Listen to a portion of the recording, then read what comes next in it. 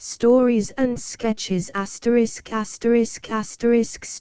and Sketches by H. S. Caswell, author of Ernest Harwood, Clara Roscombe, or The Path of Duty, and C. Montreal, printed by John Lovell, St. Nicholas Street. 1872. Contents: Terry Dolan 5, The Faithful Wife 15, Emma Ashton 24, Thoughts on Autumn 47, Wandering Davy 50, Looking on the Dark Side 57, Edward Barton 62, The Weary at Rest 71, The Rainy Afternoon 75, The Student's Dream 85, Uncle Ephraim 88, Story of a Log Cabin 93, Hazelbrook Farm 106, Old Rufus 127, The Diamond Ring 135, The Unfortunate Man 146, The Old Schoolhouse 150, Arthur Sinclair 154, The Snowstorm 173, The New Year 177, Terry Dolan. Years since circumstances caused me to spend the summer months in a farming district, a few miles from the village of E., and it was there I met with Terry Dolan. He had a short time previous come over from Ireland, and was engaged as a sort of chore boy by Mr. L., in whose family I resided during my stay in the neighborhood. This Terry was the oddest being with whom I ever chanced to meet. Would that I could describe him, but most of us, I believe, occasionally meet with people whom we find to be indescribable, and Terry was one of those. He called himself 16 years of age, but, excepting that he was low of stature, you would about as soon have taken him for 60, as 16. His countenance looked anything but youthful, and there was altogether a sort of queer, ancient look about him which caused him to appear very remarkable. When he first came to reside with Mr. L., the boys in the neighborhood nicknamed him the Little Old Man, but they soon learned by experience that their wisest plan was to place a safe distance between Terry and themselves before applying that name to him, for the implied taunt regarding his peculiar appearance enraged him beyond measure.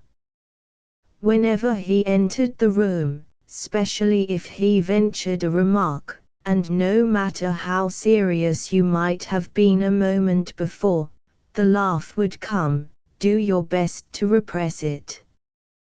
When I first became an inmate with the family, I was too often inclined to laugh at the oddities of Terry, and I believe a much graver person than I was at that time would have done the same, but after a time, when I learned something of his past life, I regarded him with a feeling of pity, although to avoid laughing at him, at times, were next to impossible.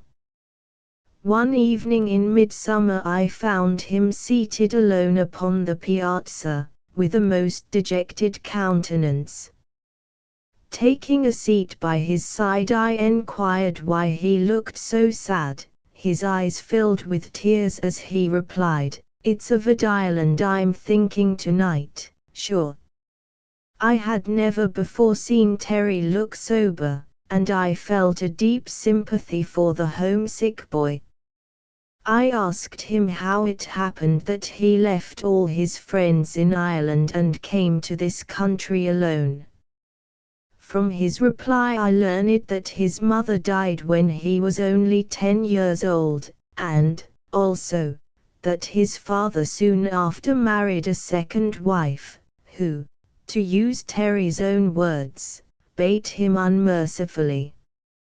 "It's a wonder," said he, "that I lived to grow up, at all, with all the battins I got from that cruel woman, and all the times she sent me to bed widout I a bite uv supper, bad luck to her and the like uv her. He did live, however, but he certainly did not grow up to be very tall. Times grew worse and worse for me at home, continued he, and a queer time I had of it till I was 14 years of age, when one day says I to myself, flesh and blood can bear it no longer, and I ran away to the city of Dublin, where an aunt by me mother's side lived. Me aunt was a poor woman, but she gave a warm welcome to her sister's motherless boy. She treated me kindly and allowed me to share her home, although she could ill afford it, till I got a place as servant in a gentleman's family. As for my father, he never troubled his head about me any more. Indeed, I think he was glad to be rid of me, and all by means of that wicked woman. It was near 2 years after I left home that I took the notion of going to America. Me aunt advised me against going, but, when she saw that me mind was set on it, she consented, and did her best, poor woman, to send me away looking decent and respectable. I never saw me father or me stepmother again. I had no wish to see her, but, although I knew me father no longer loved me, I had still some natural-like feelings for him, but, as I had run away from home, I durst not go back, and so I left Ireland without a sight of him. But I could not leave it forever, as it might be, without one more sight of me mother's grave. I reached the small village where me father lived about nightfall, and lodged in the house of a kind neighbor who befriended me, and he promised, at my earnest wish, to say nothing to anyone of my visit. Early in the morning, before anyone was astir in the village, I stole away to the churchyard where they buried me mother. I knelt down, I did, and kissed the sods which covered her grave, and prayed that the blessing which she pronounced before she died, with her hand resting on me head, might follow me wherever I might go. The boy took from his pocket a small parcel, carefully enclosed in a paper, which he handed to me, saying, I gathered these shamrocks from off me mother's grave, before I left it forever. My own eyes grew moist as I gazed upon the now withered shamrock leaves which the poor boy prized so highly. Would that they had proved as a talisman to guard him from evil. I listened with much interest to Terry's story till our conversation was suddenly interrupted by Mr. calling him, in no very gentle tones, to go and drive home the cows from the far pasture. To reach this pasture he must needs pass through about 1/4 mile of thick woods. He had a great dread of walking alone in the woods, which his imagination filled with wild animals. When he returned that evening he seemed very much terrified, and, when questioned as to the cause, he replied that he had met a wild beast in the woods, and was killed entirely with the fright of it. We endeavored to gain from him a description of the animal he had seen, but for some time were unable. What color was the animal? Enquired Mrs. Indeedman, it's just the color of a dog he was, answered Terry. This reply was greeted with a burst of laughter from all present, at which he was highly offended. In order to pacify him I said, we would not laugh at you, Terry, only that dogs are of so many different colors that we are as much in the dark as ever regarding the color of the animal you saw. Well then, replied he, if you must know, he was a dirty brown, the varmint, that he was. From what we could learn from him, we were led to suppose that he had met with one of those harmless little creatures, called the woodchuck, which his nervous terror, aided by the deepening twilight, had magnified into a formidable wild beast.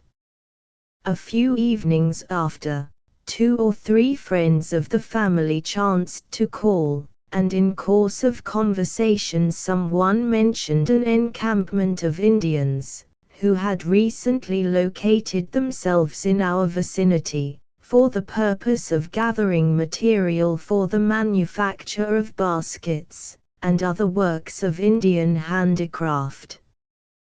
Terry had never seen an Indian, and curiosity, not unmixed with fear, was excited in his mind when he learned that a number of those dark people were within 3 miles of us.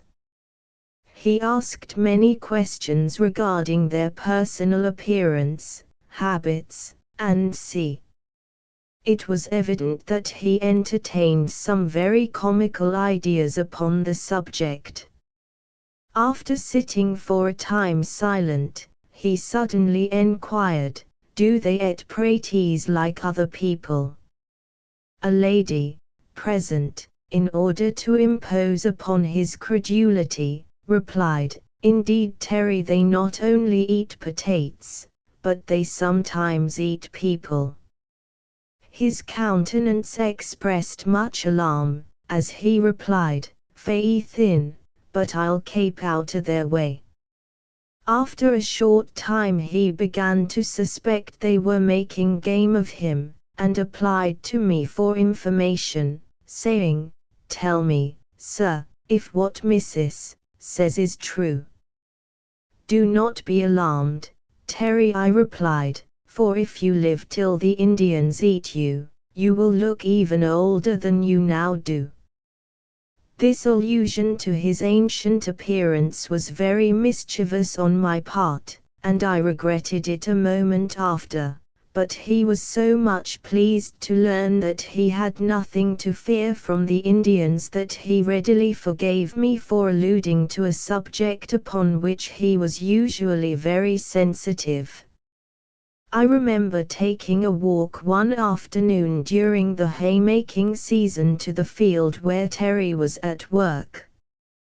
Mr. had driven to the village with the farm horses, leaving Terry to draw in hay with a rheumatic old animal that was well nigh unfit for use. But as the hay was in good condition for getting in, and the sky betokened rain, he told Terry, upon leaving home, to accomplish as much as possible during his absence, and he would, if the rain kept off, draw in the remainder upon his return. As I drew nigh, I spied Terry perched upon the top of a load of hay, holding the reins, and urging forward the horse, in the ascent of a very steep hill.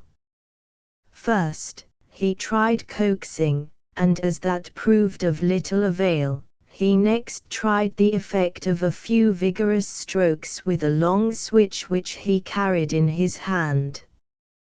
When the poor old horse had dragged the heavy load about halfway up the hill, he seemed incapable of further exertion, and horse, cart, Terry and all began a rapid backward descent down the hill. Here the boy's patience gave way entirely. "Musha thin, bad luck to ye for one horse," said he as he applied the switch with renewed energy. Just then I arrived within speaking distance and said, "Do you think, Terry, you would be any better off if you had 2 of them?" "Not if they were both like this one," answered he.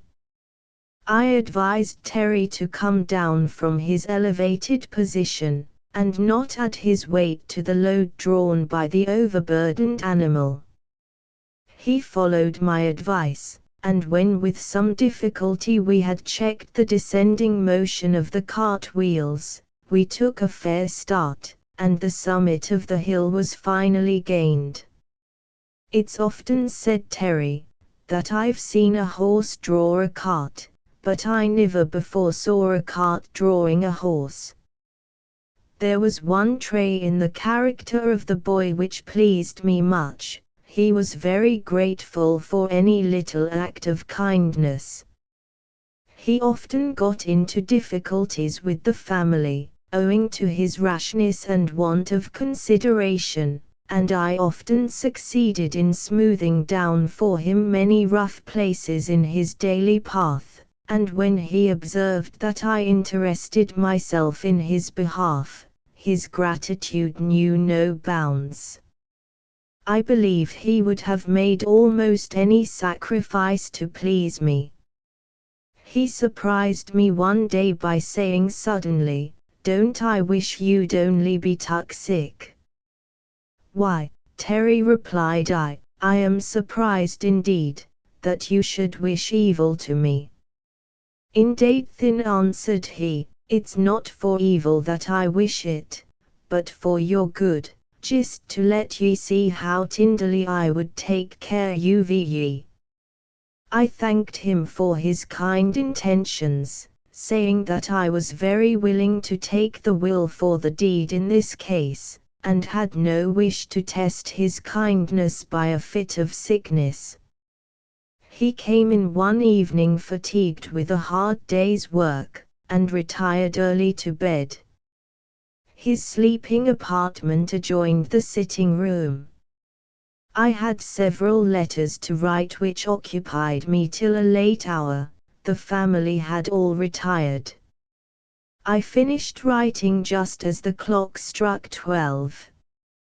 At that moment, I was almost startled by Terry's voice singing in a very high key. My first thought was that he had gone suddenly crazy. With a light in my hand I stepped softly into the room, to find Terry sitting up in bed and singing at the top of his voice, a song in the native Irish tongue. By this time he had roused everyone in the house, and others of the family entered the room. By the pauses which he made, we knew when he reached the end of each verse. He sang several verses. At the time I knew how many, but am unable now to recall the exact number. He must surely have been a sound sleeper, or the loud laughter which filled the room would have waked him, for the scene was ludicrous in the extreme. Terry sitting up in bed, sound asleep, at the hour of midnight, and singing, with a loud voice and very earnest manner, to an audience who were unable to understand one word of the song. At the close of the last verse he lay quietly down, all unconscious of the musical entertainment he had given.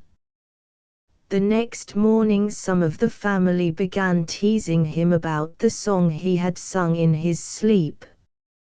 He was loath to believe them, and as usual, enquired of me if they were telling him the truth. "I'll believe whatever you say," said he, "for it's you that niver told me a lie yet." "You may believe them this time," said I, "for you certainly did sing a song. The air was very fine, and I have no doubt the words were equally so, if we could only have understood them." "Well then," replied he, "but I never heard more than that, and if I really did sing, I may as well tell you how it happened. I dreamed, ye see, that I was at a ball in Ireland, and I thought that about 12 o'clock we got tired with dancing and sated ourselves on the benches which were ranged round the walls of the room, and eke one was to sing a song in their turn, and it's I that thought my turn had come for sure." "Well, Terry," said I, "you hit upon the time exact at any rate, for it was just 12 o'clock when you favored us with the song." Soon after this time I left the neighborhood, and removed to some distance. Terry remained for considerable time with the same family. After a time I learned that he had obtained employment in a distant village. The next tidings I heard of him was that he had been implicated in a petty robbery, and had run away. His impulsive disposition rendered him very easy of persuasion, for either good or evil, and he seldom paused to consider the consequences of any act. From what I could learn of the matter, it seemed he had been enticed into the affair by some designing fellows, who judged that, owing to his simplicity, he would be well adapted to carry out their wicked plans, and, when suspicion was excited, they managed in some way to throw all the blame upon Terry, who, fearing an arrest, fled no one knew whither. Many years have passed since I saw or heard of Terry Dolan, but often, as memory recalls past scenes and those who participated in them, I think of him, and wonder if he is yet among the living, and, if so, in what quarter of the world he has fixed his abode. The Faithful Wife. It was a mild and beautiful evening in the early autumn. Mrs. Harland is alone in her home. She is seated by a table upon which burns a shaded lamp, and is busily occupied with her needle. She has been 5 years a wife. Her countenance is still youthful, and might be termed beautiful, but for the look of care and anxiety so plainly depicted thereon. She had once been happy, but with her now happiness is but a memory of the past. When quite young she had been united in marriage to William Harland, and with him removed to the city of R, where they have since resided. He was employed as bookkeeper in a large mercantile house, and his salary was sufficient to afford them a comfortable support, whence then the change that has thus blighted their bright prospects, and clouded the brow of that fair young wife with care. It is an unpleasant truth, but it must be told. Her husband has become addicted to the use of strong drink, not an occasional tippler, but a confirmed and habitual drunkard. His natural disposition was gay and social, and he began by taking an occasional glass with his friends, more for sociability than for any love of the beverage. His wife often admonished him of the danger of tampering with the deadly vice of intemperance, but he only laughed at what he termed her idle fears. Well had it been for them both had the fears of his wife proved groundless. It is needless for me to follow him in his downward path, till we find him reduced to the level of the common drunkard. Some 3 months previous to the time when our story opens, his employers were forced to dismiss him, as they could no longer employ him with any degree of safety to their business. It was fortunate for Mrs. Harland that the dwelling they occupied belonged to her in her own right. It had been given her by her father at the period of her marriage, so that notwithstanding the dissipated habits of the husband and father they still possessed a home, although many of the comforts of former days had disappeared before the blighting influence of the demon of intemperance. After being dismissed by his employers, Mr. Harland seemed to lose all respect for himself, as well as for his wife and children, and, but for the unceasing toil of the patient mother, his children might have often asked for bread in vain. So low had he now fallen that almost every evening found him in some low haunt of drunkenness and dissipation, and often upon returning to his home he would assail his gentle wife with harsh and unfeeling language. Many there were who advised Mrs. Harland to return with her children to her parents, who were in affluent circumstances, but she still cherished the hope that he would yet reform. "I pray daily for my erring husband," she would often say, "and I feel an assurance that, sooner or later, my prayers will be answered, and I cannot feel it my duty to forsake him." But on this evening, as she sits thus alone, her mind is filled with thoughts of the past, which she cannot help contrasting with the miserable present, till her reverie is interrupted by the sound of approaching footsteps, which she soon recognizes as those of her husband. She is much surprised, for it is long, very long, since he has returned to his home at so early an hour, and, as he enters the room, her surprise increases when she perceives that he is perfectly sober. As he met her wondering gaze, a kind expression rested upon his countenance, and he addressed her saying, "I do not wonder at your astonishment, dear Mary, when I call to mind my past misconduct. I have been a fiend in human shape thus to ill-treat and neglect the best of wives, but I have made a resolve, God helping me, that it shall be so no longer." Seating himself by her side, he continued, "If you will listen to me, Mary, I will tell you what caused me to form this resolution. When I went out this evening I at once made my way to the public house, where I have spent so much of my time and money. Money, I had none, and, worse than this, was owing the landlord a heavy bill. Of late he had assailed me with duns every time I entered the house, but so craving was the appetite for drink that each returning evening still found me among the loungers in the bar-room, trusting to my chance of meeting with some companion who would call for a treat. It so happened that tonight none of my cronies were present.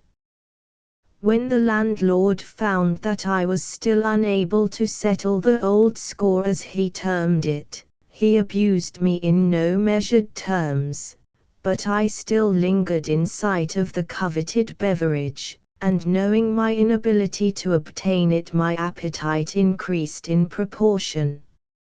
At length, I approached the bar, and begged him to trust me for one more glass of brandy.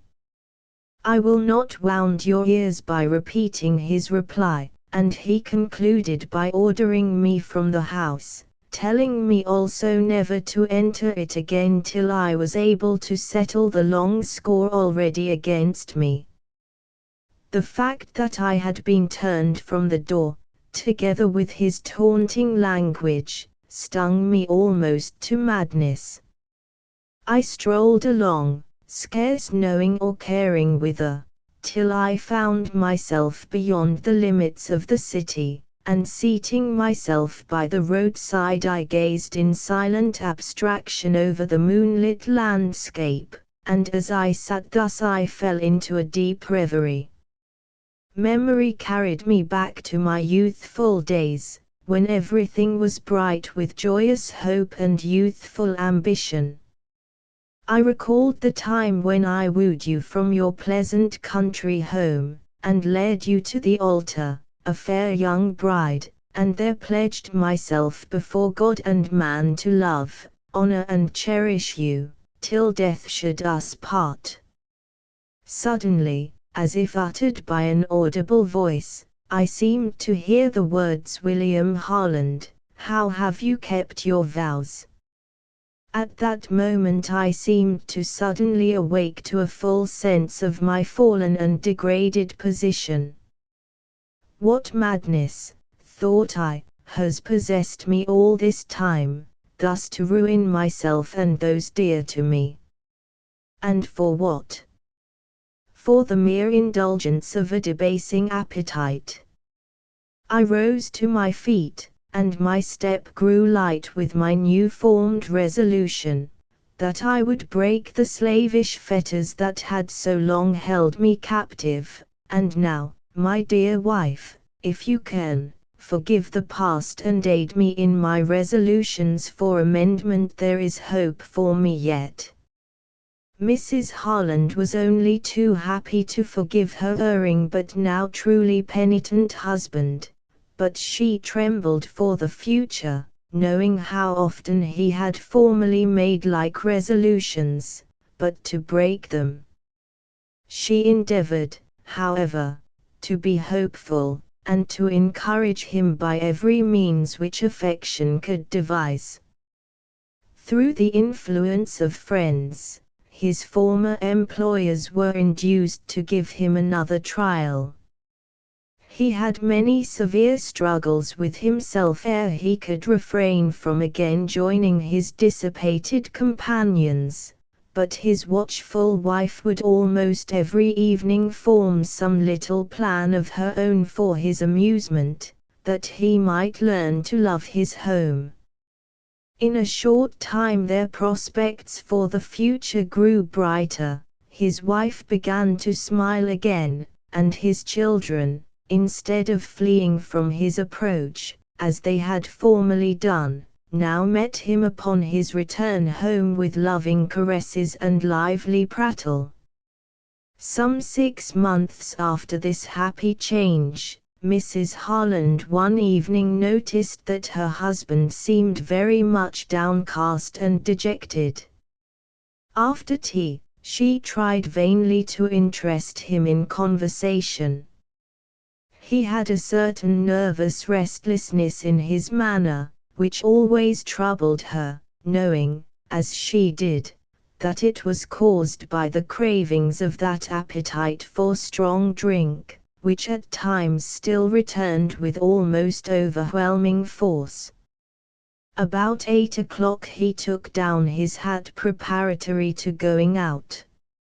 She questioned him as to where he was going, but could obtain no satisfactory reply. Her heart sank within her, but she was aware that remonstrance would be useless.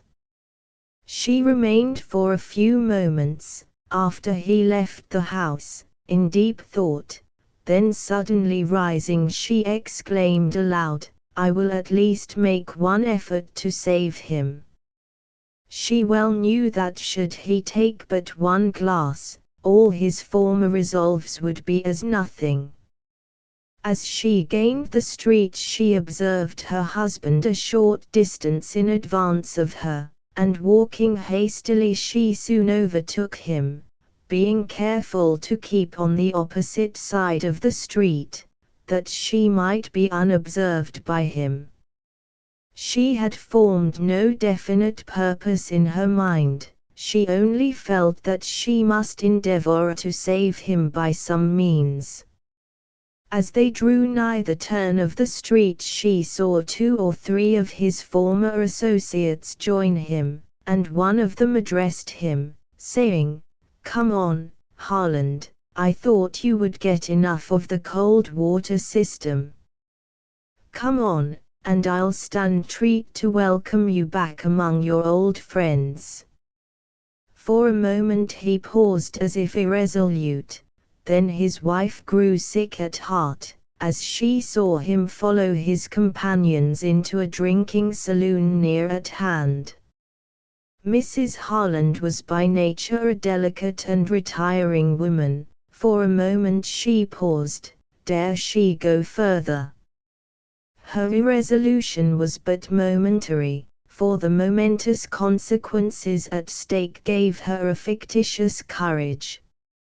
She quickly approached the door, which at that moment someone in the act of leaving the house threw wide open, and she gained a view of her husband in the act of raising a glass to his lips, but ere he had tasted its fiery contents it was dashed from his hand, and the shattered fragments scattered upon the floor.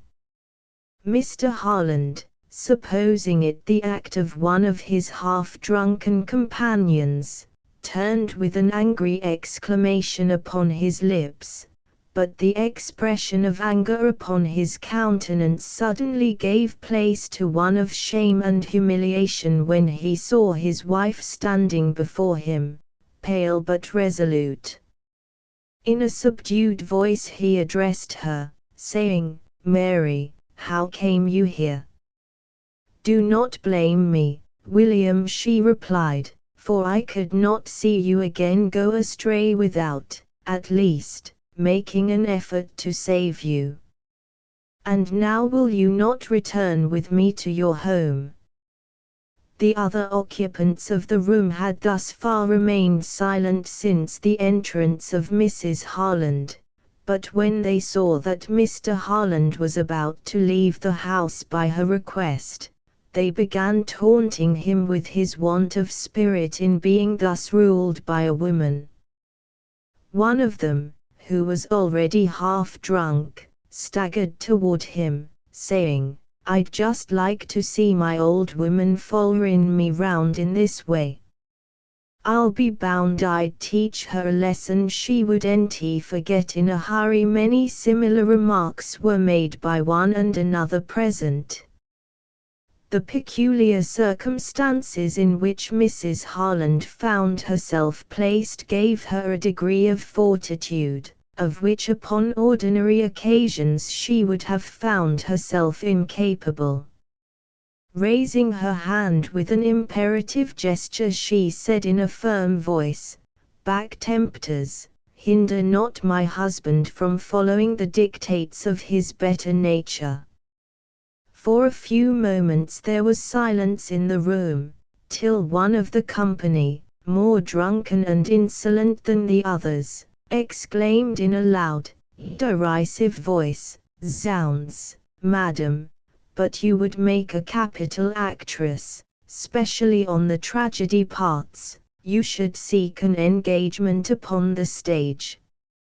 Mr. Harland's eyes flashed angrily as he listened to the insulting words addressed to his wife, and, turning to the man who had spoken, he addressed him, saying, in a decided tone of voice, "I wish to have no harsh language in this room while my wife is present, but I warn each one of you to address no more insulting language to her."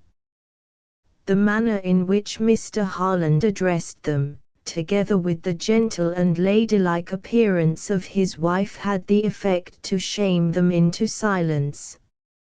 His voice was very tender as he again addressed his wife, saying, "Come Mary, the first will accompany you home, this is no place for you." When they gained the street, the unnatural courage which had sustained Mrs. Harland gave way, and she would have fallen to the earth, but for the supporting arm of her husband. For a few moments they walked on in silence, when Mr. Harland said, in a voice choked with emotion, "You have been my good angel, Mary, for your hand it was which saved me from violating a solemn oath. But I now feel an assurance that I have broken the tempter's chains forever." I am happy to add that from this hour he gained a complete victory over the evil habit which well nigh had proved his ruin, and in after years, when peace and prosperity again smiled upon them, he often called to mind the evening when his affectionate and devoted wife, by her watchful love, saved him from ruin, and perchance from the drunkard's grave. Emma Ashton.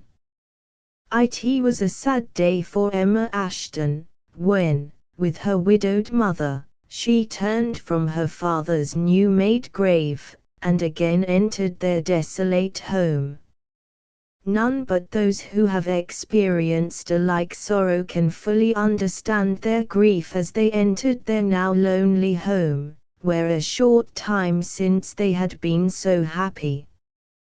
But the ways of Providence are, to our feeble vision, often dark and incomprehensible, and the only way by which we can reconcile ourselves to many trials which we are called to endure is by remembering that there is a need before every sorrow which falls to our lot in the journey of life.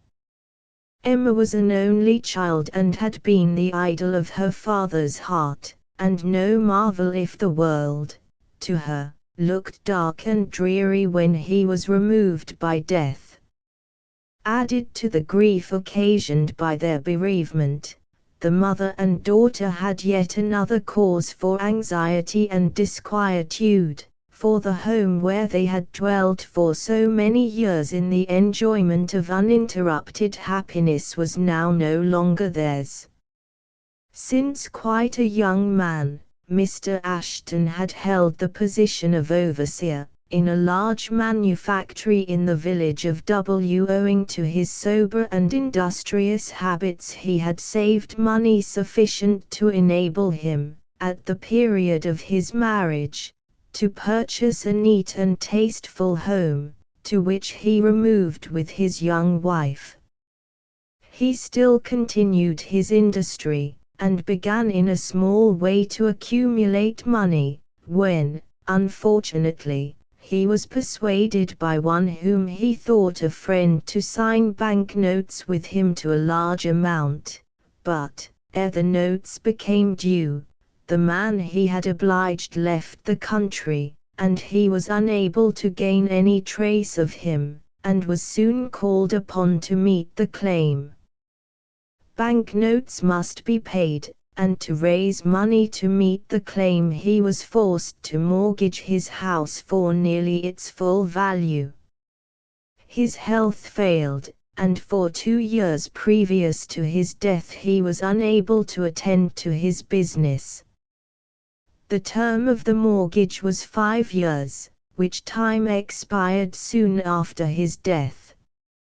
During the few last weeks of his life his mind was very much disturbed regarding the destitute condition in which he must leave his beloved wife and daughter, for he was too well acquainted with the man who held the claim to expect any lenity to his family when it should become due, and he was sensible that the hour of his own death was fast approaching. His wife tried to cheer him by hopeful words, saying, "Should it please our Heavenly Father to remove you, fear not that He will fail to care for the fatherless and widow." A short time before his death a sweet peace and hopeful trust settled over his spirit, and the religion he had sought in health afforded him a firm support in the hour of death. When all was over, and the mother and daughter found themselves left alone, their fortitude well nigh forsook them, and they felt almost like yielding to a hopeless sorrow. Emma was at this time but 15 years of age, possessed of much personal beauty, and also a very amiable and affectionate disposition. Since the age of 6 years she had attended school, and made rapid progress in her various studies till the sad period of her father's death. As Mr. Ashton had foreseen, Mr. Tompkins, the man who held the mortgage, soon called upon the widow, informing her that the time had already expired, and, unless she found herself able to meet the claim, her dwelling was legally his property, but, as a great favor, he granted her permission to occupy the house till she could make some arrangement concerning the future, giving her, however, distinctly to understand that he wished to take possession as soon as she could find another home. Mrs. Ashton thanked him for the consideration he had shown her, little as it was, telling him she would as soon as possible seek another home, however humble it might be, and Mr. Tompkins departed with a polite bow and a bland smile upon his countenance, well pleased that he had got the matter settled with so little difficulty. I presume he never once paused to think of the grief-stricken widow and her fatherless daughter, whom he was about to render homeless. Money had so long been his idol that tender and benevolent emotions were well nigh extinguished in his world-hardened heart. For a long time after Mr. Tompkins left the house, Mrs. Ashton remained in deep thought. There are, dear reader, dark periods in the lives of most of us, when, turn which way we will, we find ourselves surrounded, as by a thick hedge, with difficulties and troubles from which we see no escape. At such periods it is good for us to call to mind the fact, that the darkest cloud often has a silver lining, and that if we discharged, to the best of our ability, our duties for the time being, the cloud, sooner or later, will be reversed, and display its bright side to our troubled view. The time had now arrived, when Mrs. Ashton must come to some decision regarding the future. She had no friends to whom she could turn for aid or counsel in this season of trial. When quite young she had emigrated from England with her parents and one sister, and settled in eastern Canada. About the time of her marriage and removal to W, her parents, with her sister, removed to one of the western states, and it may be the knowledge that she must rely solely upon herself enabled her to meet her trials with more fortitude than might have been expected. Some 50 miles from W was the large and thriving village of Rockford, and thither Mrs. Ashton at length decided to remove. One reason for this decision was the excellent institution for the education of young ladies, which was there located. She was very anxious that her daughter should obtain a good education, but was sorely puzzled as to raising the money needful for defraying her expenses. There were a few debts due her husband at the time of his death. These she collected with little difficulty. Their dwelling had been handsomely furnished, and she decided to sell the furniture, as she could easily, upon their arrival at Rockford, purchase what articles were necessary for furnishing their new home, which must, of necessity, be humble. One article she felt they must retain if possible, and that was the piano given her by her father at the period of her marriage. She did at first entertain the idea of parting with it, thinking how far the money it would bring would go in defraying the expenses attendant upon Emma's education, but upon second consideration, she resolved that they would not part with her father's parting gift to her, unless compelled to do so by actual want, and so when their old home was broken up the piano was carefully packed and forwarded to Rockford. The home where they had resided so long was very dear to them, and it would have grieved them, to leave it at any time, but to leave at the glad season of spring, when the trees which shaded their dwelling were beginning to put forth their leaves, and the flowers which adorned their garden were bursting into bloom, seemed to them doubly sad. But their preparations for removal were finally completed, and they left their home followed by the good wishes of many who had long known and loved them. Upon their arrival at Rockford, Mrs. Ashton hired a cheap tenement in a respectable locality, which she furnished in a plain but decent manner.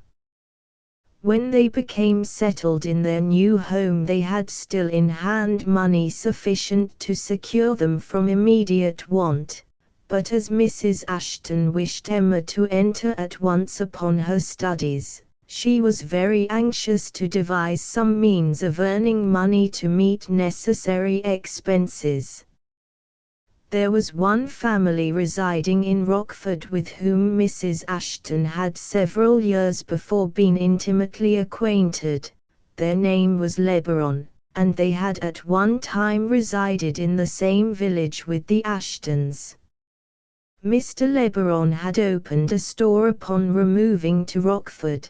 The world had smiled upon him, and he was now considered one of the most wealthy and influential men in the village. It has been often said that prosperity hardens the heart of man, but if such is the case in general, Mr. Lebaron proved an exception to the general rule. He had heard with much sorrow of the death of Mr. Ashton, and also of the other misfortunes which had overtaken the family, and no sooner did he learn of the arrival of the widow and daughter in Rockford, than, accompanied by his wife, he hastened to call upon them, to renew their former acquaintance, and in a delicate and considerate manner to enquire if he could assist them in any way. Mrs. Ashton thanked them for their kindness, saying that although in no immediate need of assistance, yet she would be very thankful if they would assist her in obtaining employment. "If such is the case," replied Mrs. Lebaron, "I can easily secure you employment, as I am acquainted with many ladies who give out work, and will gladly use my influence in your favor." "You will confer a favor upon me by so doing," replied Mrs. Ashton, "for I must rely upon my labor for a support for the future." Through the influence of these kind friends, Mrs. Ashton soon obtained an abundant supply of work, and, when she became somewhat acquainted with the people of Rockford, her gentle and unobtrusive manner gained her many warm friends. Agreeable to her mother's wishes, Emma soon became a pupil in the seminary for young ladies, which was at that time under the direction of Miss Hinton, a lady who possessed uncommon abilities as a teacher, and was also aided by several competent assistants. Mrs. Lebaron had 2 daughters attending the institution at the time, and this circumstance, in a great measure, relieved Emma from the feeling of diffidence she might have experienced in entering a large school a stranger to both teachers and pupils, but her modest and unassuming manners, added to her diligence in study, soon caused her to become a general favorite with her teachers. In schools, as well as other places, we often meet with those who are inclined to be jealous of merit superior to their own, and the seminary at Rockford was no exception in this matter. Her teachers were guilty of no unjust partiality. True, they oftener commended her than some other members of her class, but not oftener than her punctual attendance, perfect recitations, and correct deportment generally, justified them in doing. But it soon became evident that, if Emma was a favorite with her teachers, she was far from being such with many members of her class. At the time she entered school, Miss Hinton found, after examining her in her various studies, that her attainments were already superior to those of several young ladies who had been for some time members of the school. Among the pupils who at the time attended the institution was a Miss Carleton, from the distant city of H. She was the petted and only child of wealthy parents, and, as is often the case, her disposition, which, under proper training, might have been amiable, had been spoiled by unwise indulgence on the part of her parents. Her capacity for learning was not good. She was also sadly wanting in application, and, at the time Emma entered the school, although Miss Carlton had attended for more than a year, her progress in study was far from being satisfactory to her teachers. She was at much pains to inform her classmates of her wealth and position, seeming to entertain the idea that this would cover every defect. Owing to Emma's superior attainments, compared with her own, she soon learned to regard her with a feeling of absolute dislike, which she took little pains to conceal, and many were the petty annoyances she endured from the vain and haughty Julia Carlton. She soon learned that Emma was poor, and that her mother toiled early and late to defray the expenses of her education, and more than once she threw out hints regarding this fact, among the other pupils, even in hearing of Emma, and, as often as opportunity offered, she slighted the unoffending girl, and treated her with all the rudeness of which she was capable. Let those who wish associate with Miss Ashton, she would often say to her companions, but I am thankful that I have been better taught at home than to make a companion of a girl whose mother is obliged to take in sewing to pay her school bills. These and other remarks equally malicious were daily made by Miss Carlton, and I am sorry that she soon found others in the school who were weak enough to be influenced by her also to treat Emma with coldness and contempt. Emma could not long fail to notice the many slights, both direct and indirect, which she endured from many members of the school, and she taxed her memory to recall any act by which she might have given offense, but, finding herself unable to recollect anything on her part which could have offended any member of the school, she was not a little puzzled to account for the rudeness with which she was treated. It happened one day that during recess she remained at her desk in the schoolroom to complete an unfinished French exercise. Several of her companions soon after entered the adjoining recitation room, and, as they were not aware of her proximity, she became an unwilling listener to a conversation which pained her deeply.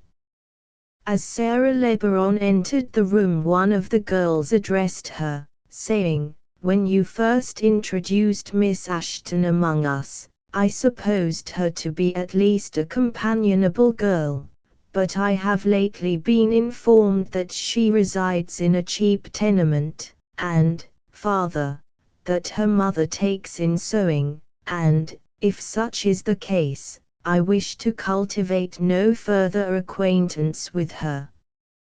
But then, added another girl, "Miss Hinton thinks her almost a saint, and sets her up as a model for us all. If there's anything I do detest, it's these model girls, and I don't believe she's half as fond of study as she pretends, and, in my opinion, it's only to hear the commendations of the teachers that she applies herself with such diligence.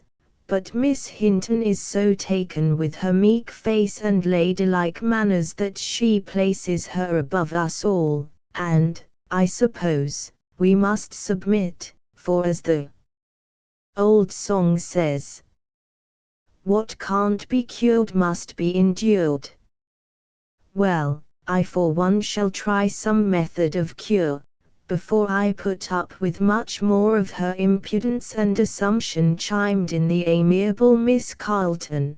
"Pay attention now, girls," continued she, "while I take my place in the class like Emma Ashton," and separating herself from her companions, she crossed the room to one of the class seats, with such a ludicrous air of meekness and decorum, that the girls were almost convulsed with laughter. Starting up and tossing her book from her hand, she exclaimed, "It is so disgusting to see a girl in her position put on such airs." Miss Lebaron had not before spoken, but, when at length there was silence, she addressed her companions, saying, "If no other young lady present has any further remarks to make, I will myself say a few words if you will listen to me. I must say, I am surprised at the unkindness, even rudeness, which many of you have exhibited towards Miss Ashton. If she is poor, it is death, and other misfortunes, which have caused her to become so, and this circumstance should excite your sympathy, but surely not your contempt and ridicule. Poor as she is my friend, and I am proud to claim her as such. As to her being companionable, that is a matter of taste. I shall continue to follow mine, and each young lady present is at liberty to do the same. But be assured that unless you can furnish some more satisfactory reason for your disparaging remarks than you have yet done, they will bear no weight with me." With much irony in her voice, Miss Carleton replied, "Really, Miss Lebaron, I am unable to reply to your very able defense of your charming friend, and will only say that I shall avail myself of the liberty you have kindly granted us, for each to follow her own taste in the choice of associates, and avoid Miss Ashton as much as possible." "As you please," replied Miss Lebaron, "it is a matter of perfect indifference to me," and just then the school bell put an end to further conversation. As may be easily supposed, the delicate and sensitive spirit of Emma was deeply wounded by the above conversation, and it was with much difficulty that she maintained her composure for the remaining portion of the day. For once her lessons were imperfect, and with a heavy heart she returned to her home. That evening she, for the first time, mentioned to her mother the daily annoyances she suffered from her companions at school, and concluded by relating the conversation she had that day chanced to overhear. Mrs. Ashton could not feel otherwise than grieved, but as much as possible she concealed the feeling from her daughter. "My dear Emma," she replied, "their unkind words can do you no real harm, although they may render you unhappy for the time being. But keep the even tenor of your way, and they will, probably, after a time become ashamed of their folly.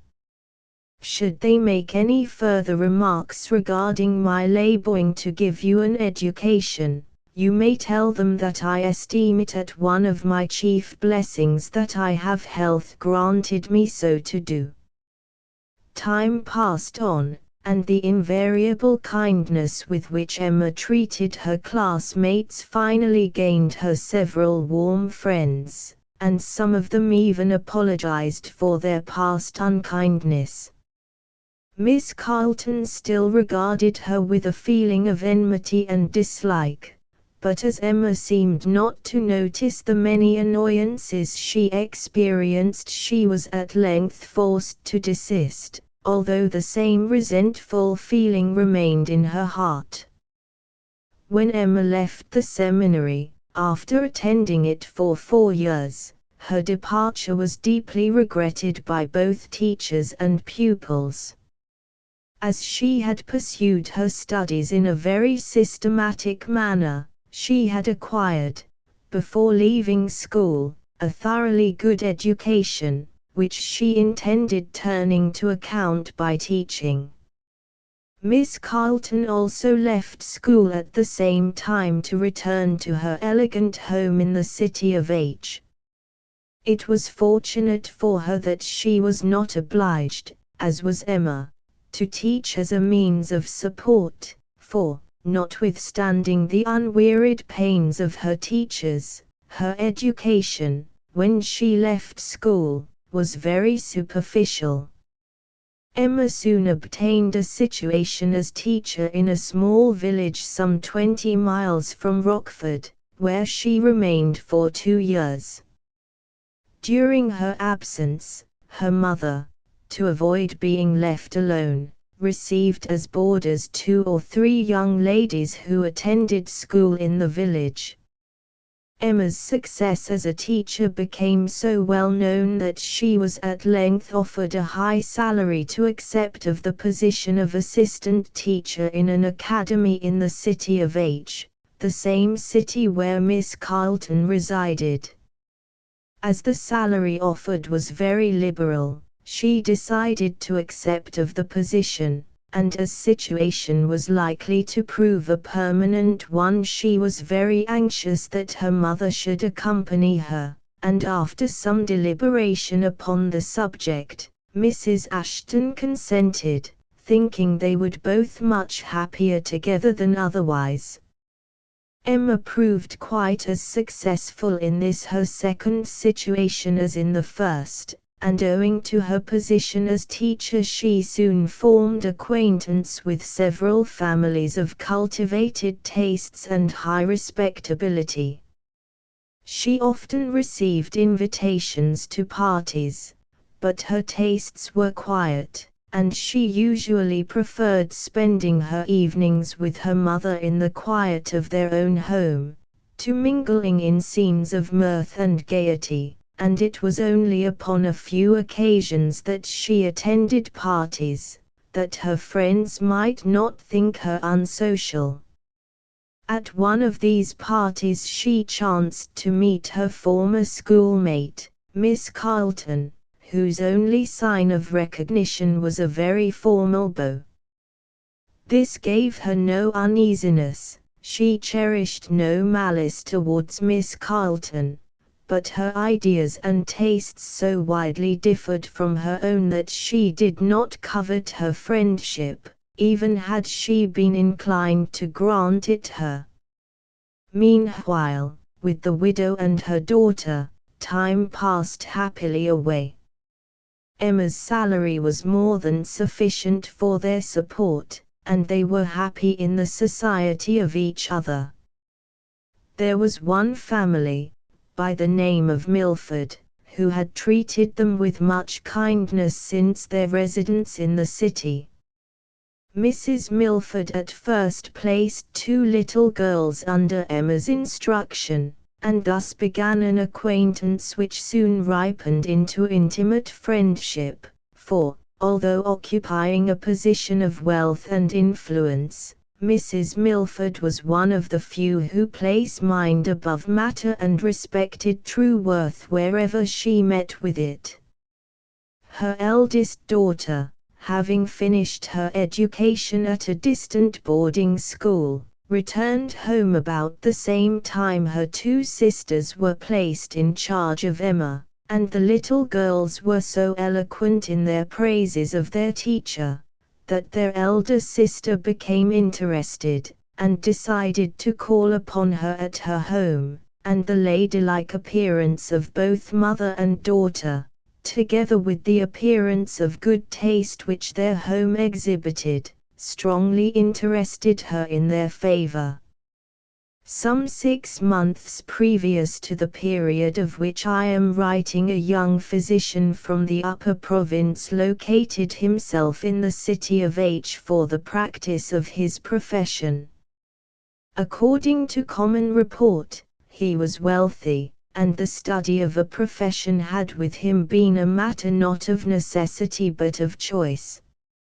Owing to his pleasing manners, as well as his reputed wealth, he soon became an object of much interest to many of the match-making mammas and marriageable young ladies of the city of H. He was soon favored with numerous invitations to attend parties, where he formed acquaintance with most of the young people in the fashionable circles of the city, and he soon became a general favorite in society. Among others, he attended a large party given by the Carltons, and by this means became acquainted with the family. He had called occasionally, and during one of those calls Mrs. Carlton very feelingly lamented that her daughter was often obliged to forego the pleasure of attending concerts, lectures and other places of public amusement for want of a suitable escort, and courtesy to the family would of course allow him to do no less than offer to become her attendant upon such occasions. Mrs. Carlton, however, put a very different construction upon these slight attentions, and already looked upon him as her future son-in-law.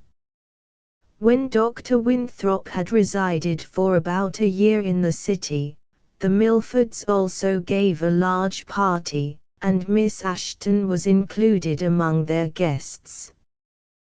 The party was a brilliant affair, for the Milfords were a family of wealth and high social position. The young physician was among their guests, and Miss Carlton managed some way or other to claim his attention most of the evening. There was the usual amount of small talk, common to such occasions. About the usual number of young ladies were invited to sing and play, and, as usual, they were either out of practice or were afflicted with bad colds. But it so happened that several young ladies who at the first begged to be excused, after much persuasion allowed themselves to be conducted to the piano, and played till it was evident from the manner of many that the music had become an infliction instead of a pleasure.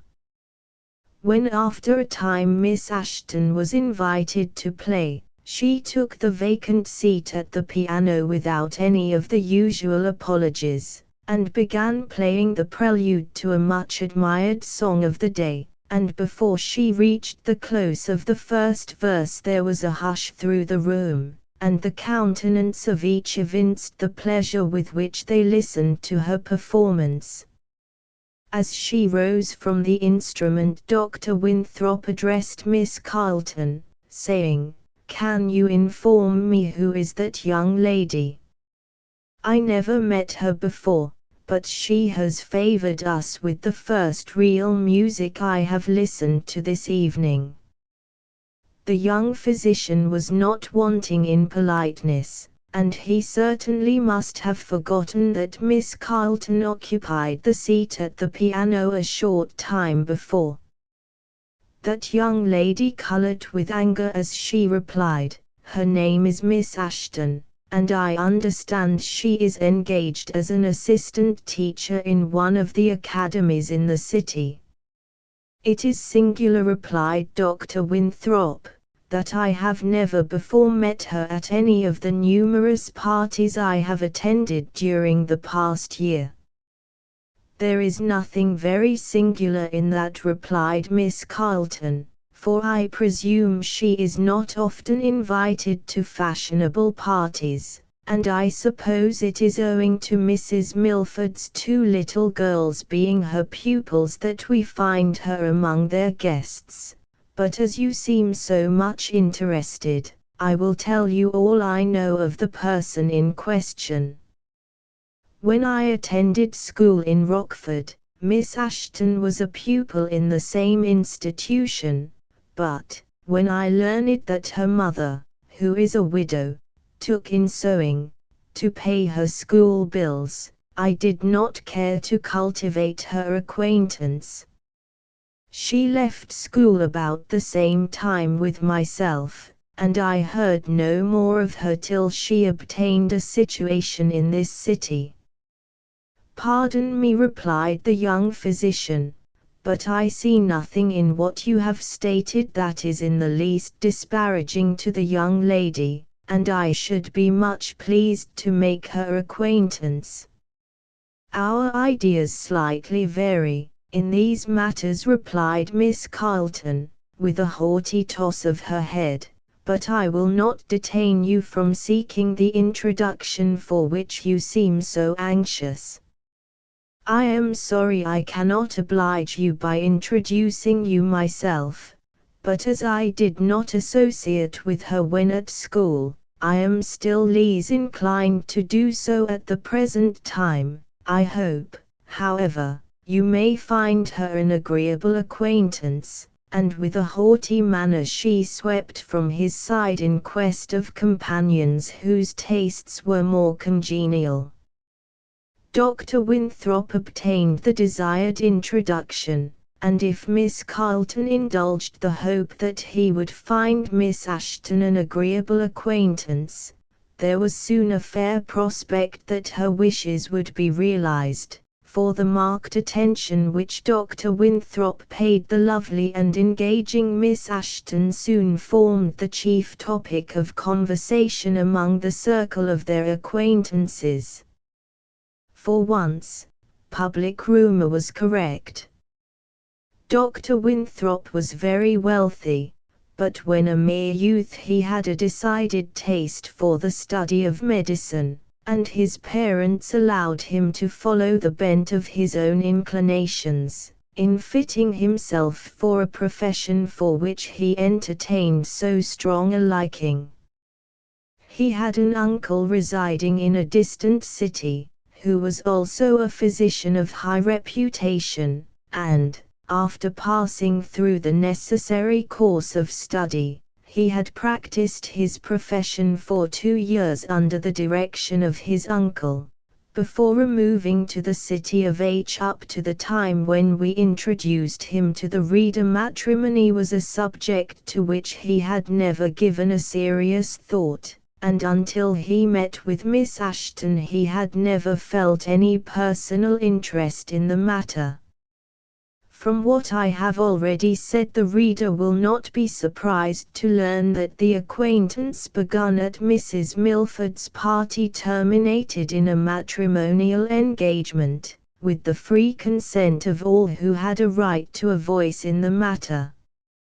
When the matter became known it caused quite a sensation in the circles in which Dr. Winthrop had moved since his residence in the city, but, happily for him, he was possessed of too independent a spirit to suffer any annoyance from any malicious remarks which chanced to reach his ears. When Miss Carleton first learned of the engagement, she indulged in a long fit of spiteful tears, to the imminent risk of appearing with red eyes at the forthcoming evening party.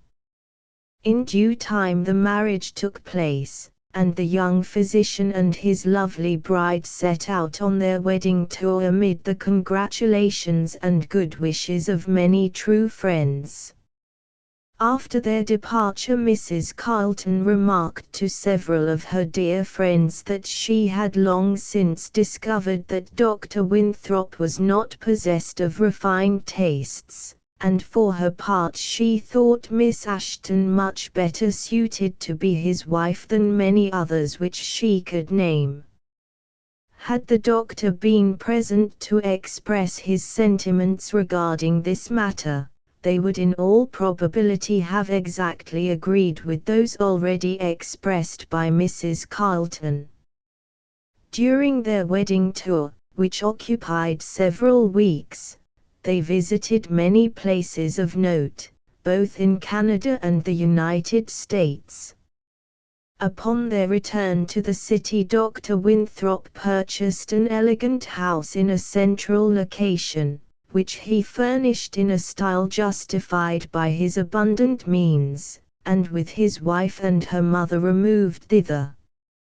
In conclusion, we will again bestow a passing glance upon this happy family after the lapse of some 20 years. We find Dr. Winthrop now past the meridian of life, surrounded by an interesting family of sons and daughters, whom he is endeavoring to train for spheres of usefulness in this life, as well as for happiness in the life to come. His graceful and dignified wife still gladdens his heart and home. Time has dealt very gently with her. She is quite as good and almost as beautiful as when we last saw her 20 years ago. The two eldest of their family are boys, and this is their last year in college. Mrs. Winthrop has thus far attended herself to the education of her two daughters. Along with many other useful lessons, she often seeks to impress upon their minds the sin and folly of treating with contempt and scorn those who may be less favored than themselves in a worldly point of view, and to impress the lesson more strongly upon their young minds. She has more than once spoken to them of her own early history, and of the trials to which she was subject in her youthful days.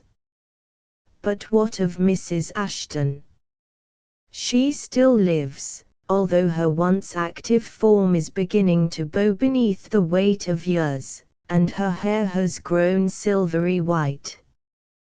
This year Dr. Winthrop has completed his preparations for leaving the city after more than 20 years' close application to his profession.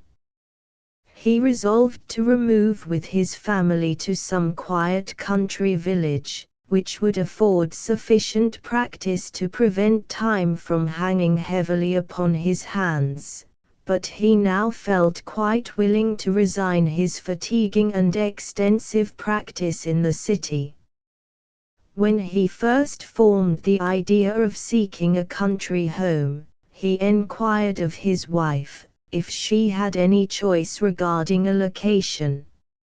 "If it meets your wishes," replied she, "no other place would please me so well as the village of W., the home of my childhood and youth, and where my dear father is buried." He soon after made a journey to W., and was so much pleased with the thriving appearance of the village, and the industry and sobriety of the inhabitants, that he decided to seek there a home. Before he left his home, his wife requested him, should he decide upon removing to W., if possible to repurchase their old home, knowing how much this would please her now aged mother. The purchase was soon completed, and ere he left the village the old house was in the hands of workmen, with his instructions as to improvements and repairs. Mrs. Ashton was very happy when she learned that they were to return to W. "I have been happy here," said she, "but I shall be still happier there."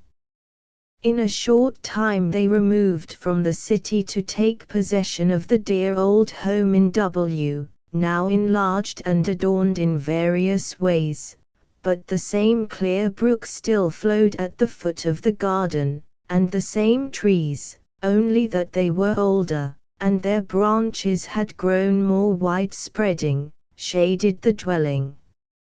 As they passed beneath the shade of those well-remembered trees, Mrs. Winthrop addressed her mother, saying, "Do you remember, Mamma, how sad we felt the morning we left our home so many years ago, and we little thought it would ever again be ours?"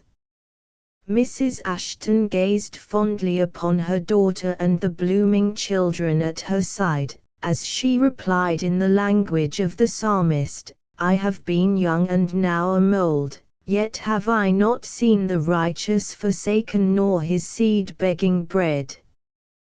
Thoughts on autumn. Again has the season of autumn arrived.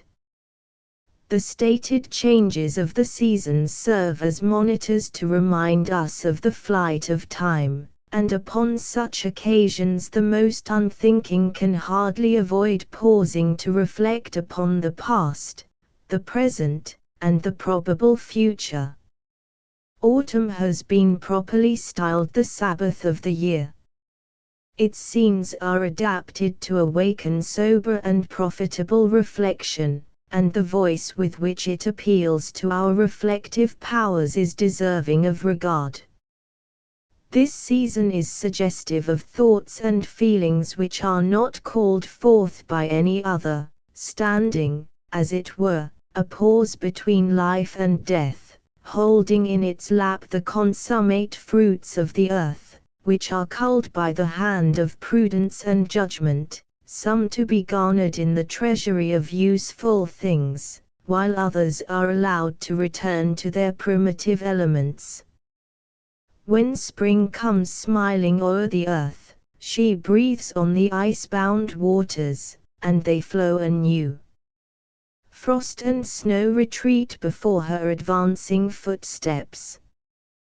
The earth is clothed with verdure, and the trees put forth their leaves. Again, a few short months, and where has all this beauty fled?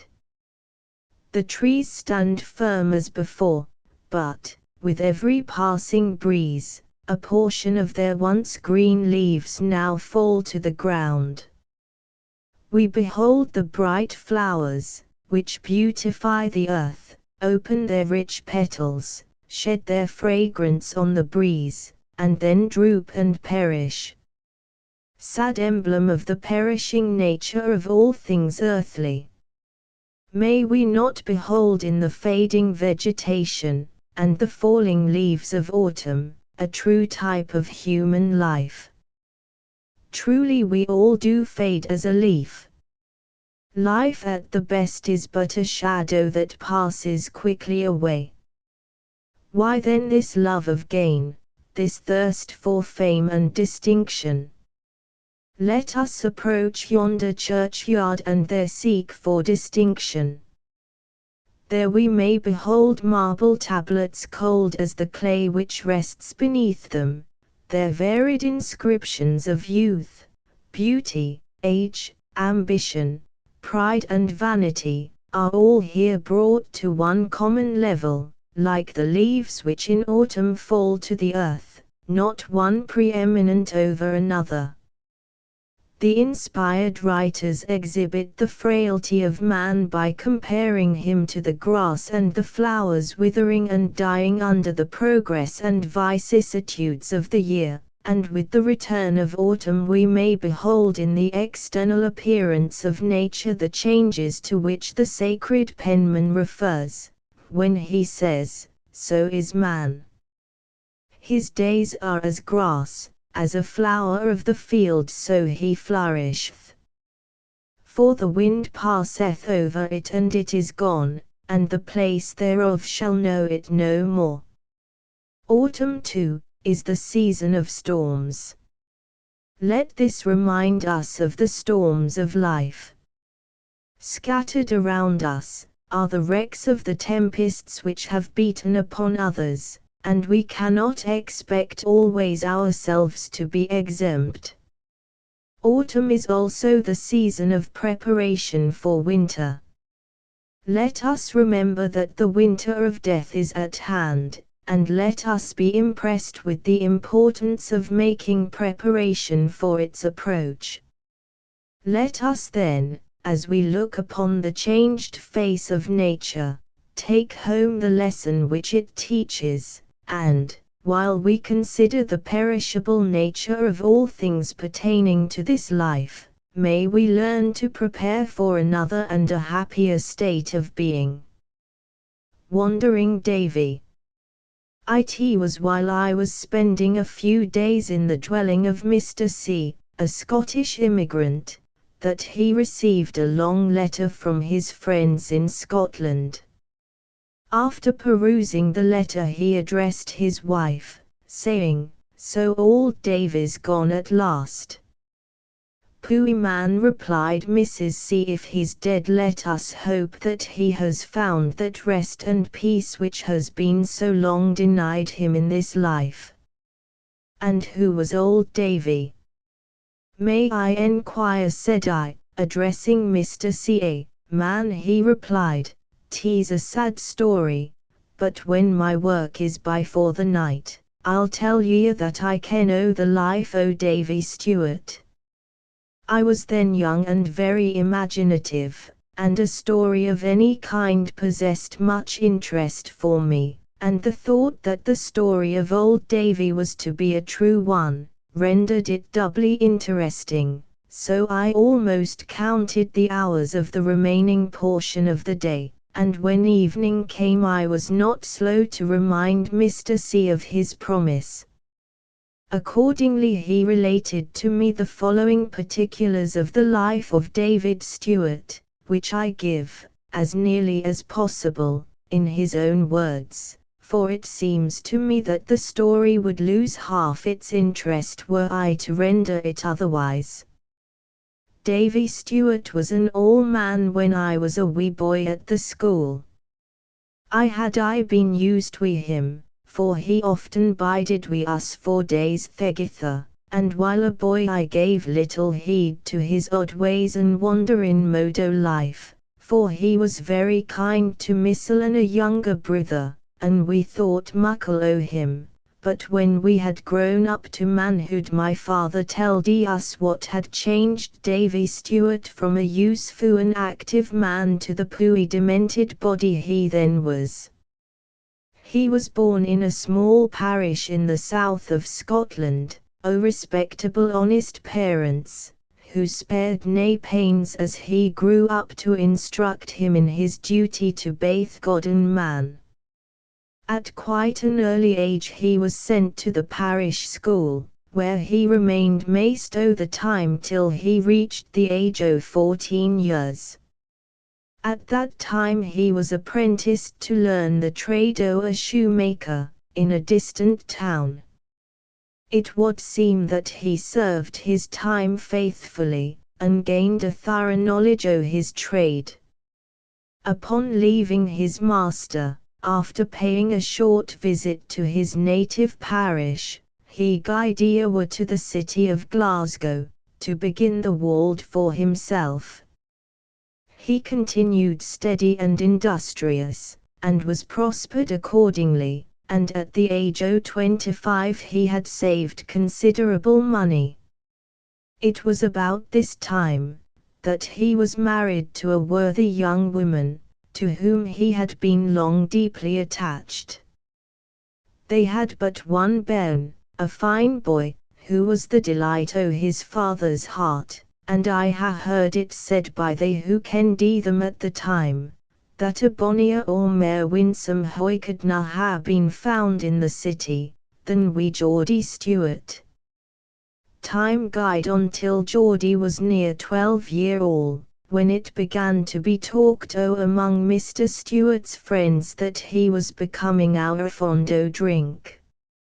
How the habit was first formed nobody could tell, but certain it was, that during the past year he had been often seen the war o' drink.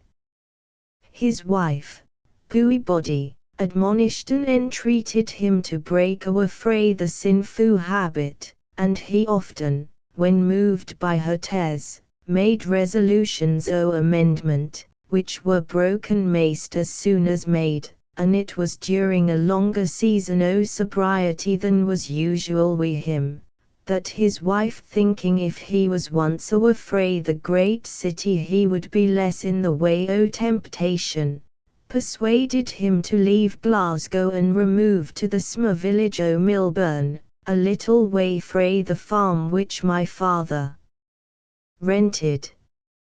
I well mind, said my father, o' the time when they first came among us, and how kin was the neebours, to his pale sad-looking wife and the bonny light-hearted Geordie, who was our young at the time, to realize to its full extent the sad habit into which his father had fallen.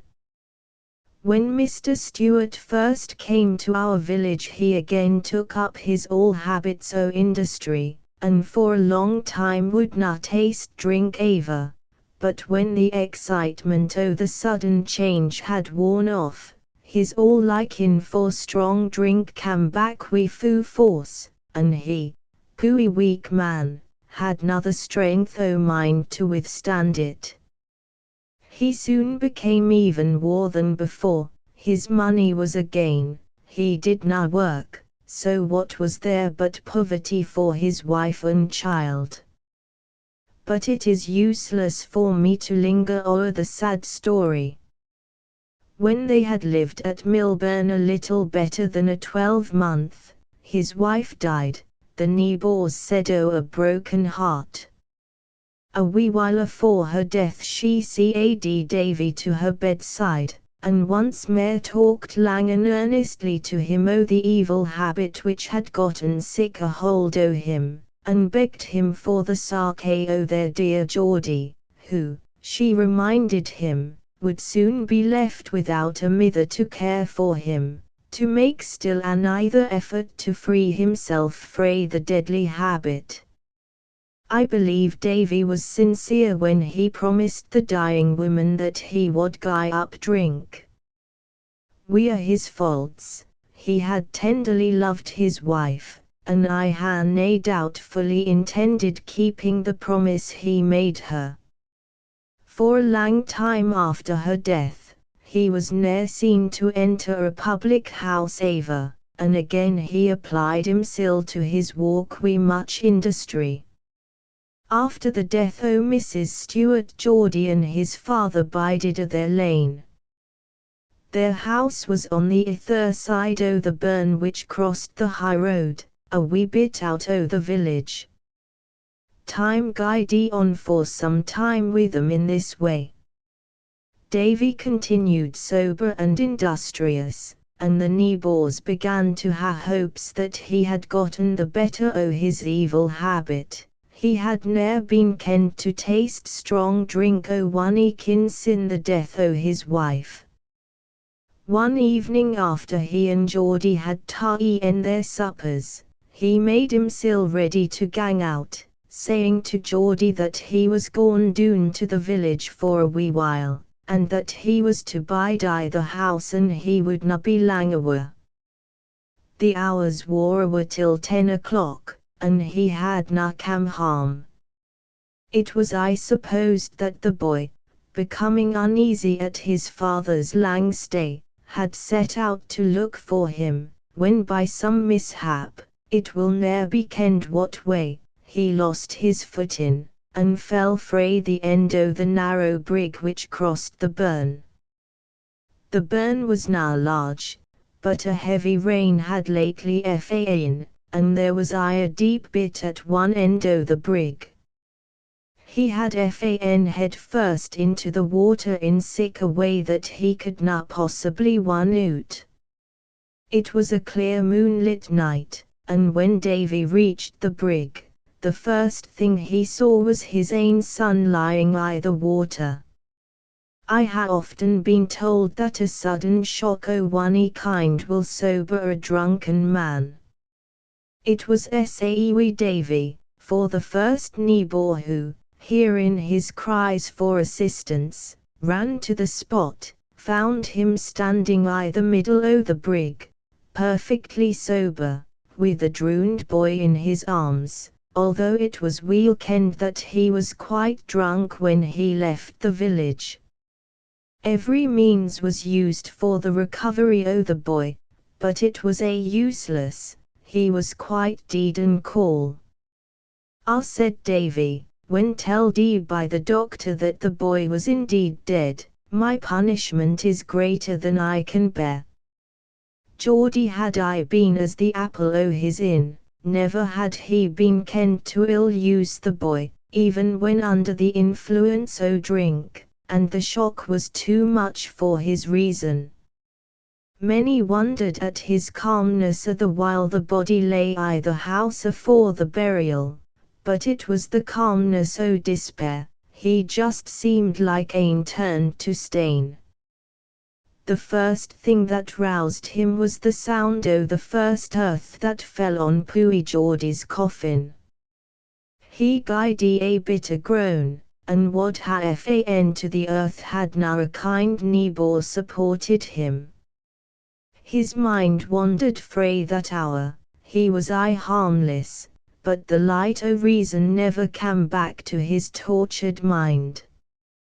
Sometimes he would sit for hours by Geordie's grave, and fancy that he talked with him. On these occasions nothing would induce him to leave the grave till some other fancy attracted his mind. As I have before said, he was never outrageous, but seemed most o' the time, when silent, to be in deep thought, but his reason was quite gone, and the doctors allowed that his case was beyond cure. Many questioned them as to whether it were safe to allow him his liberty, lest he might do some deed of violence, but they gave it as their opinion that his disease was not likely to take that turn wi' him, and so he was left to wander on. He never bided very long in a place, but wandered frae house to house through the countryside, and every one treated him with kindness. The sight o' a bonny fair-haired boy I gave him muckle pleasure, and he would whiles have the idea that Geordie had come back to him. From the day o' Geordie's death to that o' his ain, which took place a month syne, he was ne'er kenned to taste strong drink, he could na bear even the sight o' it. He lived to a very great age, and for many years they who did not ken the story o' his early life recad him Wanderin' Davy. I han nu telled you his story, said Mr. C, addressing me, and I hope it may prove a warning to you and others o' the awful evils o' intemperance, and I think it's high time my story was finished, for I see by the clock that it's growing unco late. When the evening psalm had been sung, Mr. C read a portion of the scriptures and offered the usual nightly prayer, and soon after we all sought repose, but it was long ere I slept. The story I had listened to still floated through my mind, and when sleep at length closed my eyes it was to dream of Wandering Davy and the poor drowned boy. Looking on the dark side. It is an old but true saying, that troubles come soon enough without meeting them halfway. But I think my friend Mrs. Talbot had never chanced to hear this saying, old as it is, for she was extremely prone at all times to look only upon the dark side, and this habit was a source of much trouble to herself as well as her family. Mr. Talbot might properly have been called a well-to-do farmer. They were surrounded by an intelligent and interesting family, and a stranger, in taking a passing view of their home and its surroundings, would have been strongly inclined to think that happiness and contentment might be found beneath their roof, but a short sojourn in the dwelling alluded to would certainly have dispelled the illusion. This Mrs. Talbot was possessed of a most unhappy disposition. She seemed to entertain the idea that the whole world was in league to render her miserable. It has often struck me with surprise, that a person surrounded with so much to render life happy should indulge in so discontented and repining a temper as did Mrs. Talbot. She was famous for dwelling at length upon her trials, as often as she could obtain a listener, and when I first became acquainted with her I really regarded her with a feeling of pity, but after a time I mentally decided that the greater part of her grievances existed only in her own imagination. She spent a large portion of her time in deploring the sins of the whole world in general, and of her own family and immediate neighbors in particular, while she looked upon herself as having almost, if not quite, attained to perfection. I recollect calling one day upon Mr. Talbot. He was of a very social disposition, and we engaged for a short time in a lively conversation. Mrs. Talbot was present, and, strange to tell, once actually laughed at some amusing remark made by her husband. He soon after left the room, and her countenance resumed its usual doleful expression as she addressed me, saying, "I wish I could have any hopes of Mr. Talbot, but I am afraid the last state of that man will be worse than the first." I questioned her as to her meaning, and she went on to tell me that her husband had once made a profession of religion, but she feared he was then in a backslidden state as she termed it. I know not how this matter might have been, but during my acquaintance with Mr. Talbot I never observed anything in his conduct which to me seemed inconsistent with a profession of religion. He certainly excelled his wife in one thing, and that was Christian charity, for he was seldom if ever heard to speak of the shortcomings of others. It is quite possible that he thought his wife said enough upon the subject to suffice for both.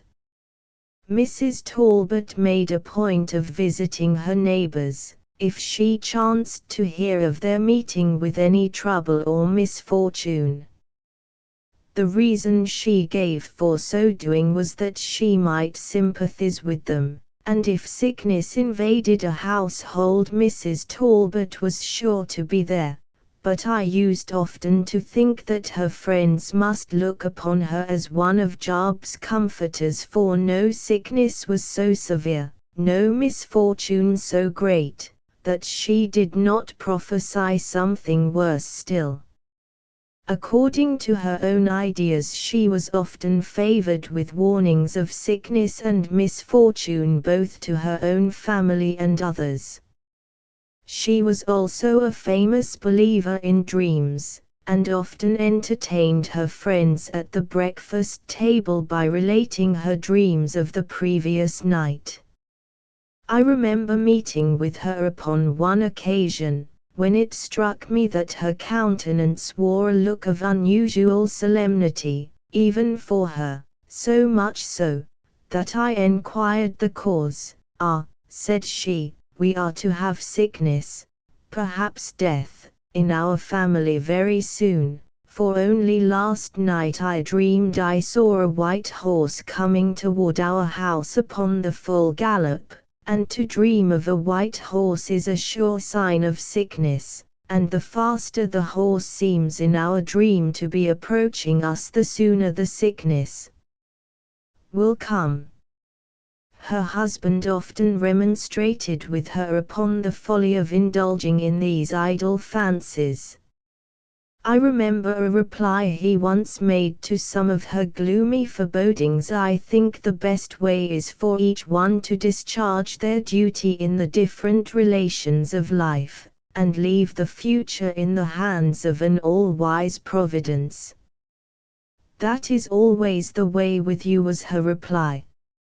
"You have grown heedless and careless with your love of the world, but you will perhaps think of my warnings when too late."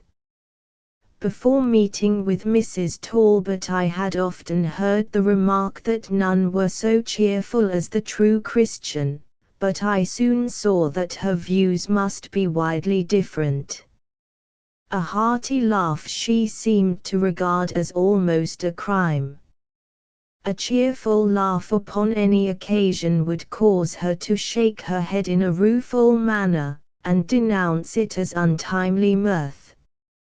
Upon one occasion she went to hear a preacher that had lately arrived in the neighboring village.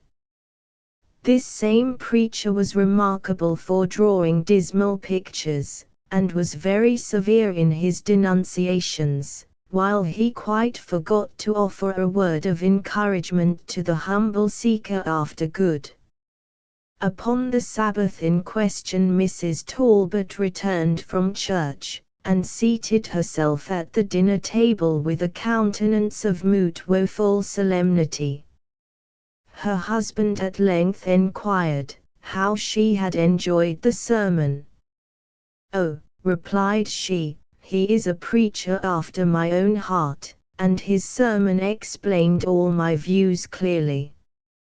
"Indeed," replied Mr. Talbot, "he must have a wonderful flow of language to have handled so extensive a subject, in the usual time allotted to a sermon." His answer displeased her very much. Among her other gloomy forebodings, she always seemed sure of the fact that Mr. Talbot would survive her, and she replied, "That is always the way. You make light of everything I say, and I only hope you won't have all these things to repent of when I shall be no more." Mr. Talbot seemed sorry he had wounded her feelings, and replied, "We shall both live our appointed time, and it is not for us to decide which of us will be first removed." The last time I saw Mrs. Talbot she was indulging in her anticipation of some coming calamity. I have learned from various sources that since I last saw her she has met real afflictions of a very trying nature, even to the most hopeful, and it may be that the presence of real troubles have put to flight many which were only imaginary, and she may by this time have learned to be thankful for whatever of blessings may yet be left her in her path through life. Edward Barton. My schoolmate Edward Barton, or Ned as he was usually called by the boys, was such an odd character in his way, that I trust my readers will pardon me for introducing him to their notice. His father was a physician in a distant village, and was justly esteemed among the residents of the place.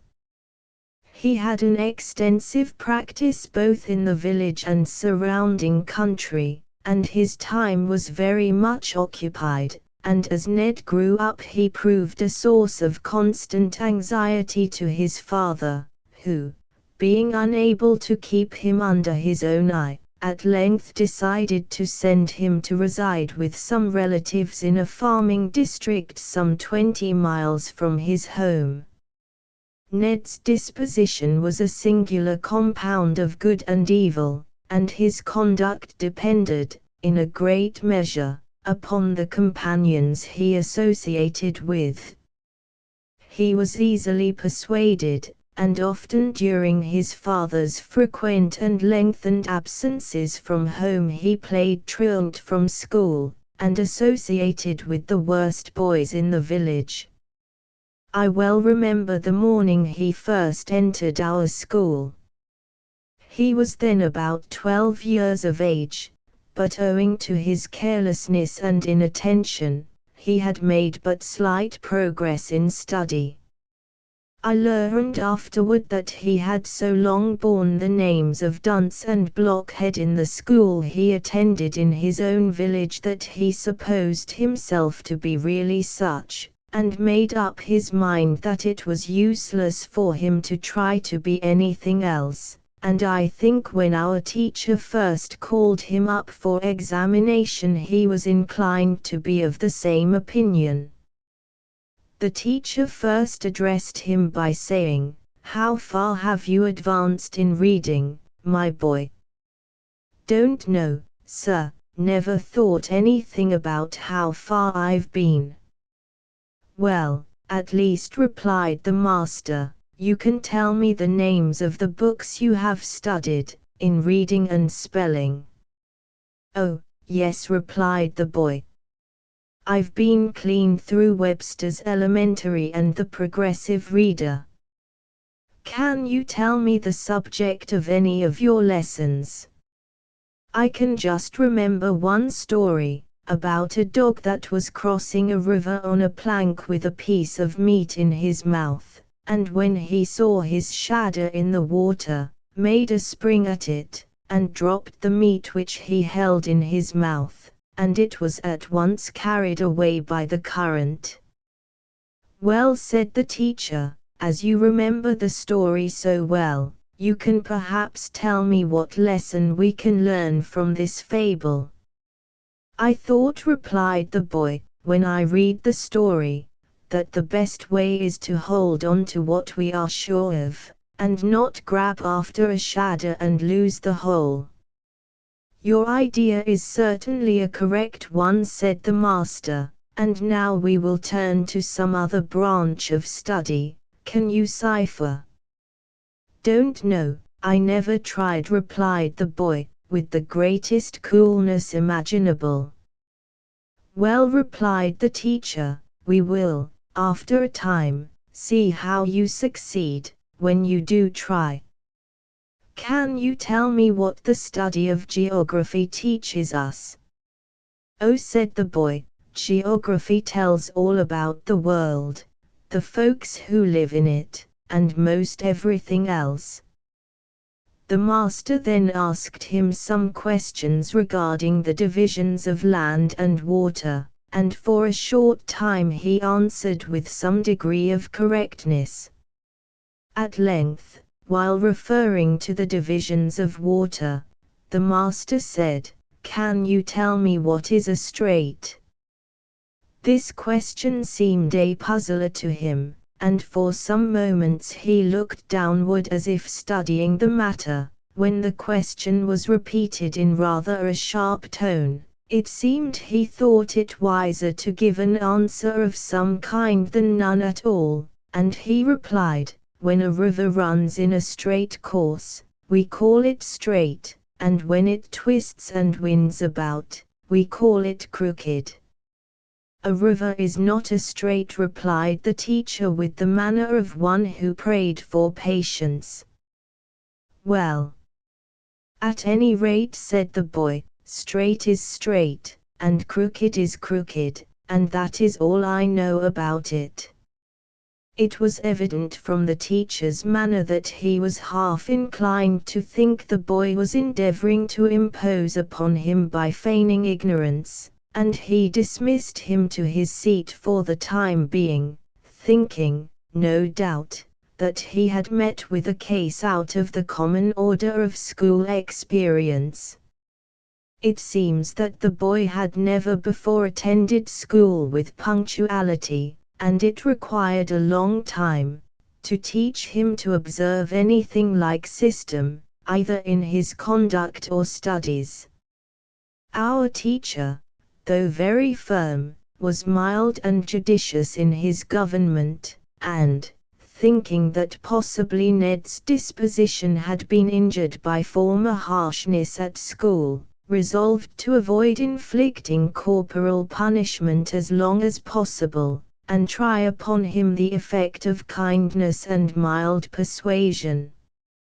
He had one very annoying habit, and that was he would very seldom give a satisfactory answer if suddenly asked a direct question, and often his reply would be very absurd, sometimes bordering on downright impudence. The master noticed one afternoon, after calling the boys from their play at recess, that Ned had not entered the schoolroom with the others. Stepping to the door, he found him seated very composedly in the yard, working busily upon a toy he was fashioning with a knife from a piece of wood. "Why do you remain outside, Edward, after the other boys are called in?" said the master. "'Cause I didn't come in, sir," replied Ned, without looking up, or even pausing in his employment. This was too much for the patience of anyone, and seizing him by the arm the master drew him into a small room which adjoined the schoolroom, and bestowed upon him, what Ned afterward confidentially informed us, was a regular old-fashioned thrashing. I was not aware till then that the style of using the rod was liable to change, but it would seem that Ned thought otherwise, and if his screams upon this occasion were taken as proof in the matter, I should be inclined to think the old-fashioned method very effective. The whipping which Ned received created quite a sensation among us boys, for it was not often that Mr. S used the rod. We began to have our fears that as he had got his hand in, more of us might share the fate of poor Ned. In a very serious conversation which we held upon the matter, on our way home that evening, some of us asked Ned why he screamed so loud. "I thought," said he, "if I hollered pretty well, he would think he'd licked me enough and stop, but I don't see what great harm I did anyway." He asked why I stayed out, and I said, "'Cause I did go in, and I am sure I couldn't give a better reason than that." Time passed on, and by degrees Ned dropped many of his odd ways, and began to make tolerable progress in study, but still much patience and forbearance was necessary on the part of the teacher. He had the same habit of frequently giving absurd answers in his class, as well as upon other occasions, but after a time his stupid answers were much less frequent, and Mr. S began to indulge the hope that he would soon overcome the habit entirely. When he had attended school for about 6 months, as was the custom 2 or 3 times a year, we passed under what to the school boys was an awful review in presence of those awe-inspiring personages, termed in those days the school trustees, and any other friends of the school, who might chance to be present. We all, even to the teacher, had our fears lest Ned, who had not yet entirely discontinued the practice, should give some of his comical answers when questioned by our visitors. But the day came, and with it the school trustees and a number of other friends. The classes were first examined in reading and spelling, and Ned acquitted himself much better than we had dared to hope, and we began to think he might pass the afternoon without making any serious blunder. After the reading and spelling lessons, the class was summoned for examination in geography. Elated by his success in reading and spelling, Ned took his place with a pompous consequential manner, as if expecting to win countless laurels for his proficiency. He got along very well till someone put the question, "What may the island of Australia properly be called on account of its vast size?" "One of the pyramids," answered Ned, in a loud confident voice. The gentleman who was questioning us looked astounded, and there fell an awkward silence, which only was broken by the half-smothered laughter of the others in the class. The teacher, wishing to get over the matter in some way, at length said, "I am surprised, Edward, that you should give so senseless an answer to so simple a question." Now, one very striking peculiarity in Ned's character was his unwillingness to acknowledge himself in the wrong, however ridiculous his answer might be, and he was disposed to argue his point upon this occasion. "Anyway," said he, "the pyramids are large, and so is Australia, and I thought it might sometimes be called a pyramid for convenience of description." The idea of Ned entering into an argument with the trustees of the school struck the rest of the boys as so extremely ludicrous, that our long pent-up mirth found vent in a burst of laughter through the whole class, and no one present had the heart to chide us, for it was with intense difficulty that the elderly gentlemen maintained their own gravity. The teacher was obliged to exercise his authority before Ned could be silenced, and the remaining part of the examination proved rather a failure. I know not how it happened, but from that day there was a marked improvement in Edward Barton, in every respect. He attended the school for 2 years, and when he left us it was to accompany his parents to one of the far western states. His father had relatives residing in the West, and had received from them such glowing accounts of the country, that he decided upon removing thither. Anyone who saw Ned when he left us would almost have failed to recognize him as the same boy who entered the school 2 years previous. Mr. S. was his friend as well as his teacher, and during the 2nd year of his stay took a deep interest in him. He had thoroughly studied his disposition, and learned to bear with his faults, and under his judicious management Ned began really to make good progress in study. We had all become attached to him, and were all sorry when he left us. He was much elated with the prospect of his journey to the West, and talked much of the wonders he expected to behold on his way thither. He came one day at the noon hour to collect his books and bid us goodbye, his father having come to take him home for a short time before setting out on their journey. The boys were all on the playground when he entered the schoolroom to bid his teacher goodbye. When he came out he looked very sober, and there was a suspicious moisture in his eyes which very much resembled tears. Instead of the usual noisy mirth on the playground there was almost complete silence, while Ned shook hands with us one by one, saying he would tell us all the wonders of the Western world when he came back. Years have rolled by with their various changes since that day. He has never yet returned, and I have only heard from him 2 or 3 times during the time. My last tidings were, that he was married and settled down to a life of industry upon a fine farm, in his Western home, but I sometimes, when I think of him, even yet wonder if he has learned the difference between the pyramids of Egypt and the island continent of Australia. The weary at rest. He weary at rest. This idea was very strongly impressed upon my mind by a funeral which I once attended in the distant village of C.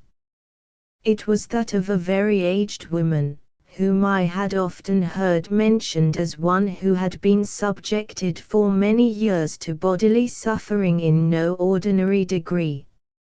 I had never seen her, but was acquainted with many who visited her frequently, and I became interested from hearing her so often spoken of as a bright example of patience and resignation under affliction, and I was accustomed to enquire for her as often as I had opportunity. Owing to a rheumatic affection of her limbs, she had, as I was informed, been unable, for several years, to rise from her bed without assistance, and much of the time experienced severe pain. I was informed by her friends that through her protracted period of suffering she was never heard to utter a complaining or repining word, but was found daily in a calm, even cheerful frame of mind. After a time I left the village and returned to my home. Returning thither to visit some relatives after the lapse of a few months, I met with a friend, soon after my arrival, who informed me of the death of old Mrs. H., which had taken place the day previous. 2 days later I joined the large numbers who assembled to pay their last tribute of respect to one of the oldest residents of their village. As is usual upon funeral occasions, the coffin was placed in front of the pulpit, and a large number occupied the front pews which were appropriated to the friends of the deceased. In those pews were seated men in whose hair the silver threads were beginning to mingle, and women who were themselves mothers of families, who all met around the coffin of their aged mother. Childhood, youth and middle age was all represented in that company of mourners. Their pastor, Mr. M., delivered a very appropriate discourse from the words, "Blessed are the dead who die in the Lord." In the course of his sermon he took occasion to remark, that a funeral discourse should apply to the living, not the dead. I had before listened to different sermons from this same text, but I never listened to a more searching application of the words than upon this occasion. Near the close of his sermon, he said, "I presume many of you are aware that I deem it unnecessary as well as unwise, on occasions of this kind, for a minister to dwell at length upon the life and character of the deceased, for, as I have before said, our duty is with the living, but upon the present occasion, I think I may with propriety say, that we see before us the lifeless remains of one who has died in the Lord. I have been for many years acquainted with our aged sister now departed, and have ever regarded her as an humble and earnest Christian. I have frequently visited her during her lengthened period of suffering, and have felt deeply humbled for my own want of resignation to the ills of life, when I observed the exemplary manner with which this aged woman bore her sufferings, which at times were very severe, and more than this, I stood by her dying bed, which I can truly say presented a foretaste of heavenly triumph. At the close of the service permission was given for anyone who was desirous of so doing to look upon the corpse, and with many others I drew nigh the coffin.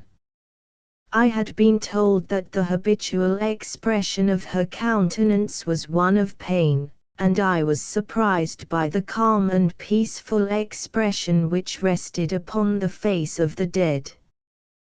There was no sign of past suffering visible, and the idea of perfect rest was conveyed to my mind, as I gazed upon her now lifeless features.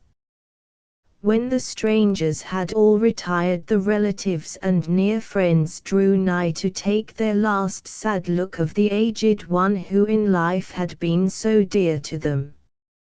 It seemed that her age and utter helplessness had all the more endeared her to her children and other friends, and many of them wept audibly as they retired from the coffin. As the coffin was borne from the church, the choir sung in subdued tones, accompanied by the solemn notes of the organ, the beautiful hymn commencing with the lines, "Thou art gone to the grave, but we will not deplore thee, though sorrows and darkness encompass the tomb, the Saviour hath passed through its portals before thee, and the lamp of his love is thy guide through the gloom."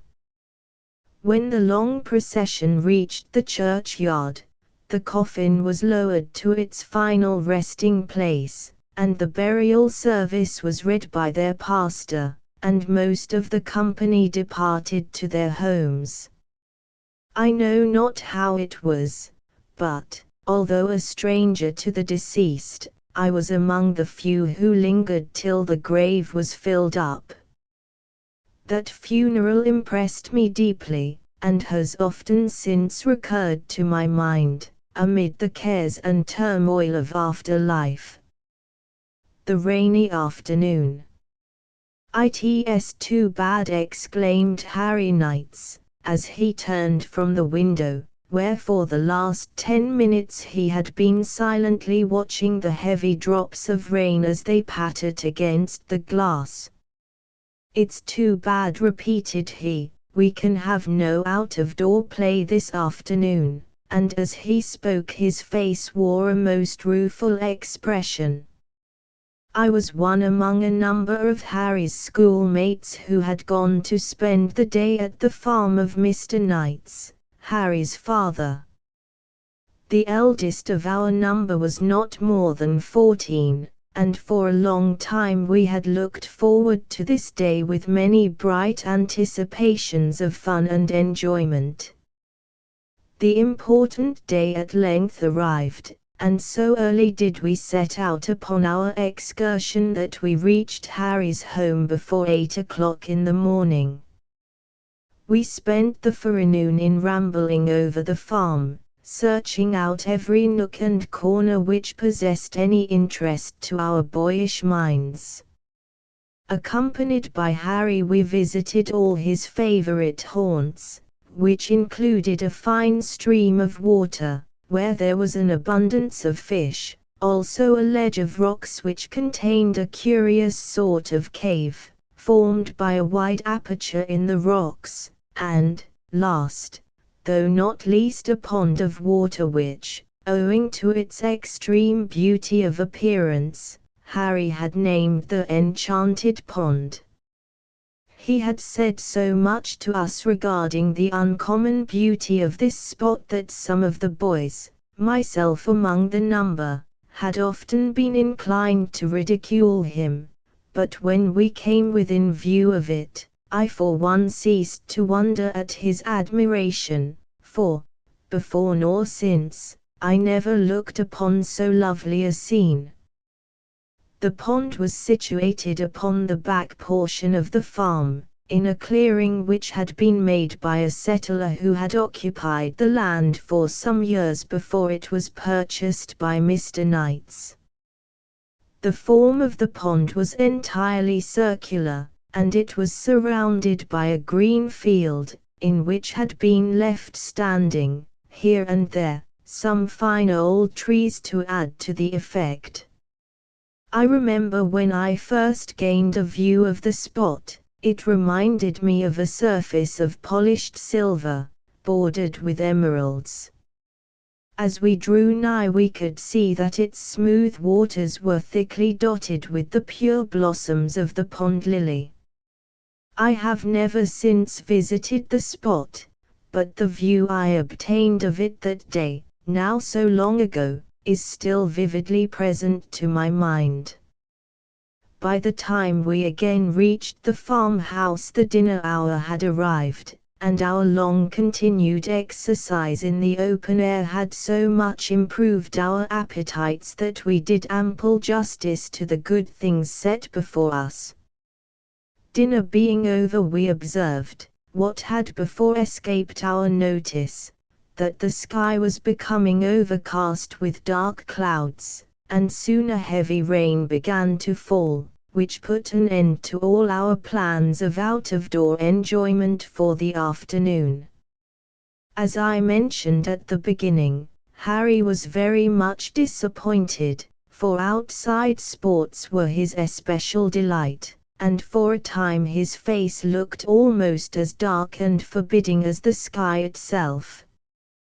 We tried to cheer him up, saying we would have some quiet games in the large dining room, and we did succeed in getting him to join us, but somehow or other our games afforded us no enjoyment, and the question, "What shall we do with ourselves?"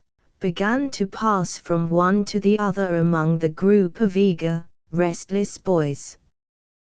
"Would you like me to tell you a story, boys?" enquired Harry's mother, after observing for a time our vain attempts at enjoyment.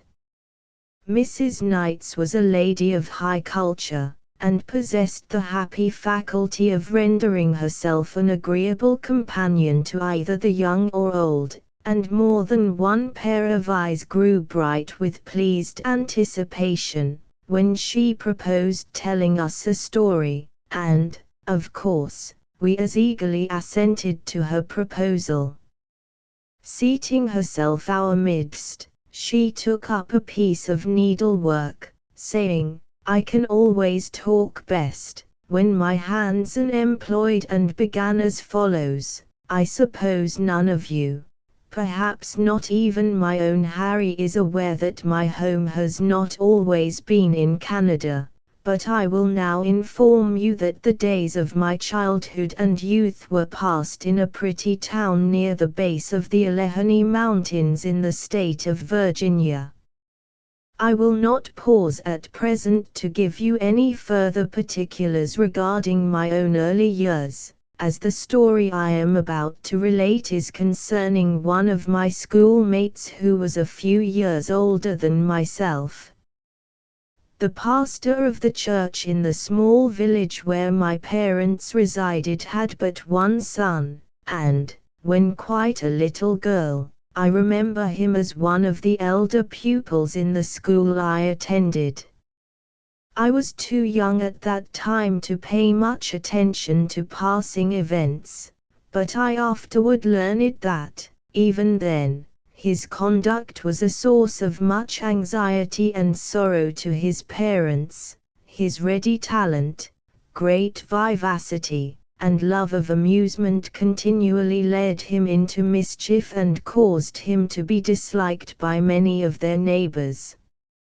It was in vain that the villagers complained, in vain that his father admonished and his mother wept, still the orchards were robbed, the turkeys chased into the woods, and the logs of wood in the fireplaces often burst into fragments by concealed powder. Time passed on, till he reached the age of 16 years, when, spurning the restraints of home, the erring boy left his father's house and became a wanderer, no one knew whither, but it was rumored that reaching a seaport town he had entered a merchant vessel bound upon a whaling voyage for 3 years. During the last year of his stay at home his conduct had been very rebellious, and his father almost looked upon him as given over to a reprobate mind. After his departure, his father was seldom heard to mention his name, but his friends observed that his hair fast grew white, and upon his brow rested an expression of constant grief and anxiety. He was a man that seldom spoke of his own troubles to anyone, but it was plain to be seen that his erring boy was never absent from his thoughts, and there was a feeling and pathos in his voice when he addressed his congregation, especially the younger portion of it, which had never been noticed before. It was his custom upon the first Sabbath evening in each month to deliver an address to the youth of his flock, and it was noticed that his appeals had never been so earnest before, as after the departure of his son, but he seldom, if ever, mentioned his name, not even to his grief-stricken wife. Our pastor was not what could be properly styled an old man, but it was thought that his grief, like a cankerworm, sapped the fountains of life, his bodily health became impaired, his vigor of mind departed, and, ere he had seen 60 years, death removed him from earth, to a home of happiness in heaven. The widow was now bereft of both husband and child. She was comforted concerning her departed husband, knowing that it was well with him, but she sorrowed continually for her absent boy, and often, during the lonely hours of night, as the moaning of the winds fell upon her ear, she would start from her sleepless pillow and utter a prayer for her poor boy, who might even then be tossing on the restless ocean, or perhaps wrecked upon a dangerous coast. She was a woman of good education, and much power of thought, and she at length found a partial relief from her sorrow by writing small works for publication. But how is it all this time with the wandering prodigal? 9 years have passed away since he left his home, when an agent for the sale of books for a large publishing house was spending a few days in one of the large cities of the West. During his stay in the place, his business as agent often led him into public places, and on several occasions he noticed a young man that attracted his attention. There was nothing prepossessing in his appearance. On the contrary, he bore the marks of dissipation in his countenance, his clothing was old and soiled, and once or twice he saw him when partially intoxicated.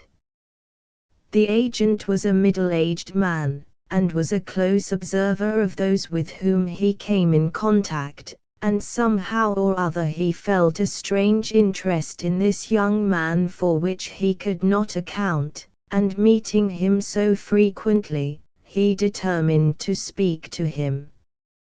As a pretext for accosting him, he offered to sell him some books, although he had no hopes of success. The young man regarded him with visible surprise, when he enquired if he would not like to purchase a book. "I have no money to spend for books," replied the man. Yet as if unable to resist the impulse, he leaned over the table, on which the agent had placed several books, and began looking them over, and finally selecting one, enquired the price, and paid for it. They soon after parted, and the agent thought they should probably meet no more, as he expected soon to leave the city. He returned to the hotel where he boarded, and after tea seated himself on the piazza, to enjoy the cool evening air, when the same young man suddenly approached him, and grasping his hand said in a voice choked with emotion, "Tell me, sir, where did you get that book?" This young man was the erring but still loved son of the Virginian widow, who for these long dreary years had roamed over the earth, unfriended and unaided, vainly imagining his own arm sufficient towards the ills of life. He had wandered here from the coasts of the Pacific, where he had been wrecked, his money was nearly gone, and his health had become impaired by hardship and exposure as well as his dissipated course of life. As he afterwards said, he had no intention of reading the book when he purchased it, merely out of civility to the stranger who accosted him so kindly, but after the agent left him he opened the book, and a cold dew broke out upon his forehead, for on the title page he read the name of his mother as the author. Her thoughts were continually upon her lost son, and in her mind's eye she often traced his downward career. She imagined him worn and weary, his days spent in unsatisfying folly, and his moments of reflection embittered by remorse. Unconsciously, in writing this little book she had drawn from her own feelings and addressed one in this situation. She pointed to him the falseness of the world, and bade him judge of the fidelity of the picture by his own experience, and she taught him the way of return to the paths of peace. And thus it was that the little book which the wretched young man had selected, one would say so accidentally, others, so providentially, proved the means of his return from the paths of sin and folly to those of sobriety and usefulness. He soon told his story to his attentive listener and informed him of the relationship he bore to the author of the book he had purchased. As he concluded, he said, "Oh, my mother, why did I leave you to become the hopeless being I am?" "Not hopeless," replied his companion in gentle tones. "You have youth on your side and may yet be a useful and happy man. I now understand the unaccountable interest which I felt in you when meeting you on several occasions before I spoke to you, and I feel that Providence directed me in the matter." The agent stayed 2 days longer in the city, and then departed, the young man with him, for with the promptitude of his nature, to resolve was to act. He directed his course toward Virginia, the star of hope leading him on, and finally approached his native village. No words are adequate to describe the meeting between the lonely widow and her long-lost, but now returning and penitent son. When informed that his father had been for some years dead, the shock to him was great, overpowering, but he uttered no repining word. "I could not," said he, "expect the happiness of meeting both my parents again after causing them so much sorrow, and let me be humbly thankful that it is allowed me to cheer the declining years of my aged mother."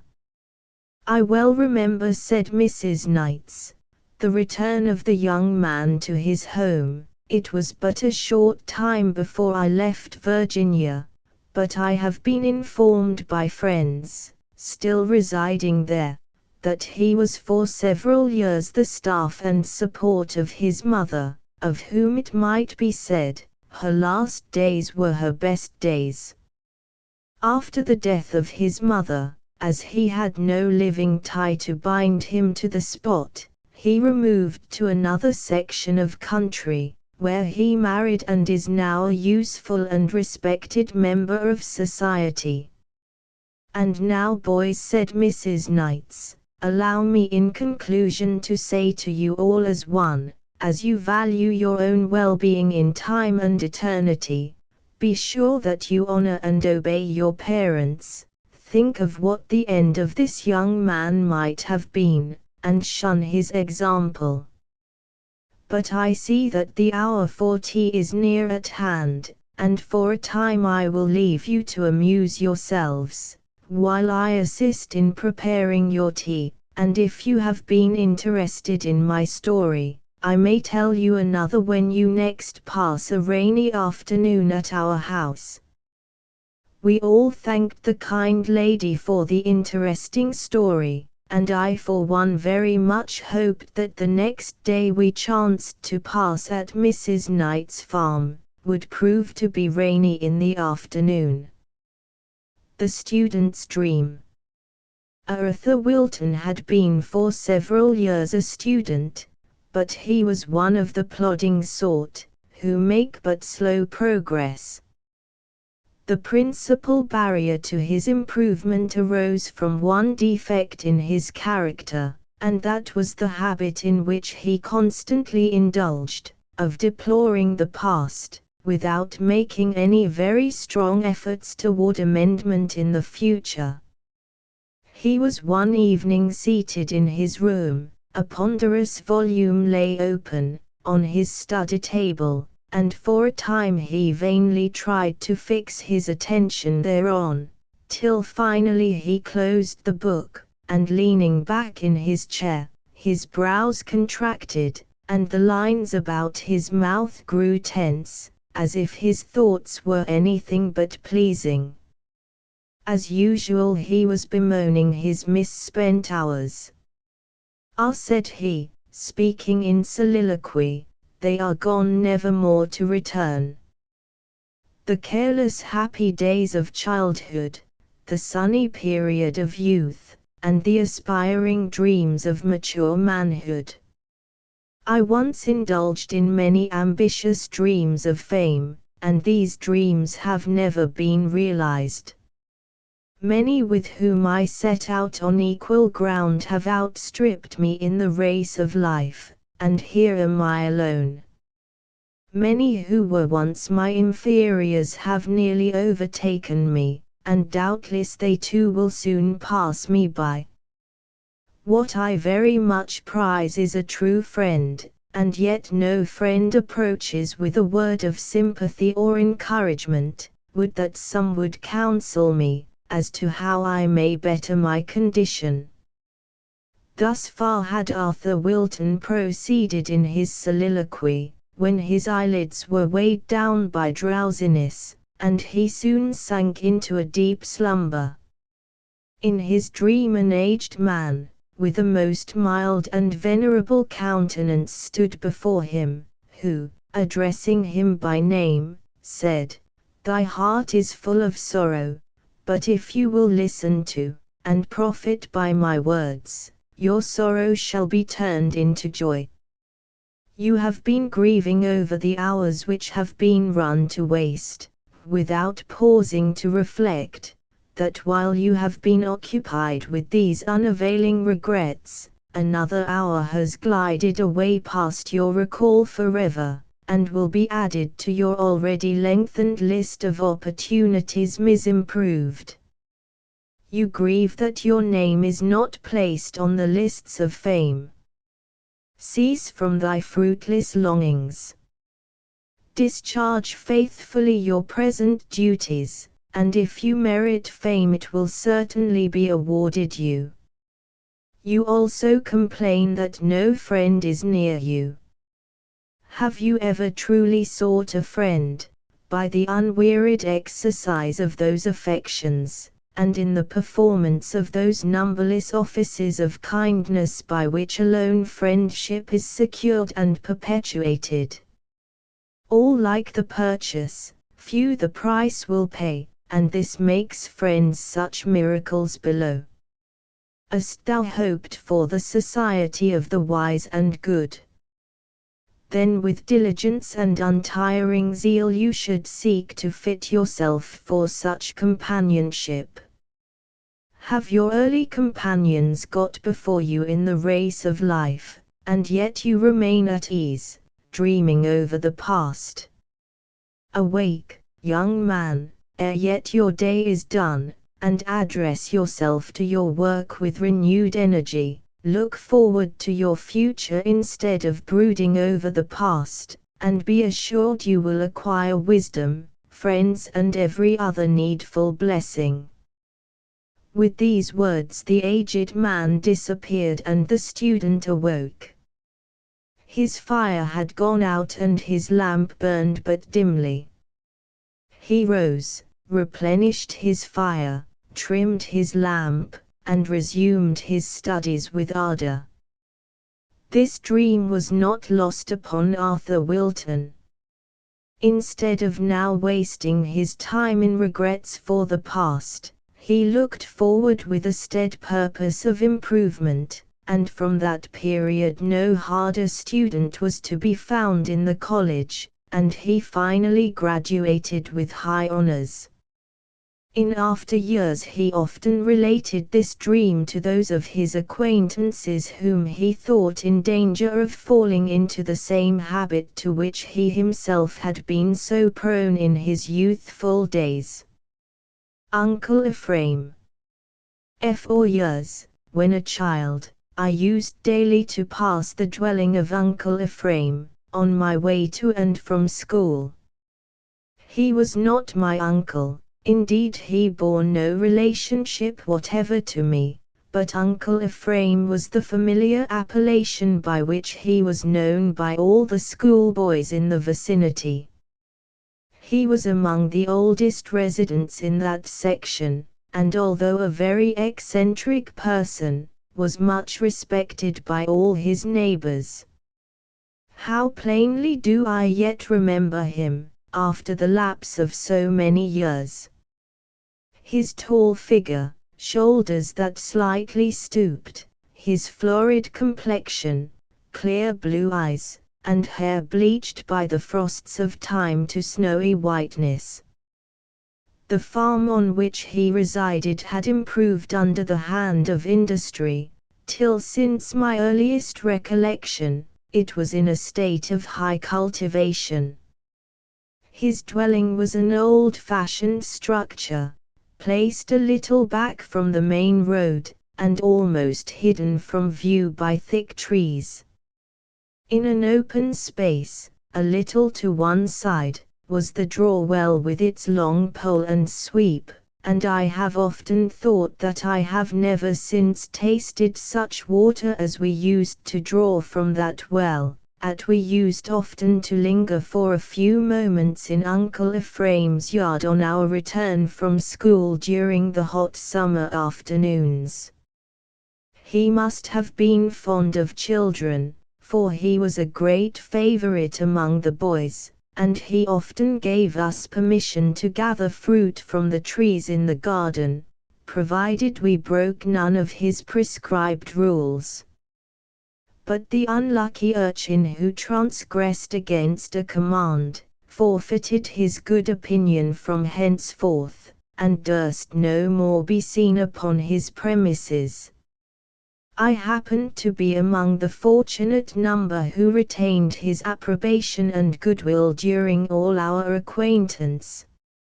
It was from Uncle Ephraim I received the first money I could call my own. In those days schoolboys were not supplied very liberally with pocket money, and when on one occasion I rendered him some slight service, for which he bestowed upon me a piece of money, I felt myself rich indeed, and the possession of as many hundreds now would fail to afford me the same pleasure as did the few cents which made up the value of the coin. Like all others, he had his failings and weak points, but he had also many very estimable traits of character. Among his failings very strong prejudices were most noticeable, and if for any reason he became prejudiced against one, he could never after see any good whatever in them. He also possessed rather an unforgiving temper when injured by any one. But on the other hand he was a friend to the poor, and seldom sent the beggar empty-handed from his door. He also gave largely to the support of the gospel, as well as to benevolent institutions. One very noticeable and oftentimes laughable peculiarity was his proneness to charge everything that went wrong to the state of the weather. I think it was more from a habit of speech than from any wish to be unreasonable. I remember one day passing a field when he was trying to catch a horse that, to all appearance, had no idea of being captured. He tried various methods of coaxing him into the halter, and several times nearly succeeded, but just when he thought himself sure of him, the animal would gallop off in another direction. Out of all patience, he at length exclaimed, "What does possess that critter to act so today?" Then glancing at the sky, which at the time happened to be overcast by dull murky clouds, he said, "It must be the weather." I chanced one day to be present when Uncle Ephraim was busily occupied in making some arithmetical calculations regarding his farm products. The result not proving satisfactory, he handed his slate to a friend for inspection, and it was soon discovered that he had made a very considerable error in his calculation. When the error was pointed out to him, he looked up with a perplexed countenance, saying, "It is the weather, nothing else would have caused me to make such a blunder." His son happened to marry against his wishes, so much so, that he had the ceremony performed without his father's knowledge, who afterwards, making a virtue of necessity, wisely made the best of the matter. On learning that his son was actually married without his knowledge, the only remark he made was this: "What could have induced Ben to cut up such a caper as to go and get married without my leave? It must have been the weather, nothing else." And as if he had settled the question to his own satisfaction, he was never heard to allude to the matter again. Years passed away, till one day the tidings reached us that Uncle Ephraim was dangerously ill. He grew rapidly worse, and it was soon evident that his days on earth would soon be numbered. I have a very distinct recollection of stealing quietly in, to look upon him as he lay on his dying bed, of the tears I shed when I gazed upon his fearfully changed features. He was even then past speaking or recognizing one from another, and before another sun rose he had passed from among the living. I obtained permission to go in once more and look upon him as he lay shrouded for the grave. I was then a child of 10 years, but even at that early age I had not that morbid terror of looking upon death, so common among children. With my own hands, I folded back the napkin which covered his face, and gazed upon his aged, but now serene countenance. There was nothing in his appearance to inspire terror, and for a moment I placed my hand on his cold brow. He had ever been very kind to me, and I regarded him with much affection, and the tears coursed freely down my cheeks when I looked my last upon his familiar countenance, now lifeless and sealed in death. I have forgotten his exact age, but I know it exceeded 70 years. It so happened that I did not attend his funeral, but he was followed to the grave by a large number of friends and neighbors, many of whom still live to cherish his memory. 1. Story of a Log Cabin. It was a dreary day in autumn. Like the fate which attends us all, the foliage had assumed the paleness of death, and the winds, cold and damp, were sighing among the branches of the trees, and causing every other feeling rather than that of comfort. 4 others and myself had been out hunting during the day, and we returned at nightfall tired and hungry to our camp. The shades of night were fast gathering around us, but being protected by our camp with a blazing fire in front, we soon succeeded in cooking some of the game we had shot during the day, and as we ate, the old hunters who were my companions grew garrulous, and in turn related their numerous adventures. "You have lived in Dayton for some time," said an old hunter, addressing one of his companions. "Have you ever seen during your rambles the remains of a log cabin about 2 miles down the Miami Canal?" "I recollect it well, but there is a mystery attached to those ruins which no one living can solve. The oldest settlers found that cabin there, and it then appeared in such a dilapidated state as to justify the belief that it had been built many years previous. Do you know anything about it?" I eagerly asked.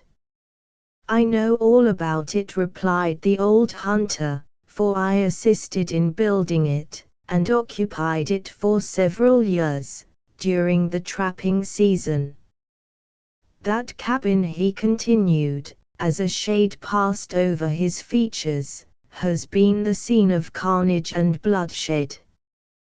But why wake up old feelings? Let them sleep, and the veteran drew his brawny hand over his eyes. All the curiosity of my nature was roused, and the old men seated by his side gazed upon him enquiringly, and put themselves in a listening attitude. The speaker, observing this, sat silent for a few moments, as if collecting his thoughts, and then related the following tale. "There has come a mighty change over the face of this country since the time when I first emigrated here. The spot where now stand your prettiest towns and villages, was then a howling wilderness. instead of the tinkling of the cowbells and the merry whistle of the farmer boy as he calls his herd to the fold, might be heard the wild cry of the panther, the howl of the wolf, and the equally appalling yell of the aborigines. These were times to try men's souls, and it was then the heart of oak and the sinews of iron which commanded respect. Let me describe to you some scenes in which such men were the actors, scenes which called forth all the energy of man's nature, and in the depths of this western wilderness, many hundreds of Alexanders and Caesars, who have never been heard of. At the time I emigrated to Ohio, the deadly hatred of the red men toward the whites had reached its acme. The rifle, the tomahawk and the scalping knife were daily at work, and men, women and children daily fell victims to this sanguinary spirit. In this state I found things when I reached the small village opposite the month of Licking River, and now the great city of Cincinnati. Here in this great temple of nature man has taken up his abode, and all that he could wish responds to his touch. The fields and meadows yield their produce, and unmolested by the red man whom he had usurped, he enjoys the bounties of a beneficent Creator. And where is the red man? Where is he?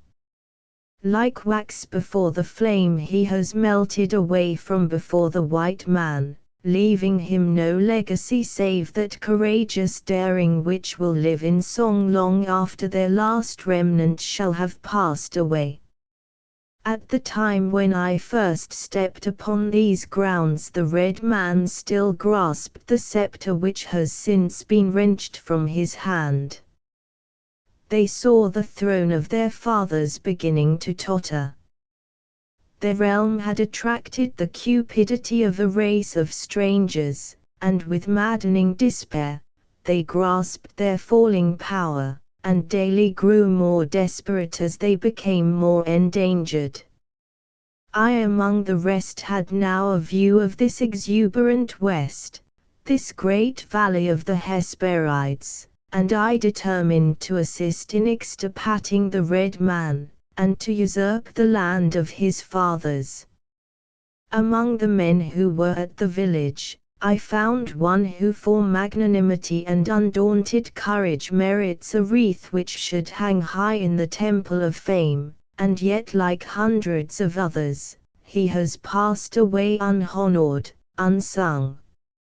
His name was Ralph Watts, a sturdy Virginian, with a heart surpassing all which has been said of Virginia's sons, in those qualities, which ennoble the man, and possessing a courage indomitable, and a frame calculated in every way to fulfill whatever his daring spirit suggested.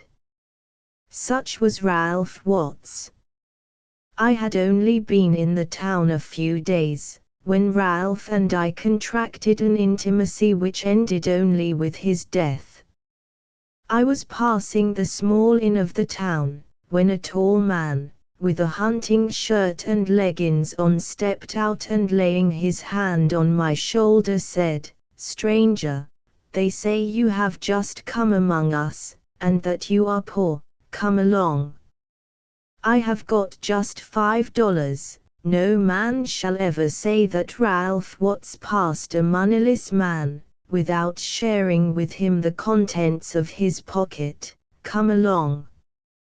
Ralph and I soon became inseparable friends. His joys as well as his sorrows were mine. In a word, we shared each other's sympathies, and this leads me to the scene of the log cabin. We often hunted together, and while on our last expedition, took an oath of friendship which should end only with death, and how soon was it to end?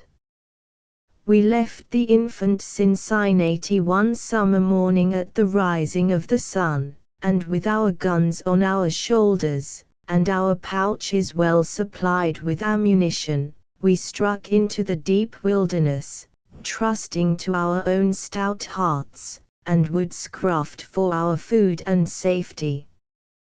We journeyed merrily along, whiling away the hours in recounting to each other those trivial incidents of our lives which might be interesting, or in singing snatches of song and listening to its solemn echo as it reverberated among the tall trees of the forest. Towards evening we reached our first camping ground, a spot near where the town of Sharon now stands. Here we pitched our tent, built our fire, cooked our suppers, and prepared to pass away the evening as comfortably as two hunters possibly could.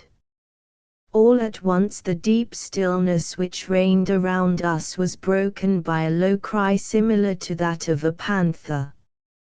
We both ceased speaking and listened attentively, when the cry was repeated still nearer, as if the arrival was rapidly advancing upon us, and thus the cry was repeated, again and again, till its shrillness seemed not more than 100 yards distant, when the voice changed to that of a yell, whose tones were so familiar to the ear of my companion as to exert quite a visible effect upon his actions. We both sprang to our feet and seizing our guns, stood ready to fire at a moment's warning. "Halloo!"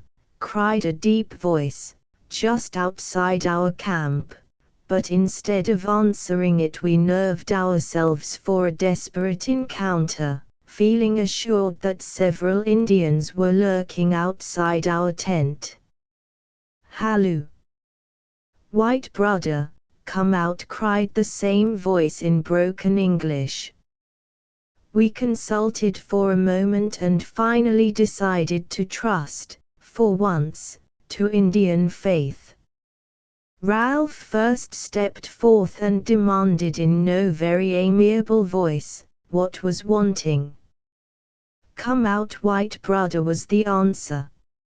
After assuring ourselves that there was but one person near, we walked forward and found a large Indian sitting by the fire, both hands spread before the flame to protect his eyes from the light, that his keen gaze might rest unmolested upon us.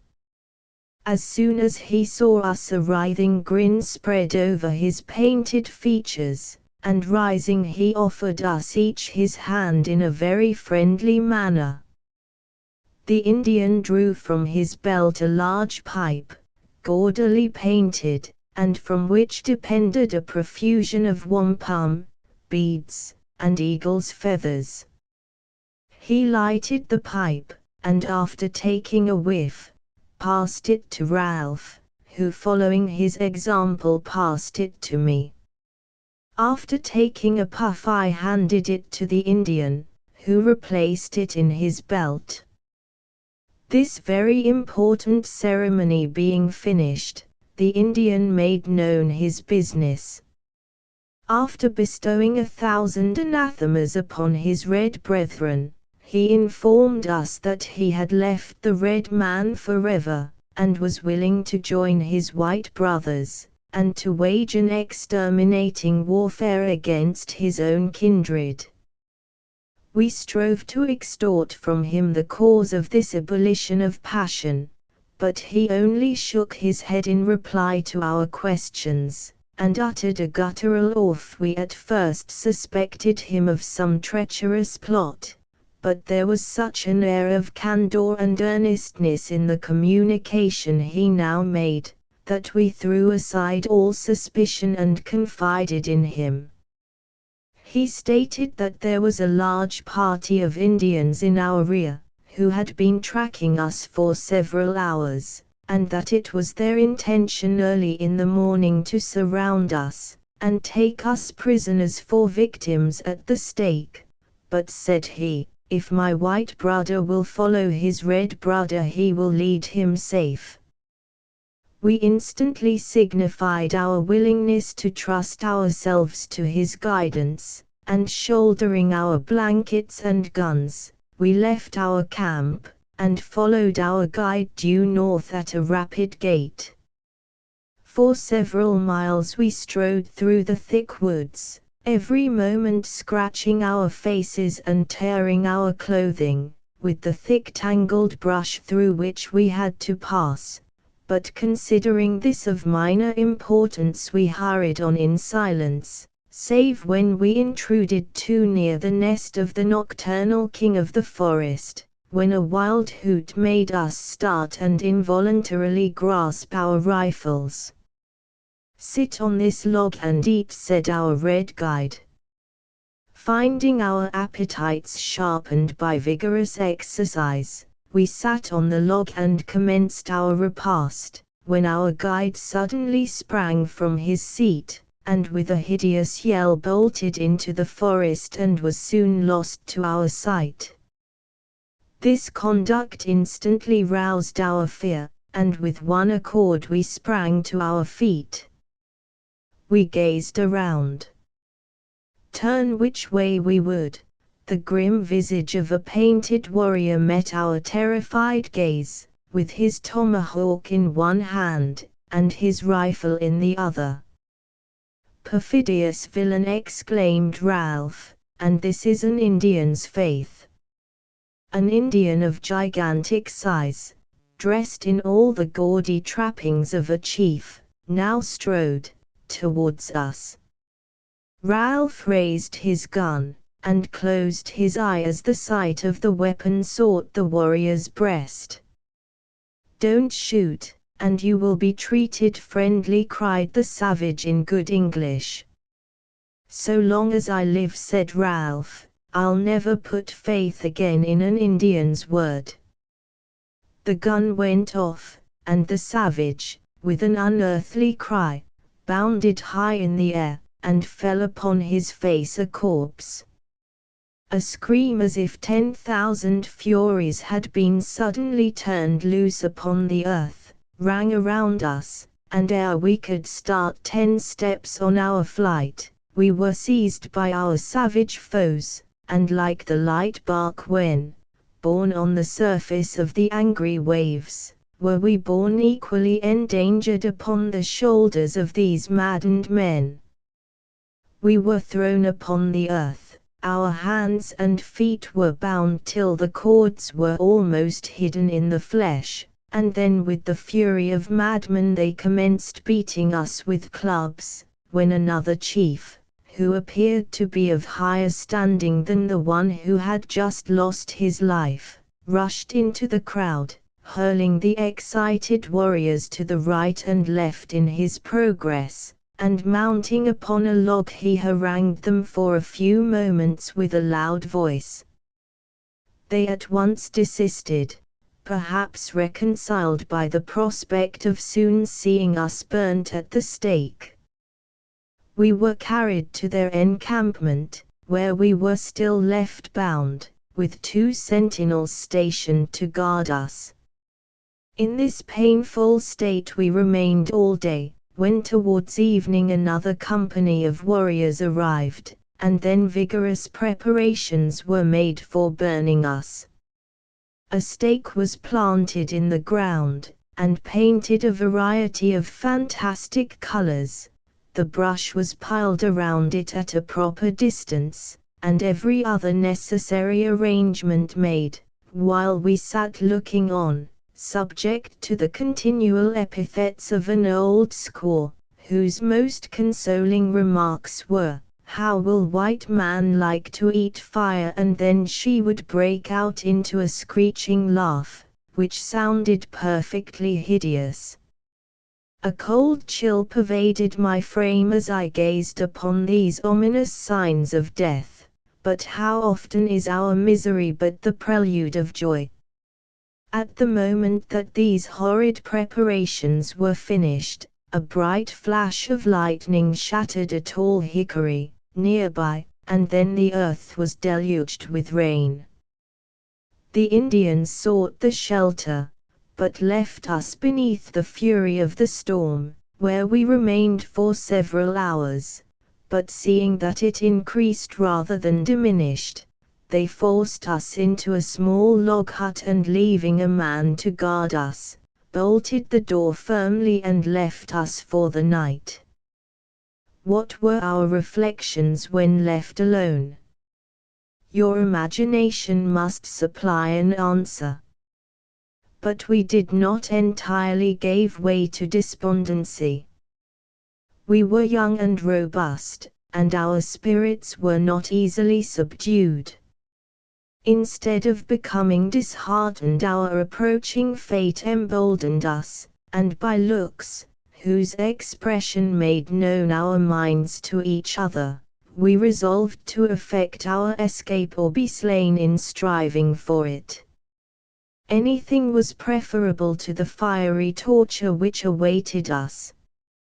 Our guard proved just the man we wanted, for, having during the evening indulged rather freely in drinking whiskey, he soon sank into a profound slumber. Long and anxiously had we watched the man, and now our wishes were consummated. I contrived with much exertion to draw my knife from my pocket, and commenced sawing at the tough thong which confined my wrist. My heart beat high with joy, and already we felt that we were free, when the guard sneezed, opened his eyes, rolled them round the room, and discovered that he had been asleep. I slipped the knife into my pocket without his notice, and he discovered nothing to rouse his suspicions, although he regarded us closely for a long time. He finally sat down, lit his pipe and commenced smoking. After puffing away for half an hour, which seemed to drag by with the tediousness of a week, he laid his tomahawk, which contains the pipe, by his side, and after nodding for some time he again stretched himself upon the rough floor, and soon his deep snoring fell upon our ears. Oh! What music was that sound to us? I again drew the knife from my pocket, and with desperation freed my hands, and in 1 minute more Ralph stood like myself a free man. With the stealthy tread of a cat we reached the door, softly slid back the bolt, and once more we stood in the open air. The rain had ceased, the clouds had swept by, and the full moon pale and high in the heavens threw her light upon the tree tops, bathing them in liquid silver. Silently but rapidly we bounded through the forest, our fears of pursuit urging us onward, and by daylight were within 12 miles of the log cabin whose history I am telling. At that time there dwelt in that cabin, with his family, a trapper by the name of Daniel Rowe. When we reached there we found Rowe at home, to whom we recounted our adventure. He only laughed at our fears that the Indians might track us thus far, and we finally listened to his laughing remarks and concluded to rest in his cabin for several days. We heaped folly upon folly, for instead of putting the house in a state of defense, and preserving as much silence as possible, we commenced trying our skill by shooting at a mark. We continued this exercise through the afternoon, partook of a hearty supper, chatted till bedtime, and then retired. Ralph soon fell sound asleep, but I could not. I felt a presentiment of approaching danger, still there were no visible signs of it, yet I could not shake off a peculiar nervousness which agitated me. I lay still for some time listening to the deep and regular breathing of Ralph, and ever and anon as an owl screamed I would start, despite the familiarity of the cry. Just as I turned in my bed, and was trying to compose myself for sleep, I heard a cry very similar to the hoot of an owl, still there was something about the sound which did not sound right. My heart commenced beating rapidly and a sweat started from my brow. I rose softly and looked through the chinks of the logs, but there was nothing to be seen. I listened attentively for at least an hour, but heard no sound to confirm my fears, and finally, ashamed of my own nervousness, I could not call it cowardice, I slipped into bed, determined to sleep if possible. But soon I heard that same sound on the still air. I rose, dressed myself, but still I could see no form like that of an Indian. Just as I was on the point of abandoning my fears as idle and childish, I cast my eyes through an aperture between the logs, and saw the dusky forms of several Indians moving about the yard. I sprang to the bedside and awoke Ralph, and in a few moments more, Ralph and myself stood with ready guns, waiting for a chance to shoot. A shot passing through one of the savages told the rest they were discovered, and now a regular firing began. The Indians simultaneously uttered a fiendish shout, such as no person can imagine who has not heard the Indian war scream, and then brandishing their tomahawks rushed upon the house and began hewing at the door. In a moment we were all downstairs, and our fire became so fatal they were forced to retire several times, but with desperate courage they returned to the attack. I never experienced the feeling of utter despair but once in my life, and that was then. Roe came running downstairs, whither he had gone for more ammunition, and with a face white from terror, informed us that the ammunition was expended. Here we were, surrounded by a host of savages, fastened in a small house, with nothing to defend ourselves, and the helpless women and children under the roof. "Let us open the door, and decide the contest hand to hand," said Ralph Watts. "Oh, my family, my wife and children," groaned Daniel Roe, "let us defend the house to the last." And with nerves strung like iron, and hearts swelled to desperation, we waited in silence for the savages to hew their way through the door. The work was soon over. The savages uttered one deafening yell as the door gave way, and clubbing our guns we wielded them with giant energy. The dark forms of the savages crowded the doorway, their eyes glared madly at us, and their painted features working into 100 malignant and fiendish expressions, which, together with their horrid yells, and the more heart-rending cries of women and children, all formed a scene of the most harrowing description. The battle was soon over. By some mishap I was hurled head foremost out of the door, but so intent were the savages upon the battle within, that they did not once notice me, as they rushed forward to the scene of action. Seeing that all was lost, and that to remain would only be throwing away my life uselessly, I sprang to my feet and slipping around the corner of the house I made my way over the old fortification, too, and soon left the noise far behind me. Much has been written and said of grief, but how little do we know of its poignant nature, till we suffer the loss of some dear friend. 'Tis when we behold an object of deep affection lying passive and dead, but a thing of clay unconscious of the pain it gives, that we feel that sorrow, which language is too feeble to express. I found it so, when upon returning to the cabin a few hours afterward, I found the dead bodies of all my friends mutilated and weltering in their blood.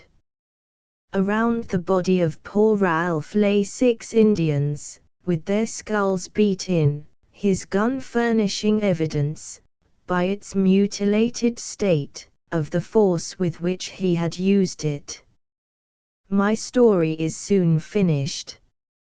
As the tears streamed from my eyes, I dug a grave where I deposited the remains of my friends, and after placing a large stone above their resting place, I departed, wishing never to return to the spot again, and I never have. Footnotes 1. I lately came across this sketch in an old magazine, bearing the date of 1842, and thinking others might be as much interested by it as I was myself, I transcribed it in an abridged form to the pages of this volume. 2. Near the spot where the cabin stands are the remains of immense works, but by whom and when built will forever remain hidden. Hazelbrook Farm. Robert Ainslie, with his family, emigrated from Scotland about the year of 1843, and settled upon a new farm in the backwoods, in the township of Are in eastern Canada. I can say but little regarding his early life, but have been informed that he was the eldest of quite a large family of sons and daughters, and also that he was a dutiful son as well as a kind and affectionate brother. It seems that he married quite early in life, and at that period he tended a small farm adjoining the one occupied by his father. The utmost harmony existed between the two families, and they lived in the daily interchange of those little offices of love and kindness which render friends so dear to each other. Several years glided by in this happy manner, but reverses at length came, and Robert formed the plan of emigrating to America. But when he saw how much his parents were grieved by the thought of his seeking a home on the other side of the Atlantic, he forbore to talk further of the matter, and decided to remain at home for another year at least. That year, however, proved a very unfortunate one. His crops were scanty, and toward the spring he met with some severe losses, by a distemper which broke out among his farm stock. As the season advanced, he became so disheartened by his gloomy prospects, that he decided to carry out his former plan of emigrating to Canada, where he hoped by persevering industry to secure a comfortable home for himself, and those dear to him. He had little difficulty in persuading his wife to accompany him, as her parents, with her 2 brothers and 1 sister, had emigrated some 2 years previous. It was more difficult, however, for him to persuade his father and mother that his decision was a wise one. "If ye maun leave us," said his mother, "can ye no seek neither harm nearer han and no gang awa across the water to yon wild place they see Canada?" "We maun try to be reasonable, woman," said his father, "but I canna deny that the thought o' our firstborn son gone sae far awa gies me a sair heart." It was equally hard for the son to bid farewell to the land of his birth, and of 1,000 endearing ties, but prudence whispered that now was his time to go, while he had youth and health, to meet the hardships that often fall to the lot of the emigrant. When his parents saw how much his mind was set upon it, they ceased to oppose his wishes, and with his wife and children, he soon joined the large numbers who, at that period, were leaving the British, for the Canadian shores. As may be readily supposed, the parting between the two families was a very sad one, but the last adieus were finally exchanged, and the poor emigrants were borne away on the billows of the Atlantic. During the first few days of their voyage they all, with the exception of their youngest child, suffered much from seasickness. This child was a little girl about 3 years old, and it seemed singular to them, that she should escape the sickness, from which nearly all the passengers suffered, more or less. They soon recovered, the weather was fine, and many of their fellow passengers were very agreeable companions, and they began really to enjoy the voyage. But this happy state of things was but of short duration. Their little girl, wee Susie, as they called her, was seized with illness. They felt but little anxiety at the first, thinking it but as light indisposition from which she would soon recover, but when day after day passed away with no visible change for the better they became alarmed, and summoned the physician, who pronounced her disease a kind of slow fever, which he said often attacked those who escaped the seasickness. He told the anxious parents not to be alarmed, as he hoped soon to succeed in checking the disease. But with all the physician's skill, aided by the unceasing attention of her fond parents, the sad truth that wee Susie was to die soon became evident. When the sorrowing parents became sensible that their child must die, they prayed earnestly that her life might be prolonged till they should reach the land. But for some wise reason their prayer was not granted, and when their voyage was but little more than half accomplished she died, and they were forced to consign her loved form to a watery grave. The lovely prattling child had been a general favorite with all on board, and her sudden death cast a gloom over the minds of all. Words would fail me to describe the grief of the parents and the two affectionate little brothers when they realized that wee Susie was indeed gone, and that they could never enjoy even the melancholy satisfaction of beholding her resting place. Mr. Ainsley's domestic affections were very strong, and to him the blow was terrible. He now deeply regretted removing his family from their Scottish home, entertaining the idea that had they not undertaken this journey their child might have been spared, and he wrote bitter things against himself for the step he had taken. Deep as was the mother's grief, she was forced to place a restraint upon it that she might comfort her almost heartbroken husband. Upon one occasion, in reply to some of his self-upbraidings, she said, "I think, Robert, you're ower hard on your soul now, when ye tak the blame o' puir Susie's death, ye surely canna think otherwise than the dear bairn's time had come, and had we bided at hame it would ha' been the same, for we dinna leave and die by chance, and the bounds o' our lives are set by him who kens a things." These consoling words from his sympathizing wife tended to lighten, in some measure, the burden of sorrow which oppressed his heart. The weather during the latter part of their voyage was stormy and uncomfortable, and they were truly glad when they at length reached the Canadian port.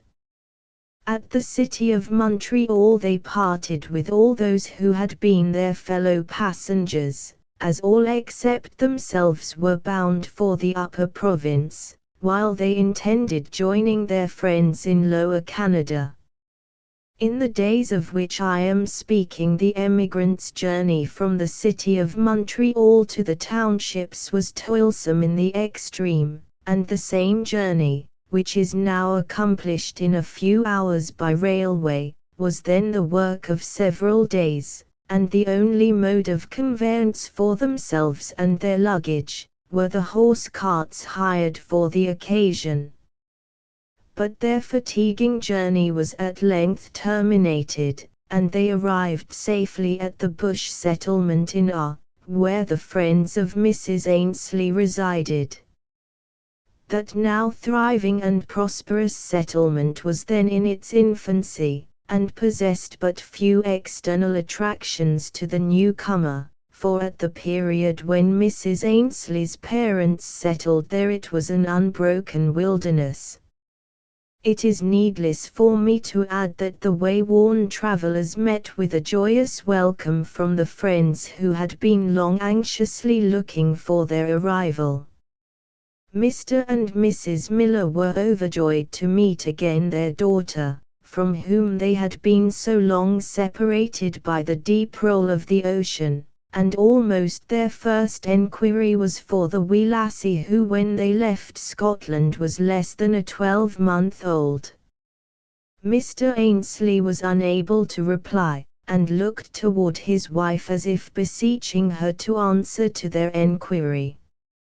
She understood the mute appeal, and composing herself by a strong effort said, "My dear father and mither, a great grief has o'ertaken us sin we left home, and our hearts are well nigh broken. We buried wee Susie in the cool waters o' the ocean."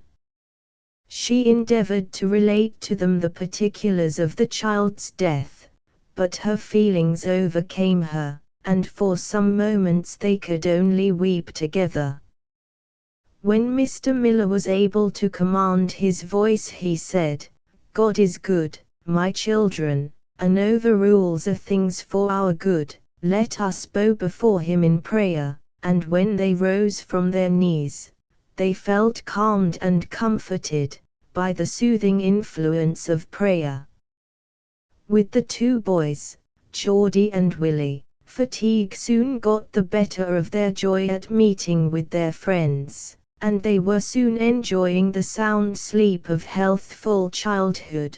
But with the elder members of the family, so much was there to hear and to tell that the hour was very late when they separated to seek repose.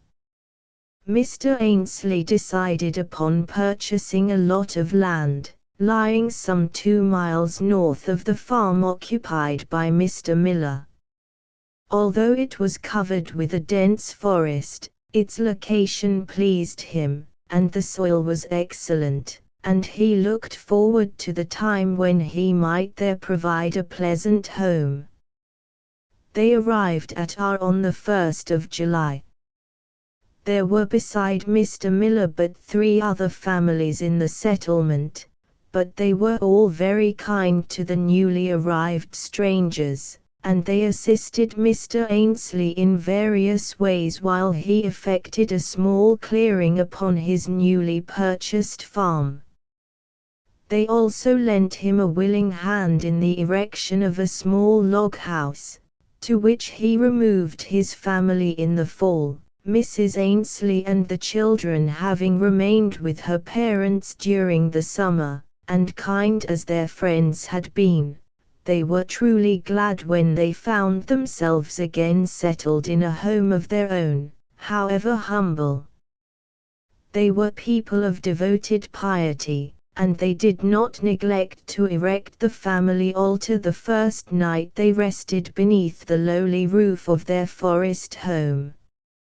I could not, were I desirous of so doing, give a detailed account of the trials and hardships they endured during the first few years of their residence in the bush, but they doubtless experienced their share of the privations and discouragements which fall to the lot of the first settlers of a new section of country.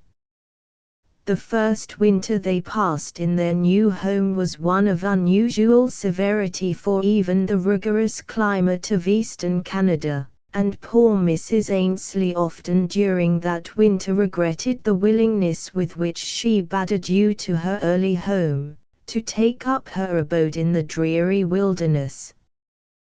They found the winter season very trying indeed, living as they did 2 miles from any neighbor, and the only road to the dwelling of a neighbor was a foot track through the blazed trees, and the road, such as it was too seldom trodden during the deep snows of winter, to render the footmarks discernible for any length of time.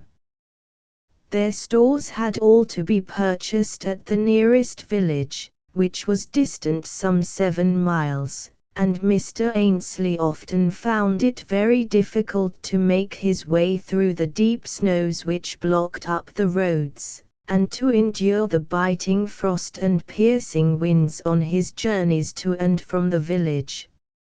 In after years, when they had learned to feel a deep interest in the growth of the settlement, they often looked back with a smile to the homesickness which oppressed their hearts, while struggling with the first hardships of life in the bush. Mr. Ainsley and his family, notwithstanding their many privations, enjoyed uninterrupted health through the winter, and before the arrival of spring they already felt a growing interest in their new home. Mrs. Ainsley regarded the labors of the workmen with much attention during the winter, while they felled the trees which had covered nearly 10 acres of their farm. As each tree fell to the ground, it opened a wider space in the forest and afforded a broader view of the blue sky.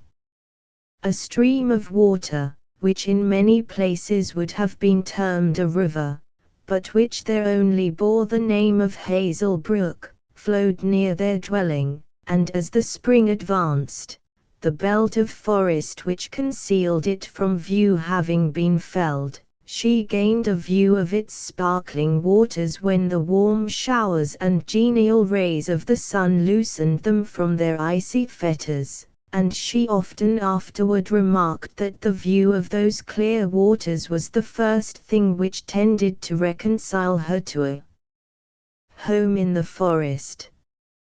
With the coming of spring their life in the woods began in earnest.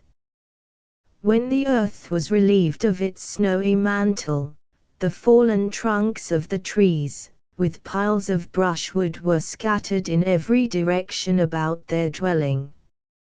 But the fallow was burned as soon as it was considered sufficiently dry, the blackened logs were piled in heaps, and the ground was prepared for its first crop of grain. The green blades soon sprang up and covered the ground, where a short time before was only to be seen the unsightly fallow or the remains of the partially consumed logs. It was a long time before Mr. and Mrs. Ainsley became reconciled to the change in their circumstances, when they exchanged the comforts and conveniences of their home beyond the sea, for the log cabin in the wilderness.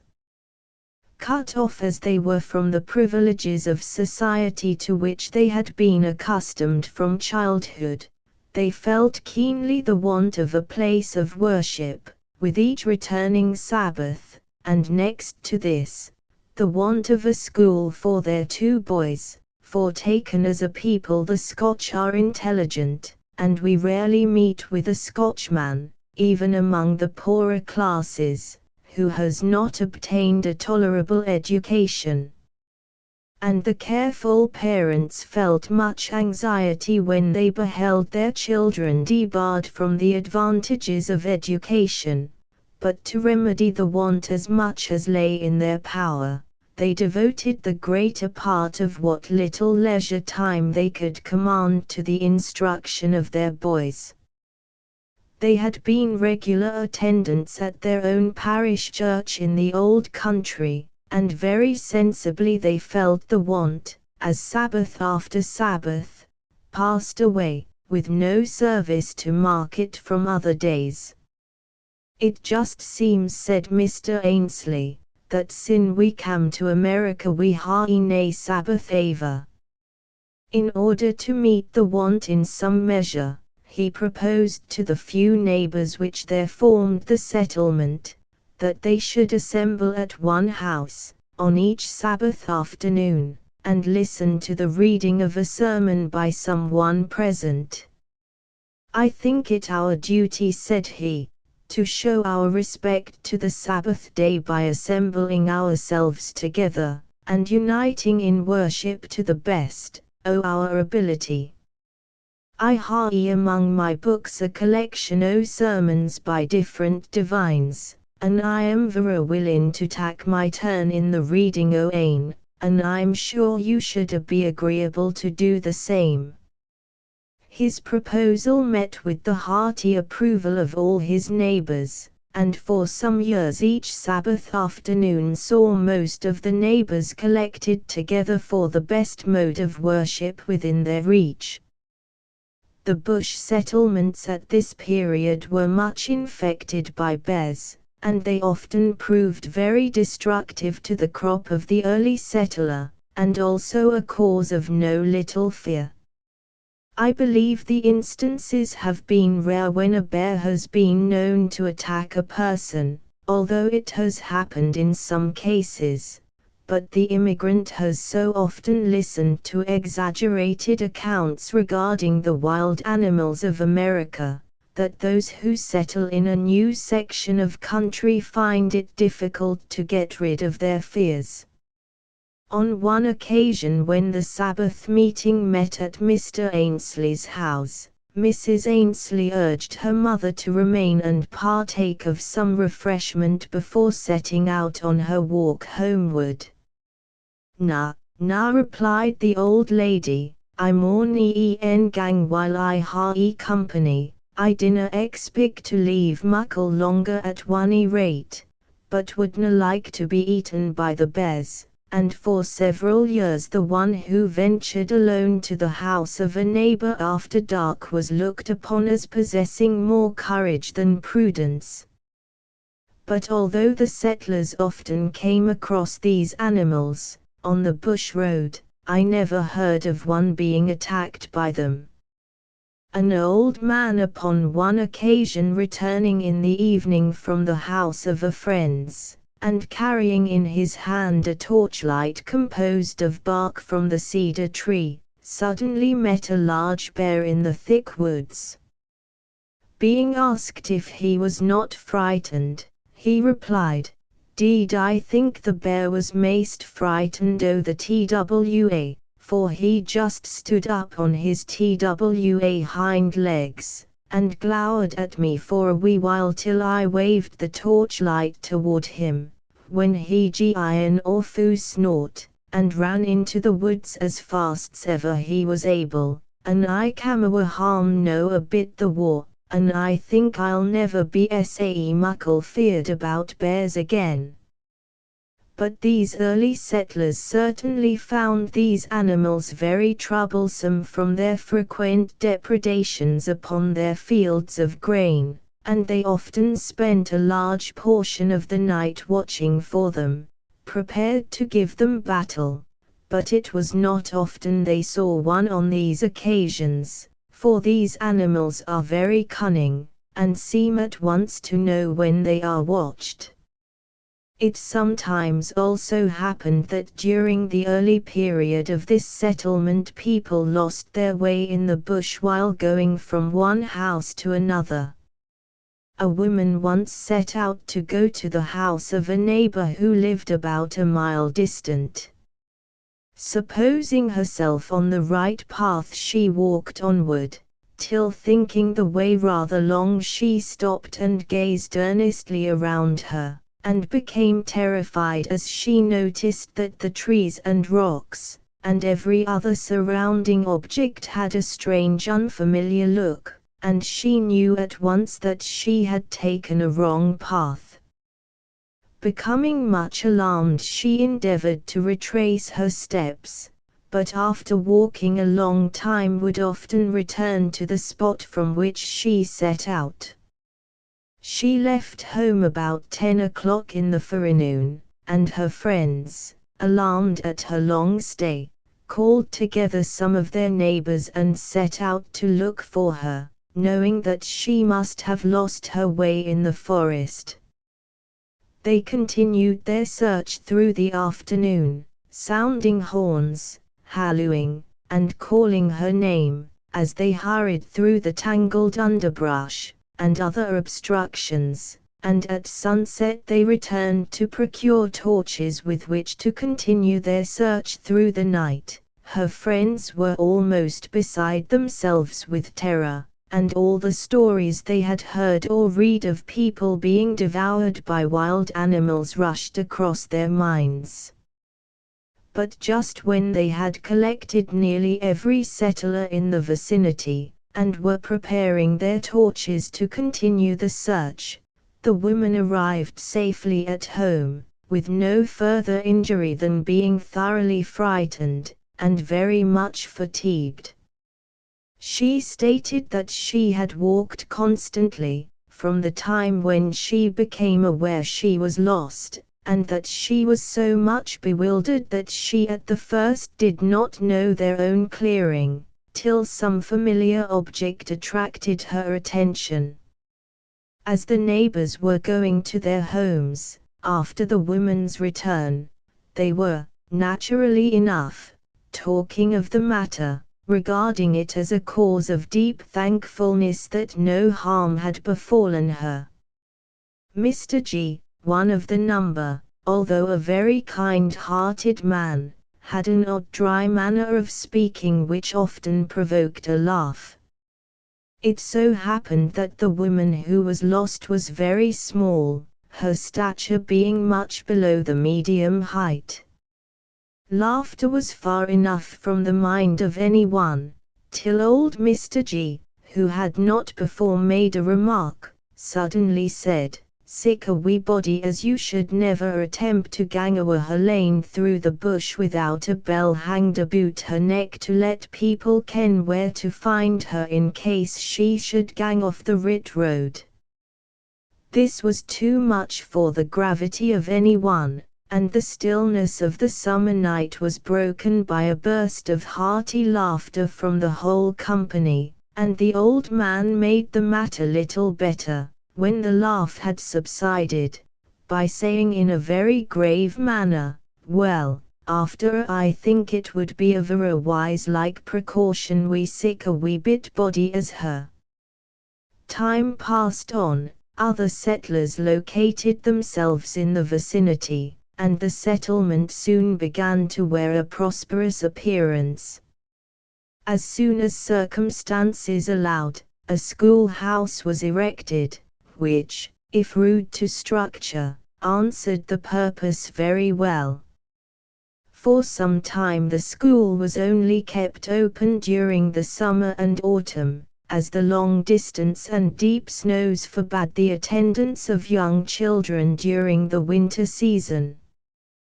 They had as yet no public worship, except the Sabbath meetings before mentioned, which were now held in the schoolhouse for the greater convenience of the settlers. Mr. Ainsley was a man of much industry, and although his home was for some years 2 miles from any neighbor, it soon wore a pleasing appearance. The most pleasing feature in the scene was the beautiful stream of water which ran near his dwelling, and after which he named his farm.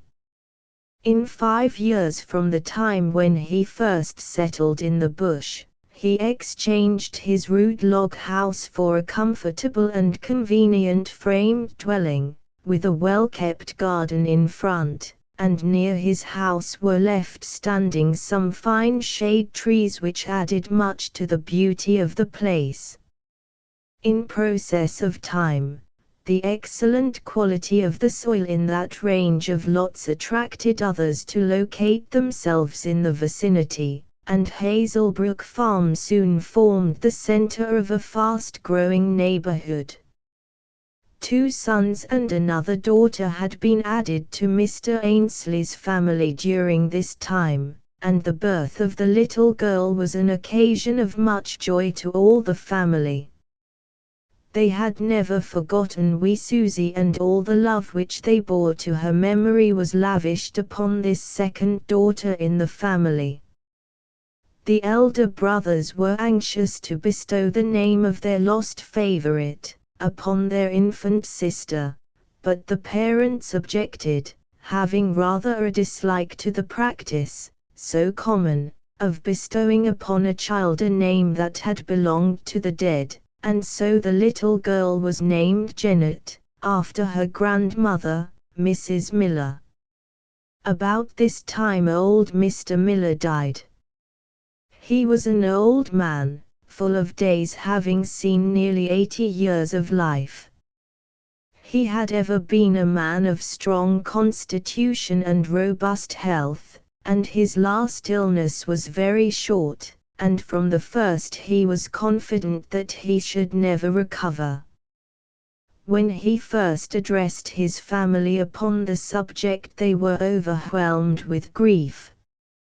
"Dinner greet for me," said he in a calm and hopeful voice. "I hae already lived and the period allotted to the life o' man. I hae striven in my ain imperfect way to do my duty in this life, and I am thankful that I am able to say that I dinna fear death, and I feel that when I die I shall gang home to the house o' a merciful Father." So peaceful was his departure, that although surrounded by his mourning friends, they were unable to tell the exact moment of his death. Like a wearied child that sleeps, he quietly passed away. They had no burial ground in the settlement, and he was laid to rest several miles from his home. His family, with the exception of one son, had all married and removed to homes of their own some time previous to his death, and to this son was assigned the happy task of watching over the declining years of his widowed mother. Mr. Miller, as a dying injunction, charged this son never to neglect his mother in her old age, and most sacredly did he observe the dying wishes of his father. Mrs. Miller was also of advanced age. For 3 years longer she lingered, and was then laid to rest beside her departed husband. 20 years have passed away since we introduced Robert Ainsley with his family to the reader. Let us pay a parting visit to Hazelbrook Farm and note the changes which these 20 years have effected. The forest has melted away before the hand of steady industry, and we pass by cultivated fields on our way to the farm of Mr. Ainsley. The clearings have extended till very few trees obstruct our view as we gaze over the farms of the numerous settlers, which are now separated by fences instead of forest trees. But the loveliest spot of all is Hazelbrook Farm.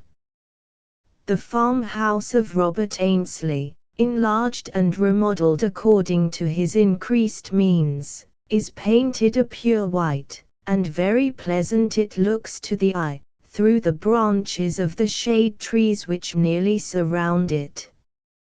The clear waters of Hazelbrook are as bright and sparkling as ever.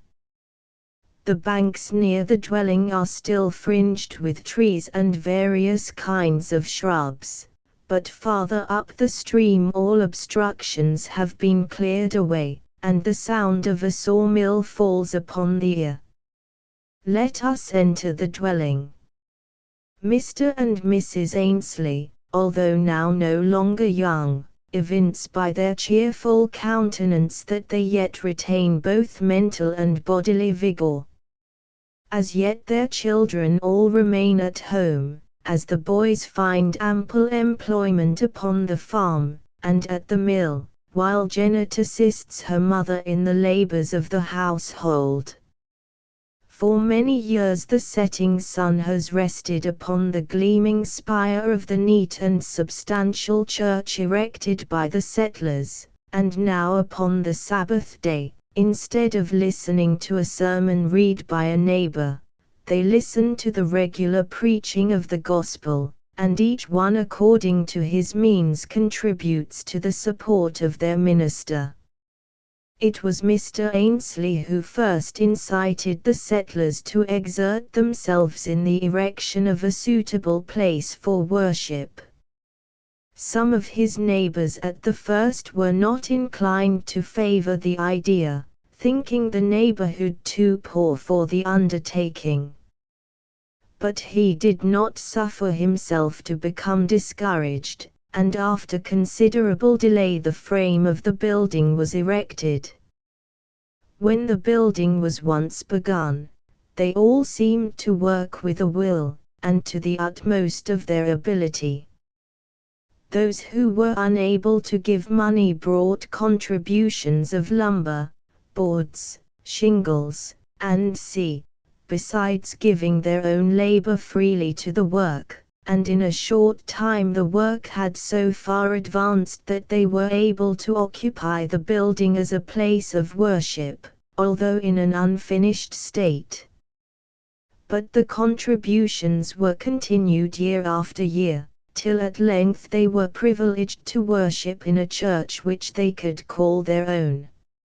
Mr. Ainsley was a man of talents and education, superior to most of the early settlers in that section, and it was his counsel, administered in a spirit of friendship and brotherly kindness, which worked many improvements and effected many changes for the better as the years rolled by. As we turn away with a parting glance at the pleasing scene, we cannot help mentally saying, surely the residents in this vicinity owe much to Robert Ainsley for the interest he has ever taken in the prosperity and improvements of the place, and long may both he and they live to enjoy the fruit of their united labors. Old Rufus. The memory of old Rufus is so closely connected with the days of my childhood that I cannot refrain from indulging in a few recollections of him. The name of old Rufus was not applied to him from any want of respect, but it was owing to his advanced age, and long residence in our vicinity, that he received this appellation. His name was Rufus Dudley. I remember him as an old man when I was a very young child, and his residence in the neighborhood dated back to a period many years previous to the time of which I speak. He was born in the state of New York, where he resided during the early portion of his life, and where he married. His wife died before his removal to Canada. When he first came to the province he located himself in a town a few miles from the village of where he married a second time. When first he removed to he was for some years employed in a sawmill and earned a comfortable support for his family. My knowledge of his early residence in is indefinite, as he had lived there for many years previous to my recollection, and all I know concerning the matter is what I have heard spoken of at different times by my parents and other old residents of the place. It would seem, however, that his second marriage was, for him, very unfortunate, for to use his own words, he never afterward had any peace of his life. I have been informed that his wife was possessed of a pleasing person and manners, but added to this she also possessed a most dreadful temper, which when roused sometimes rendered her insane for the time being, and finally some trouble arose between them which ended in a separation for life. They had 2 grown-up daughters at the time of their separation, who accompanied their mother to a town at considerable distance from their former home. In a short time the daughters married and removed to homes of their own. Their mother removed to one of the eastern states. She survived her husband for several years, but she is now also dead. Soon after he became separated from his family, old Rufus gave up the sawmill and removed to a small log house, upon a piece of land to which he possessed some kind of claim, and from that time till his death, lived entirely alone. He managed to cultivate a small portion of the land, which supplied him with provisions, and he at times followed the trade of a cooper, to eke out his slender means. His family troubles had broken his spirits, and destroyed his ambition, and for years he lived a lonely, dispirited man. He was possessed of sound common sense and had also received a tolerable education, to which was added a large stock of what might be properly termed general information, and I have often since wondered how he could have reconciled himself to the seemingly aimless and useless life which he led for so many years. But in our intercourse with men, we often meet with characters who are a sore puzzle to us, and old Rufus was one of those. When quite young I have often laughed at a circumstance I have heard related regarding the violent temper of his wife, but indeed it was no laughing matter. It seems that in some instances she gave vent to her anger by something more weighty than words.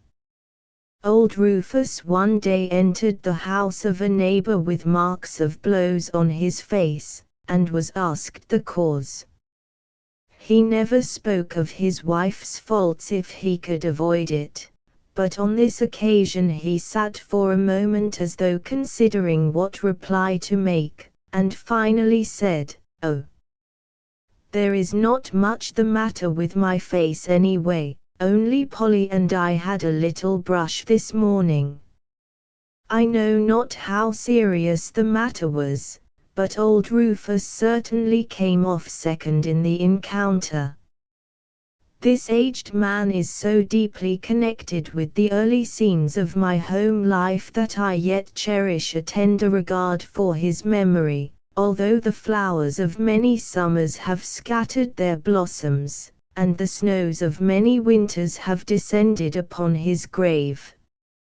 He was on familiar terms with almost every family in the neighborhood, and every one made him welcome to a place at their table, or a night's lodging as the case might be, and I well remember the attention with which I used to listen to his conversation during the long winter evenings, when, as was often the case, he passed a night in our dwelling. I recollect one time when the sight of old Rufus was very welcome to me. When about 9 years of age, I accompanied my brothers to the sugar bush one afternoon in spring, and during a long continued run of the sap from the maple trees it was often necessary to keep the sugar kettles boiling through the night to prevent waste. On the afternoon in question, my brothers intended remaining overnight in the bush, and I obtained permission to stay with them, thinking it would be something funny to sleep in a shanty in the woods. The sugar bush was about 2 miles from our dwelling, and I was much elated by the prospect of being allowed to assist in the labors of sugar making. My brothers laughingly remarked that I would probably have enough of the woods, and be willing to return home when night came, but I thought otherwise.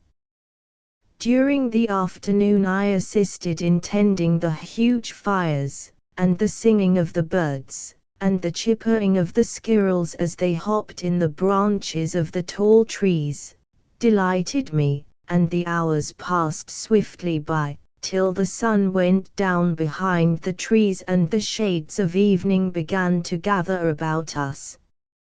As the darkness increased, I began to think the sugar bush not the most desirable place in the world, in which to pass the night, and all the stories I had ever heard of bears, wolves, and other wild animals rushed across my mind, and filled me with terror.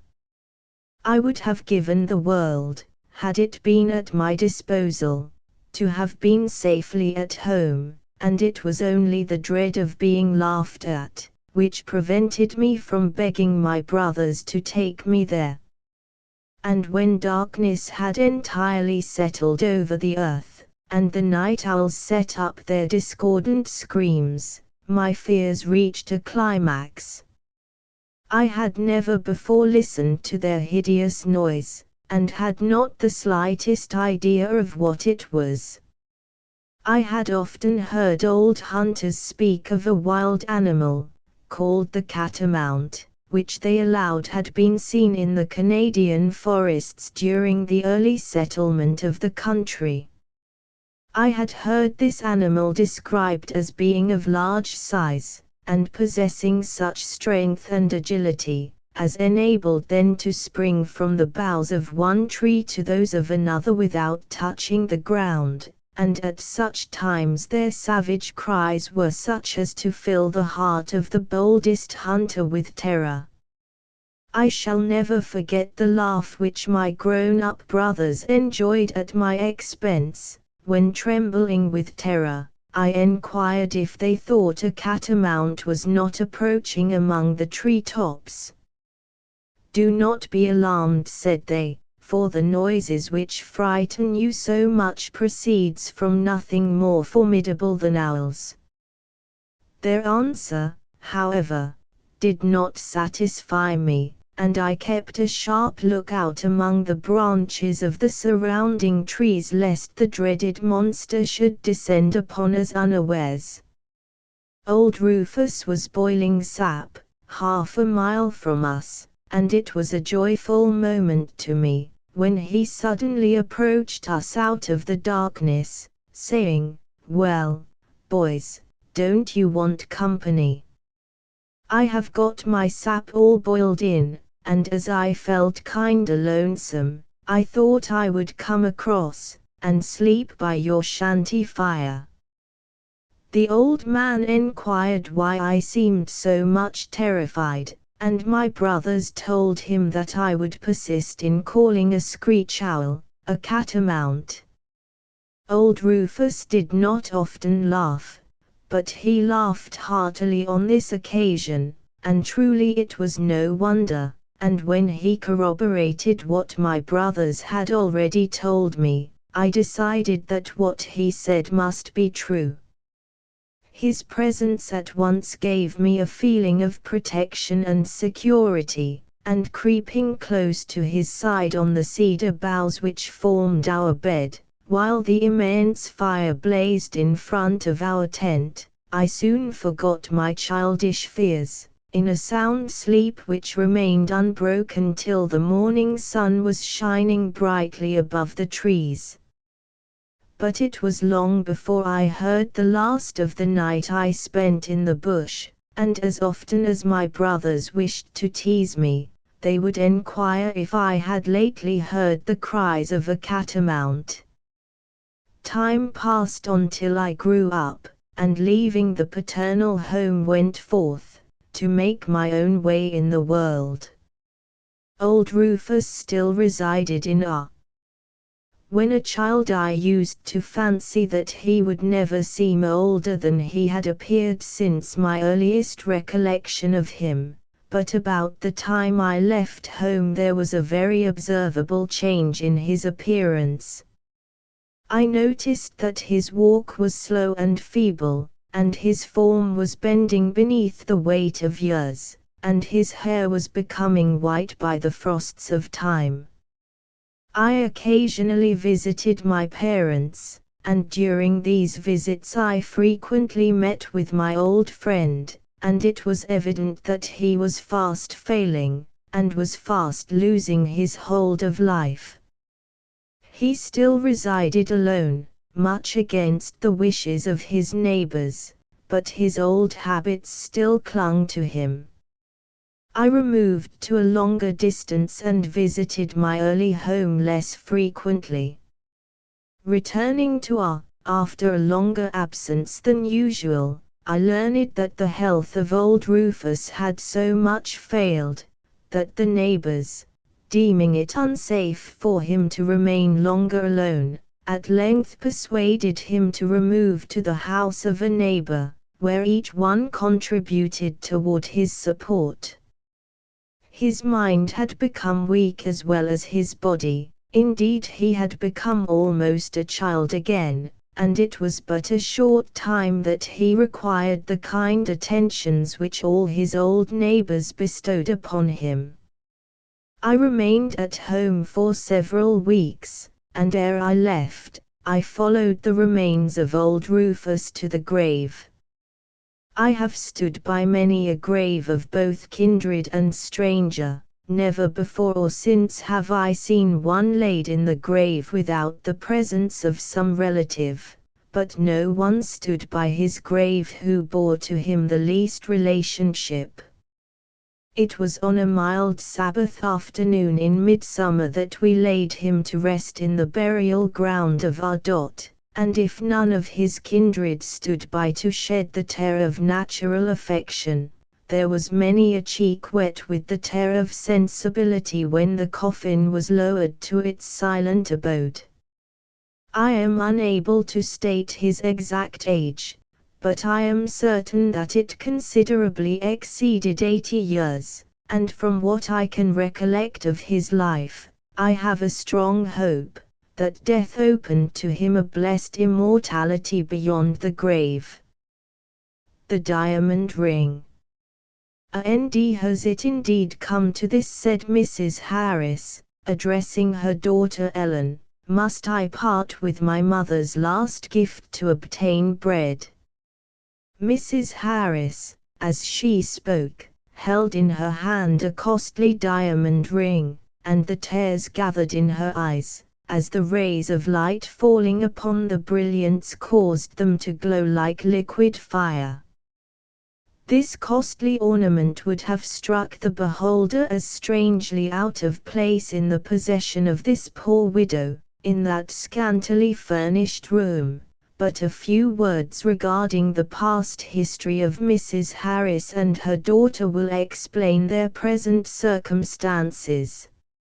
Mrs. Harris was born and educated in England, and when quite young was employed as governess in a gentleman's family. Circumstances at length caused the family with whom she resided to cross the Atlantic and take up their abode in the ancient city of Quebec. The young governess had no remaining ties to bind her to England.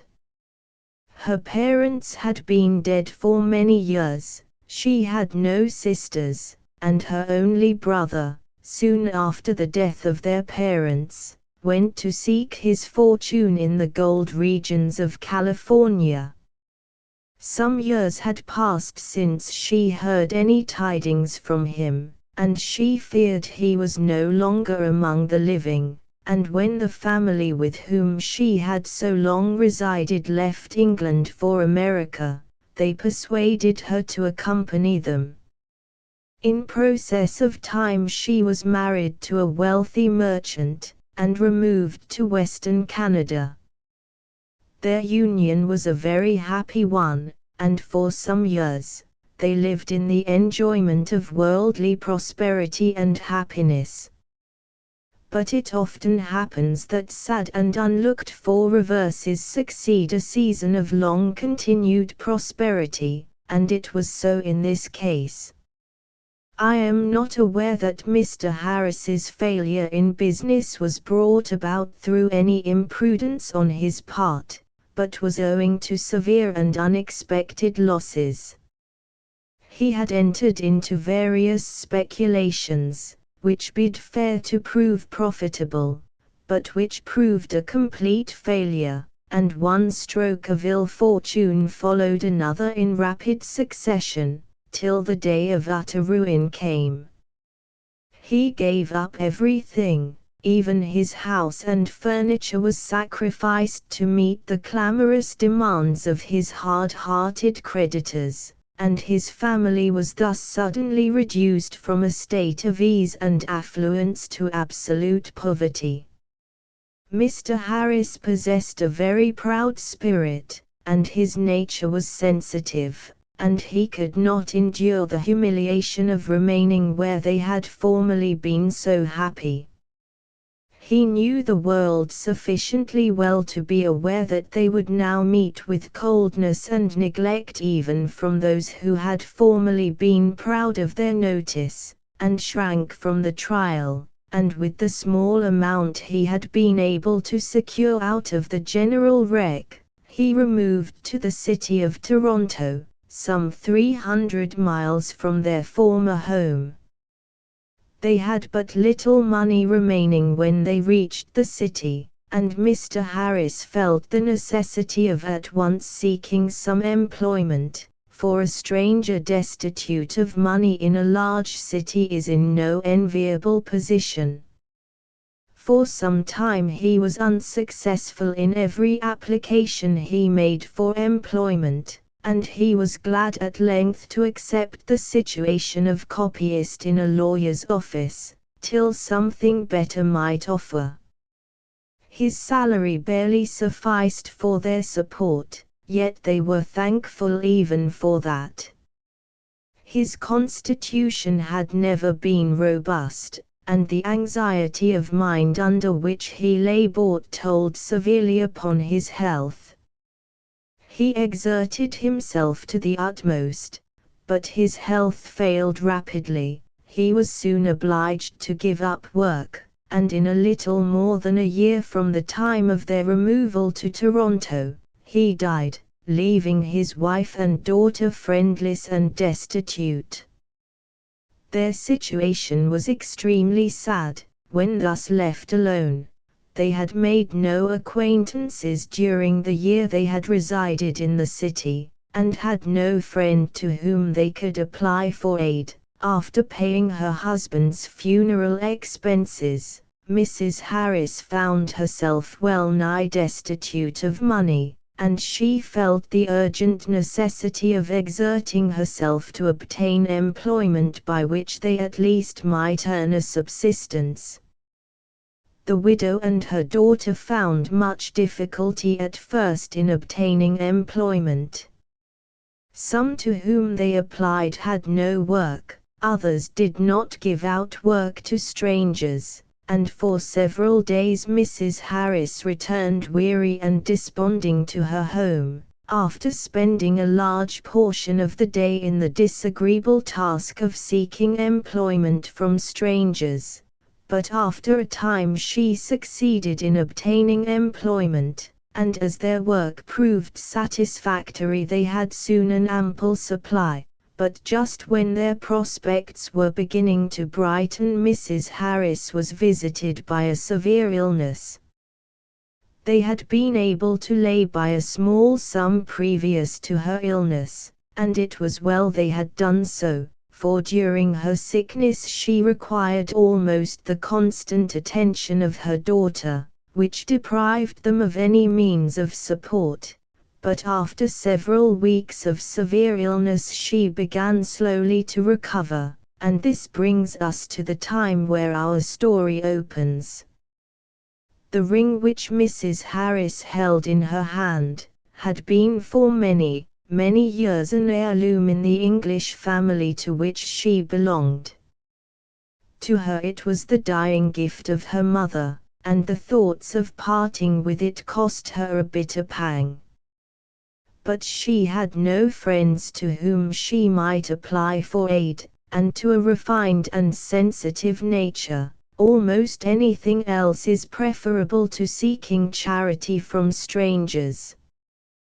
The ring was the only article of value which she retained, and sore as was the trial, she saw no other way of meeting their present wants than by disposing of this her only relic of former affluence and happiness, and she trusted that by the time the money which the sale of the ring would bring should be expended, they would be again able to resume their employment.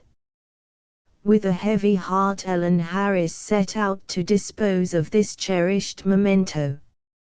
She remembered an extensive jewelry shop, which she had often passed, as she carried home parcels of work, and thither she made her way. The shopkeeper was an elderly man with daughters of his own, and he had so often noticed this pale sad-looking young girl as she passed his window, that he recognized her countenance the moment she entered the shop, and when in a low timid voice she enquired if he would purchase the ring, he was satisfied that he was correct in his former conjecture, that she belonged to a family of former wealth and respectability. But young as she was, there was a certain reserve and dignity in her manner, which forbade any questions on his part. The man had for many years carried on a lucrative business in his line, and he was now wealthy, and knowing that he could afford to wait till the ring should find a purchaser, he had no fears of losing money on so valuable an article, and, as is not often the case in such transactions, he paid her a fair price for the ring, although less than its real value. Ellen returned, much elated by her success.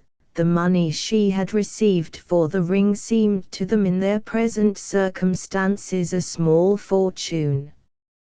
"Little did once I think," said the widow, as she carefully counted the bank notes, "that a few paltry pounds would ever seem of so much value to me.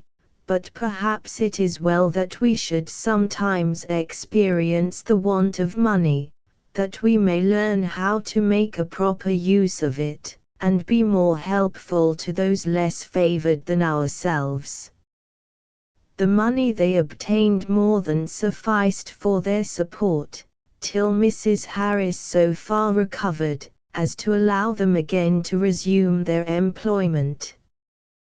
They now had no difficulty in obtaining work, and although obliged to toil early and late, they became cheerful and contented, although they could not but feel the change in their circumstances, and often contrast the happy past with their present lot of labor and toil.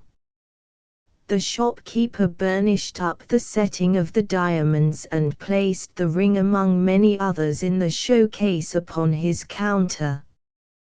But so expensive an ornament as this does not always find a ready purchaser, and for some months it remained unsold.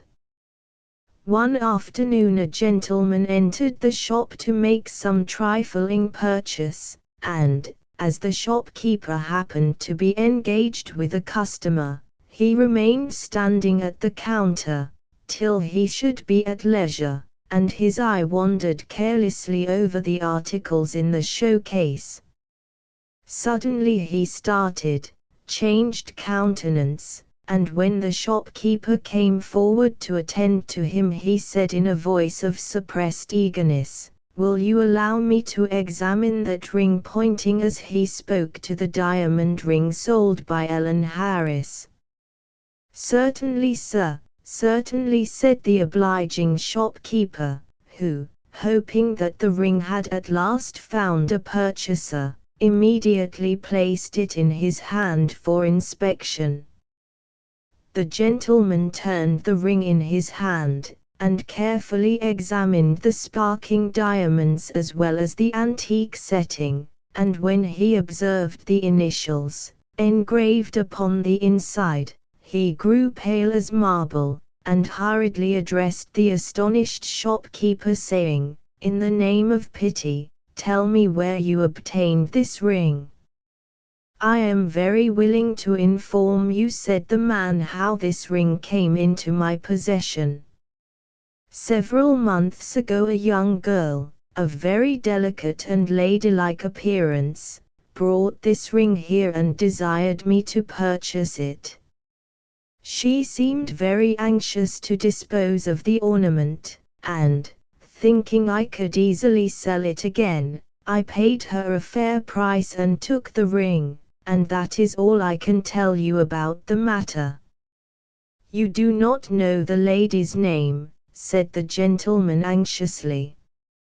"I do not," replied the man, "but I have frequently seen her pass in the street. The circumstance of her selling me this valuable ring caused me to notice her particularly, and I recognized her countenance ever after." "Name your price for the ring," said the gentleman. "I must purchase it at any price, and the next thing, I must, if possible, find the lady who brought it here. I have seen this ring before, and that is all I wish to say of the matter at present. But is there no way in which you can assist me in obtaining an interview with this young lady? I have no knowledge of her name or residence, but if you were in my shop when she chanced to pass here I could easily point her out to you in the street." "You may think my conduct somewhat strange," said the gentleman, "but believe me, my reasons for seeking an interview with this young lady are most important, and if you can point her out to me in the street I will endeavor to learn her residence, as that will be something gained." Before the gentleman left the shop he paid for the ring, and placed it in his pocket. For several days, he frequented the shop of the jeweler with the hope of gaining a view of the lady. At length one morning the shopkeeper suddenly directed his attention to a lady passing in the street, saying, "There, sir, is the young lady from whom I purchased the ring." He waited to hear no more, but, stepping hastily into the street, followed the lady at a respectful distance, but never losing sight of her for a moment till she entered her home 2 streets distant from the shop of the jeweler.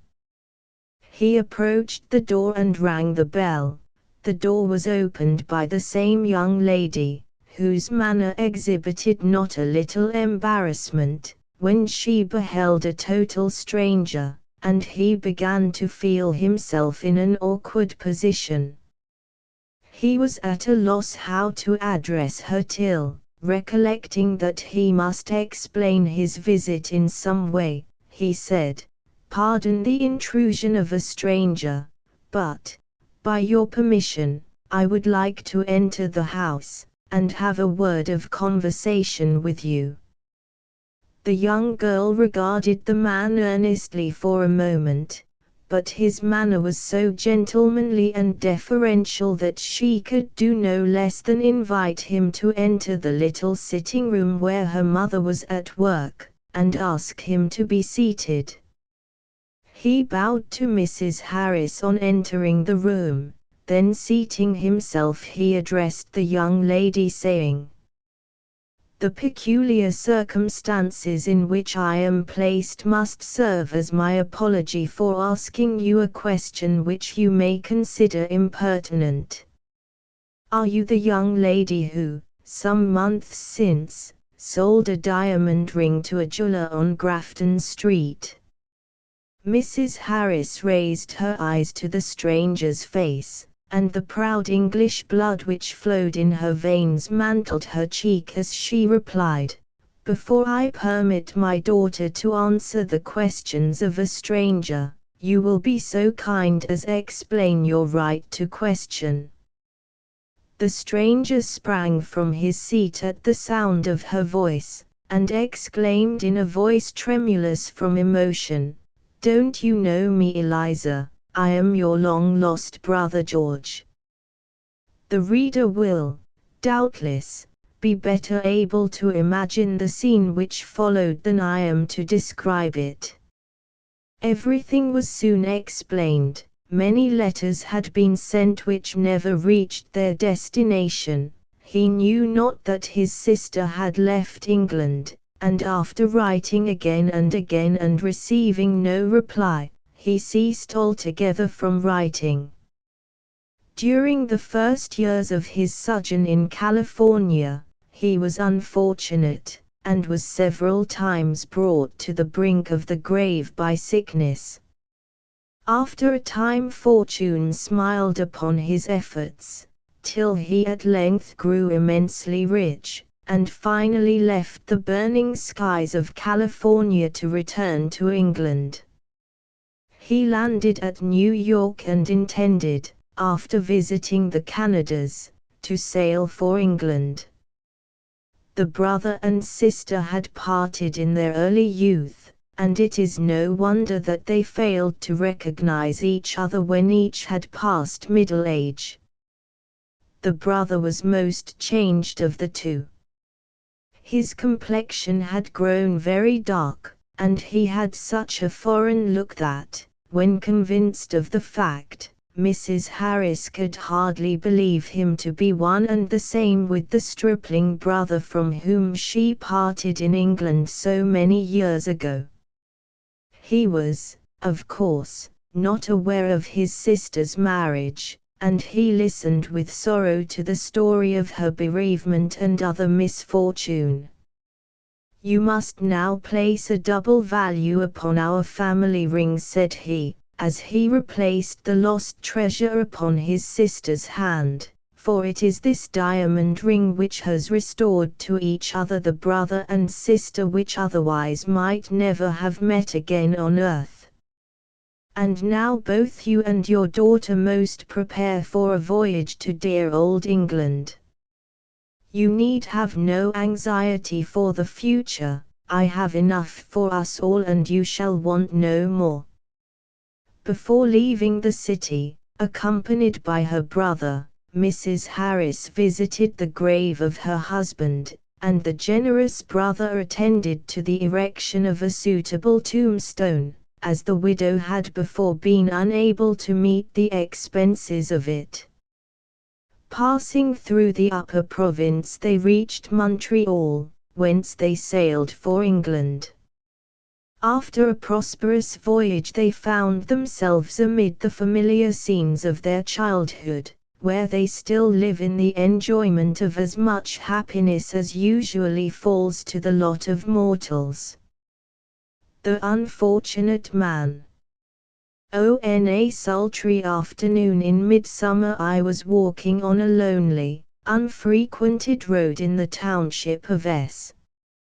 My mind was busily occupied, and I paid little attention to surrounding objects till a hollow, unnatural voice addressed me saying, "Look up, my friend, and behold the unfortunate man."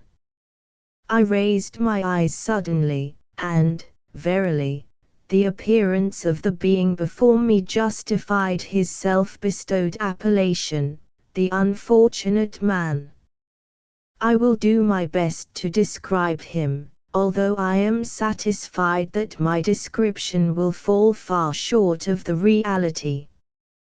He was uncommonly tall, and one thing which added much to the oddity of his appearance was the inequality of length in his legs, one being shorter by several inches than the other, and, to make up for the deficiency, he wore on the short leg a boot with a very high heel. He seemed to be past middle age, his complexion was sallow and unhealthy, he was squint-eyed, and his hair, which had once been of a reddish hue, was then a grisly grey. Taken altogether he was a strange-looking object, and I soon perceived that his mind wandered. At first I felt inclined to hurry onward as quickly as possible, but, as he seemed harmless and inclined to talk to me, I lingered for a few moments to listen to him. "I do not wonder," said he, "that you look upon me with pity, for it is a sad thing for one to be crazy." Surprised to find him so sensible of his own situation, I said, "As you seem so well aware that you are crazy, perhaps you can inform me what caused you to become so." "Oh yes," replied he, "I can soon tell you that, First my father died, then my mother, and soon after my only sister hung herself to the limb of a tree with a skein of worsted yarn, and last, and worst of all, my wife, Dorcas Jane, drowned herself in Otter Creek. Wondering if there was any truth in this horrible story, or if it was only the creation of his own diseased mind, I said, merely to see what he would say next, "What caused your wife to drown herself? Was she crazy too?" "Oh, no," replied he, "she was not crazy, but she was worse than that, for she was jealous of me, although I am sure she had no cause." The idea of anyone being jealous of the being before me was so ridiculous that it was with the utmost difficulty that I refrained from laughter, but, fearing to offend the crazy man, I maintained my gravity by a strong effort. When he had finished the story of his misfortunes, he came close to me and said, in slow measured tones, "And now do you think it any wonder that I went raving distracted crazy?" "Indeed I do not," said I, "many a one has gone crazy for less cause." Thinking he might be hungry, I told him I would direct him to a farmhouse, where he would be sure to obtain his supper. "No," replied he, "this is not one of my hungry days. I find so many who will give me nothing to eat that when I get the offer of a meal I always eat whether I am hungry or not, and I have been in luck today, for I have eaten 5 meals since morning, and now I must lose no more time, for I have important business with the Governor of Canada and must reach Quebec tomorrow." I regarded the poor crazy being with a feeling of pity, as he walked wearily onward, and even the high-heeled boot did not conceal a painful limp in his gait. But I had not seen the last of him yet. Some 6 months after, as I was visiting a friend who lived several miles distant, who should walk in, about 8 o'clock in the evening, but the unfortunate man. There had been a slight shower of rain, but not enough to account for the drenched state of his clothing. "How did you get so wet?" enquired Mr. O. Replied he, "I was crossing a brook upon a log, and I slipped off into the water, and it rained on me at the same time, and between the two, I got a pretty smart ducking." They brought him some dry clothing, and dried his wet garments by the kitchen fire, and kindly allowed him to remain for the night. For several years, this man passed through S as often as 2 or 3 times during each year.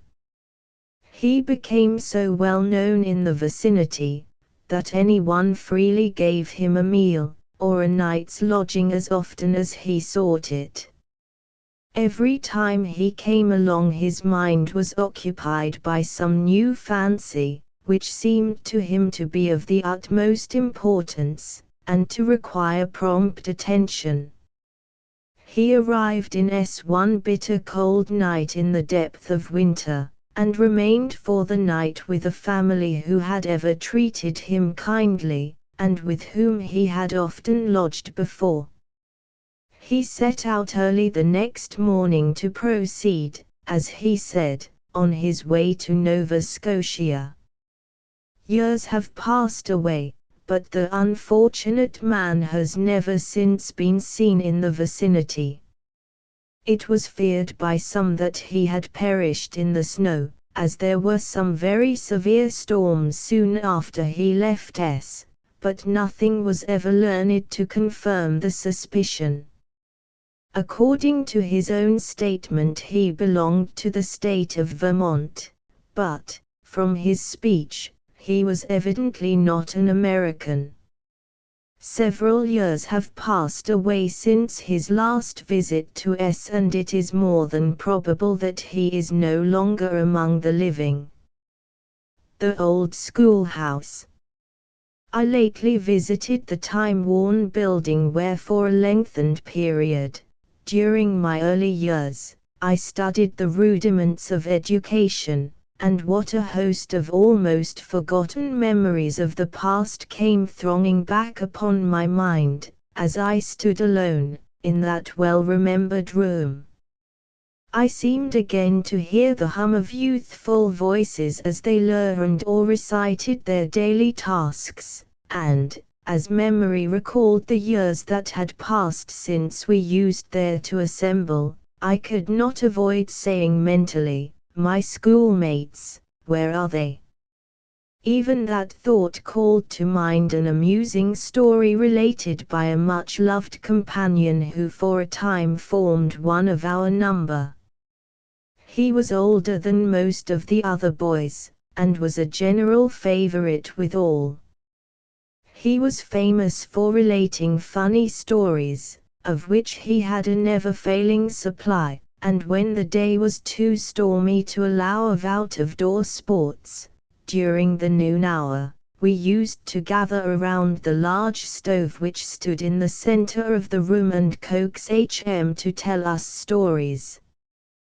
The story which recurred to my mind was of a poor Irishman, who, in describing a visit which he paid to the home of his childhood after a long absence, said, "At the sober hour of twilight, I entered the lonely and deserted home of me forefathers, and as I gazed about the silent walls, I said, 'Me fathers, where are they?' and did not echo answer, 'Is that you, Patrick O'Flanagan, sure?' I was in no mood for laughter, and yet I could not repress a smile, as memory recalled the comical voice and inimitable gestures with which young H.M. related the story. He was beloved by us all, and when he left school we parted from him with real sorrow. As I walked around, and looked upon the worn and defaced desks, I observed the initials of many once familiar names, which many years before had been formed with a knife, which were not so much obliterated but I could easily decipher the well-known letters. That desk in the corner was occupied by two brothers who when they grew up removed to one of the eastern states, where they enlisted as soldiers in the war between the North and South. One of the brothers received his death wound on the battlefield.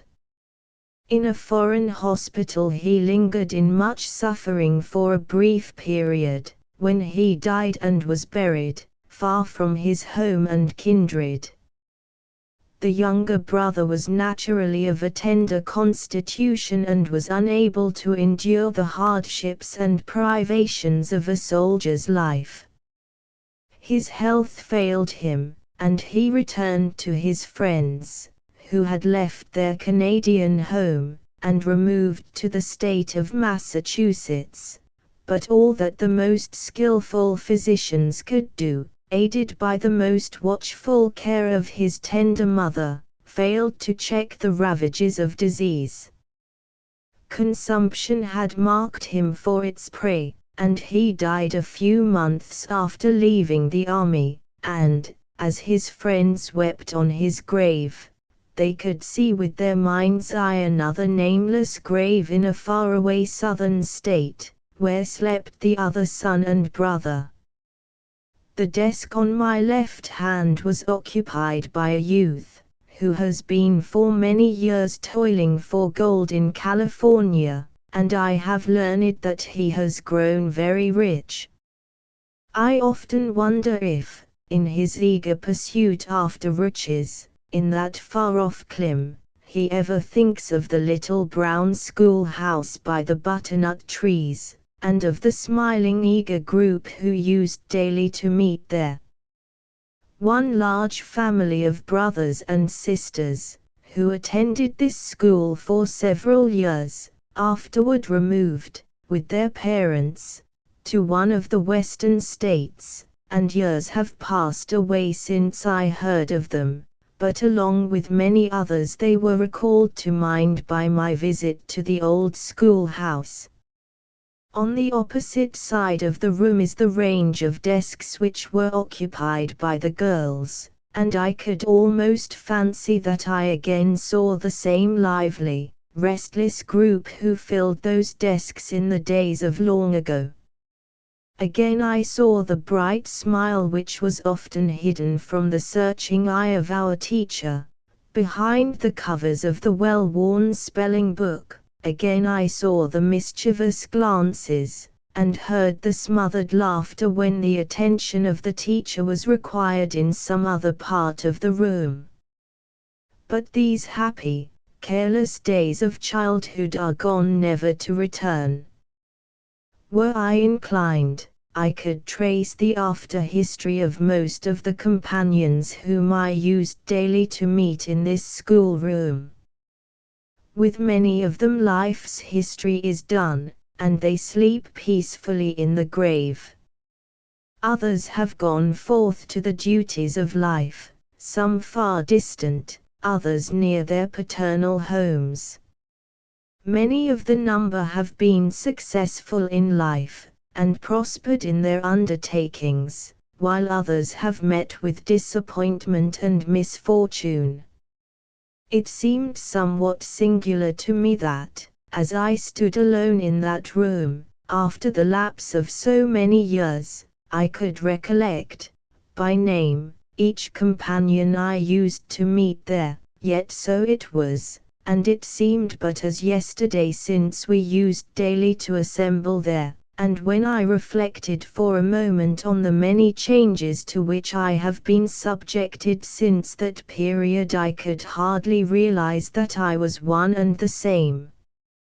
I lingered long at the old schoolhouse, for I expected never to behold it again, having been informed that it was shortly to give place to a building of a larger size, and of more modern structure.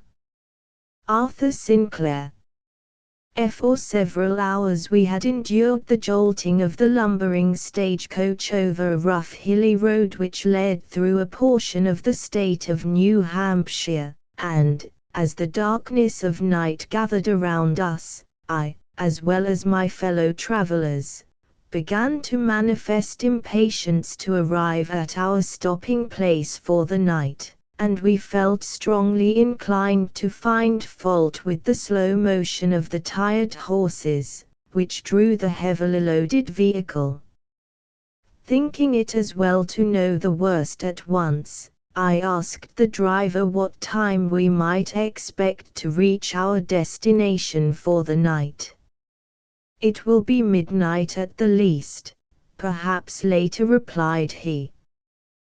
This news was not very cheering to the weary travelers who filled the coach, and I almost regretted having asked the question.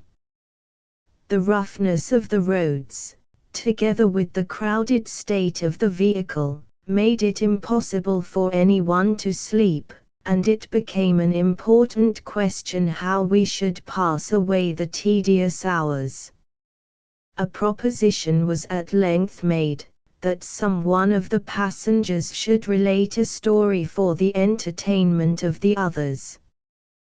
This proposal met with the hearty approval of all, as a means of making our toilsome journey seem shorter, and the question of who should relate the story was very soon agitated.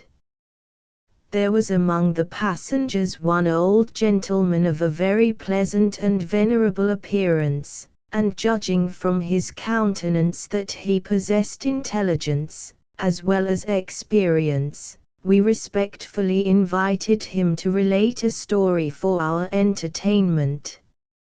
"I am not at all skilled in storytelling," replied the old gentleman, "but, as a means of passing away the tedious hours of the uncomfortable ride, I will relate some circumstances which took place many years since, and which also have a connection with my present journey, although the narrative may not possess much interest for uninterested strangers. We all placed ourselves in a listening attitude, and the old man began as follows. I was born in the town of Littleton in this state, and when a boy, I had one schoolmate, whom I could have loved no better had he been a brother. His name was Arthur Sinclair. And the affectionate intimacy which existed between us for many years, is yet, to me, a green spot in the waste of memory. I was about 12 years of age, when Arthur's parents came to reside in Littleton.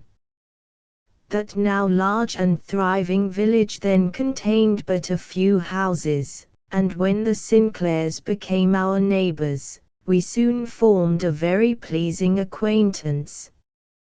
I was an only child, and had never been much given to making companions of the neighboring boys of my own age, but from the first, I felt strongly attracted toward Arthur Sinclair. He was 2 years younger than myself. At the time when I first met him, he was the most perfect specimen of childish beauty I ever saw, and added to this he possessed a most winning and affectionate disposition, and in a short time we became almost inseparable companions. My nature was distant and reserved, but if once I made a friend, my affection for him was deep and abiding. We occupied the same desk in the village school, and often conned our daily lessons from the same book, and out of school hours, shared the same sports, and I remember once hearing our teacher laughingly remark to my parents, that he believed, should he find it necessary to correct one of us, the other would beg to share the punishment. Notwithstanding the strong friendship between us, our dispositions were very unlike. From a child I was prone to fits of depression, while Arthur on the other hand possessed such a never-failing flow of animal spirits, as rendered him at all times a very agreeable companion, and it may be that the dissimilarity of our natures attracted us all the more strongly to each other. Be that as it may, the same close intimacy subsisted between us till we reached the years of early manhood. The only fault I could ever see in Arthur was that of being too easily persuaded by others, without pausing to think for himself, and being the elder of the two, and of a reflective cast of mind. As we grew up, I often had misgivings for him when he should go forth from his home, and mingle with the world at large. The intimacy between us allowed me to speak freely to him, and I after reminded him of the necessity of watchfulness and consideration, when he should go forth alone to make his way in a selfish and unfeeling world. He used to make light of what he termed my croaking and say I need have no fears for him, and I believe he spoke from the sincerity of his good intentions. He thought all others as sincere and open-hearted as himself, and happy had it been for him if he had found them so. Arthur received a very good business education, and when he reached the age of 21, obtained the situation of bookkeeper in an extensive mercantile house in the city of Boston. There was a young girl in our village to whom Arthur had been fondly attached since the days of his boyhood, and I need scarcely say the attachment was reciprocal, and that before he left home he placed the engagement ring upon her finger, naming no very distant period when he hoped to replace it by the wedding ring. Belinda Merrill was worthy in every way of his affection, and loved him with all the sincerity of a pure and guileless heart. I almost wonder that the shadows which were even then gathering in what to them had ever been a summer sky, did not cast a chill over her heart. In due time Arthur went to the city. I could not help my fears, lest his pleasing manners and love of company should attract to him those who would lead him into evil, but I strove to banish them, and hope for the best. Our pastor, an old man, who had known Arthur from his childhood, called upon him, previous to his departure from home, and without wearying him with a long list of rules and regulations regarding his future conduct, spoke to him as friend speaks to friend, and in a judicious manner administered some very good advice to the youth, who was almost as dear to him as his own son. The young man listened attentively to the words of his faithful friend and sincerely thanked him for the advice which he well knew was prompted by affection. During the first year of his residence in the city, we wrote very frequently to each other, and the tone of his letters indicated the same pure principles which had ever governed his actions. Time passed on, and by, I could not fail to notice the change in the style of his letters. He spoke much of the many agreeable acquaintances he had formed, and of the amusements of the city, and was warm in his commendations of the theatre. My heart often misgave me as I perused his letters, and I mentally wondered where all this was to end. After a 2 years' absence, he returned to spend a few weeks at home in Littleton, but he seemed so unlike my former friend, that I could hardly feel at ease in his society.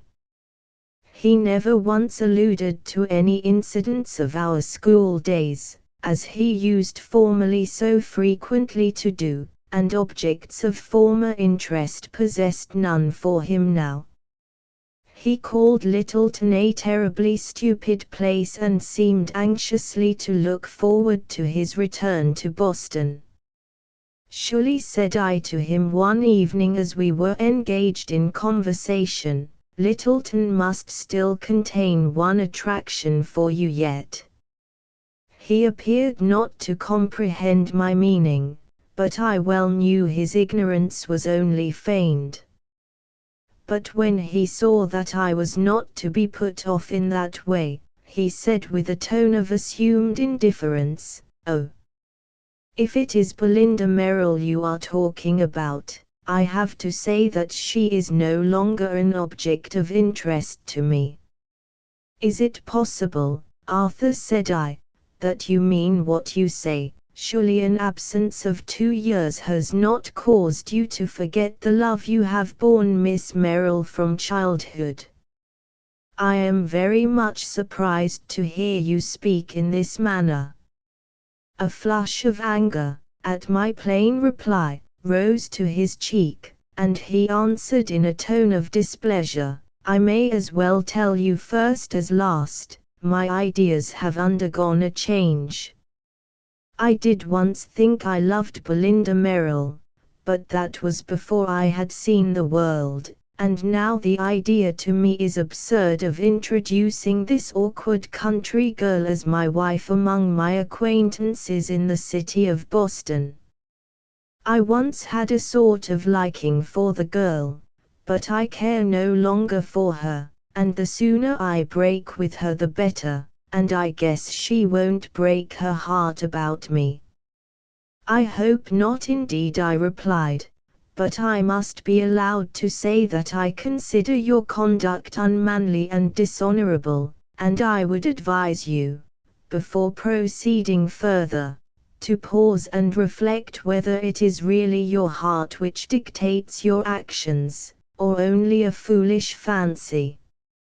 Knowing how deeply Miss Merrill was attached to Arthur, I hoped he would reconsider the matter, and I said as much to him, but all I could say was of no avail, and that very evening he called and, requesting an interview with his betrothed, informed her that, as his sentiments toward her had changed, he presumed she would be willing to release him from their former engagement.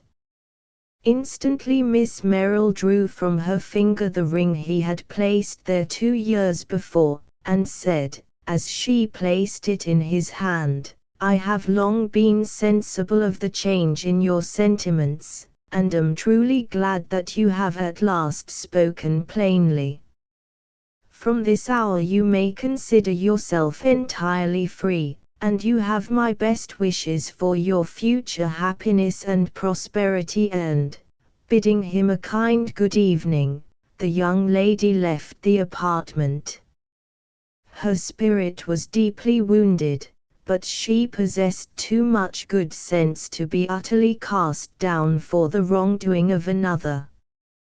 Whatever were Arthur's feelings after he had taken this step, he spoke of them to no one.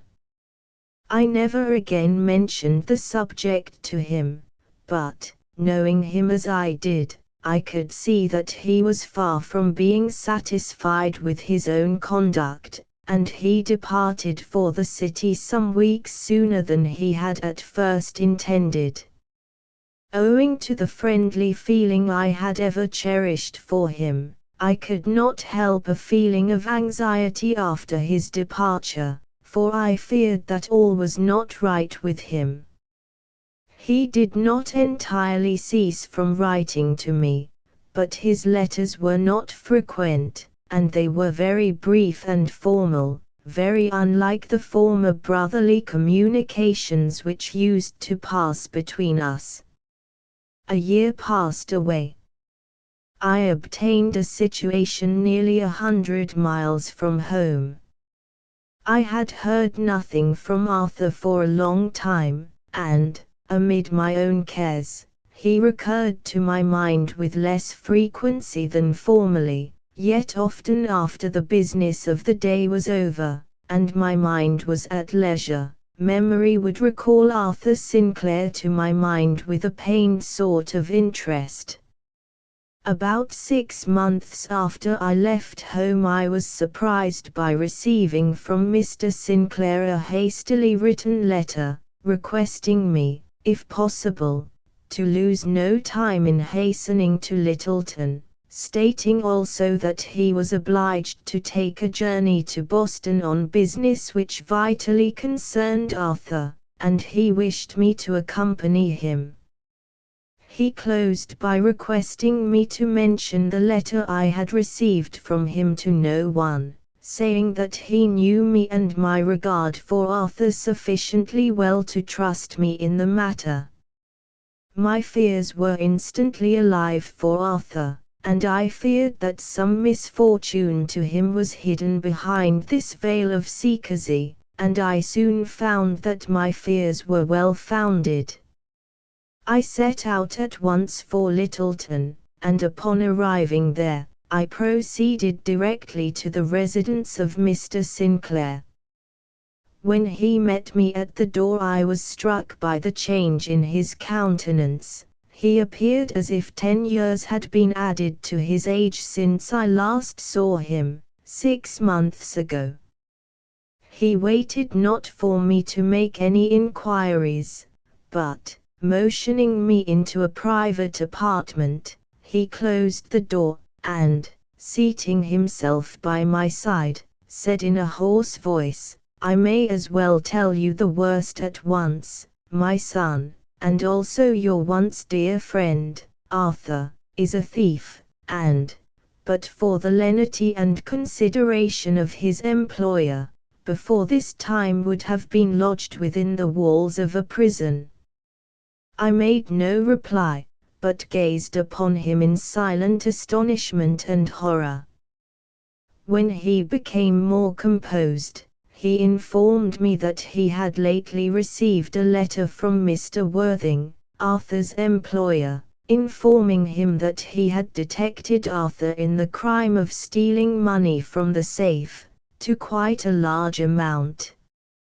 In giving the particulars of the unfortunate circumstance, he further stated, for some time past he had missed different sums of money, but was unable to attach suspicion to anyone, and, although said he, I have been for some time fearful that your son was associating with evil companions, I never once dreamed that he would be guilty of the crime of stealing, till I lately missed banknotes from the safe, to quite a large amount, having upon them some peculiar marks which rendered them easy to be identified.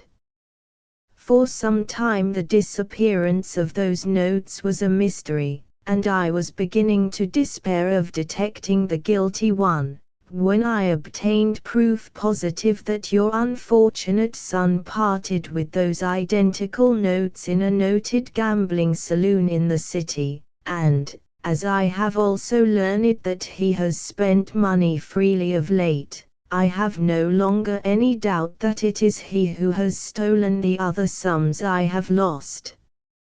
Out of regard to you and your family I have kept the matter perfectly quiet. Indeed, I never informed the parties who told me of his losing the notes at the gaming table that there was anything wrong about it. I have not mentioned the matter to your son, and shall not do so till I see or hear from you. I presume you will be willing to make good to me the money I have lost. Of course I cannot much longer retain your son in my employ, but he must not be utterly ruined by this affair being made public. I would advise you to come at once to Boston, and we will arrange matters in the best possible manner, and no one but ourselves need know anything of the sad affair. Let him return with you for a time to his home, and I trust the lesson will not be lost upon him. When he first came to the city, I am positive that he was an honorable and pure-minded young man, but evil companions have led him astray, and we must try and save him from ruin. I had never seen Mr. Worthing, but I at once felt much respect for him, for the lenity and discretion he had shown in the matter. To no one but his own family and myself did Mr. Sinclair reveal the contents of that letter, but the very evening after my arrival in Littleton we set out on our journey to Boston, and, upon arriving there, we proceeded at once to the residence of Mr. Worthing, where we learned all the particulars of Arthur's guilt. Mr. Worthing stated that he had ever entertained a very high opinion of Arthur, and, when he missed various sums of money in a most unaccountable manner, he never thought of fixing suspicion upon him, till circumstances came to his knowledge which left no room for doubt, but, owing to the high regard he entertained for his parents, with whom he had, years since, been intimately acquainted, he said nothing to the young man of the proofs of his dishonesty, which had come to his knowledge, and still retained him in his employ till he could communicate with his father, that they together might devise some means of preventing the affair from becoming public. After Mr. Sinclair had listened to the plain statement of the affair by Mr. Worthing, he requested him as nearly as possible to give him an estimate of the amount of money he had lost. He did so, and Mr. Sinclair immediately placed an equivalent sum in his hands, saying, I am glad to be able so far to undo the wrong of which my son has been guilty. All this time Arthur knew nothing of our arrival in the city, but when his father dispatched a message, requesting him to meet him at the house of his employer, he was very soon in our presence. I hope I may never again witness another meeting like that one, between the father and son. When charged with the crime, Arthur at first made a feeble attempt at denial, till finding the strong proofs against him, he owned all with shame and humiliation of countenance. The stern grief of Mr. Sinclair was something fearful to witness. "How could you," said he, addressing Arthur, "commit so base a deed? Tell me, my son, in what duty I have failed in your early training." "I endeavored to instill into your mind principles of honor and integrity, and to enforce the same by setting before you a good example.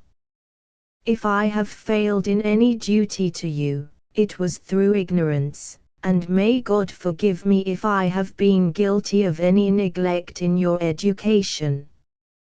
Trembling with suppressed emotion, Arthur replied, "You are blameless, my father. On me alone must rest my sin, for had I obeyed your kind counsels, and those of my dearest friend, pointing to me, I should never have been the guilty wretch I am today." Turning to me, he said, "Many a time within the last few months have I called to mind the lightness with which I laughed away your fears for my safety, when I left home for the city. Oh, that I had listened to your friendly warning, and followed the path which you pointed out for me. When I first came to the great city, I was charmed with the novelty of its never-ceasing scenes of amusement and pleasure.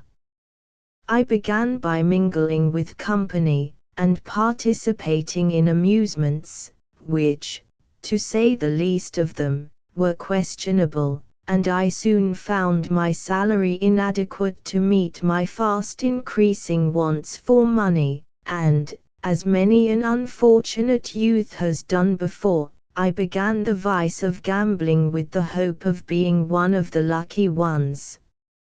My tempters, no doubt, understood their business, and at first allowed me to win from them considerable sums of money, till, elated with my success, I began playing for higher stakes, and when I lost them, I grew desperate, and it was then that I began adding the sin of theft to the no less heinous one of gambling. But it is no use now to talk of the past. My character is blasted, and all I wish is to die and hide my guilt in the grave, and yet I am ill prepared to die." He became so much excited, that we endeavored to soothe him by kind and encouraging words. His father bade him amend his conduct for the future, and he would freely forgive and forget the past. In my pity for my early friend, I almost forgot the wrong he had done, and thought only of the loved companion of my boyhood and youth. I cannot describe my feelings, as I gazed upon the shame-stricken young man, whom I had so often caressed in the days of our boyish affection and confidence. Little did I then think I should ever behold him thus. The utmost secrecy was observed by all parties, and it was decided that we would remain for the night with Mr. Worthing, and, accompanied by Arthur, set out early the next morning on our homeward journey. But it was ordered otherwise. The next morning Arthur was raving in the delirium of brain fever, brought on doubtless by the mental torture he had endured. Mr. Sinclair dispatched a message, informing his wife of Arthur's illness, and 3 days later she stood by the bedside of her son. For several days the fever raged. We allowed no strangers to watch by him, for in his delirium his mind dwelled continually upon the past, and no one but ourselves must listen to his words. Mr. Worthing was very kind, and shared the care of the poor young man with his parents and myself. At length came the crisis of his disorder. "Now," said the physician, "for a few hours, his life will hang, as it were, upon a thread. If the powers of life are not too far exhausted by the disease, he may rally, but I have many fears, for he is brought very low. All the encouragement I dare offer is, that while there is life there is hope." He sank into a deep slumber, and I took my place to watch by him during the night. Mr. Worthing persuaded his parents to seek a few hours' rest, as they were worn out with fatigue and anxiety, and exacting from me a promise that I would summon them if the least change for the worse should take place, they retired, and I was left to watch alone by my friend. All I could do was to watch and wait, as the hours passed wearily on. A little before midnight the physician softly entered, and stood with me at his bedside. Soon after he languidly opened his eyes, and in a whisper he pronounced my name. As I leaned over him, and eagerly scanned his countenance, I perceived that the delirium of fever was gone. The physician, fearing the effect upon him of the least excitement, made a motion to me enjoining silence, and mixing a quieting cordial, held it to his lips. He eagerly quaffed the cooling draught, and again fell into a quiet slumber. "Now," said the physician, "I have a faint hope that he may recover, but he is so weak that any excitement would prove fatal. All depends upon keeping him perfectly quiet for the next few hours." The doctor departed, and again I was left alone to watch over his slumber.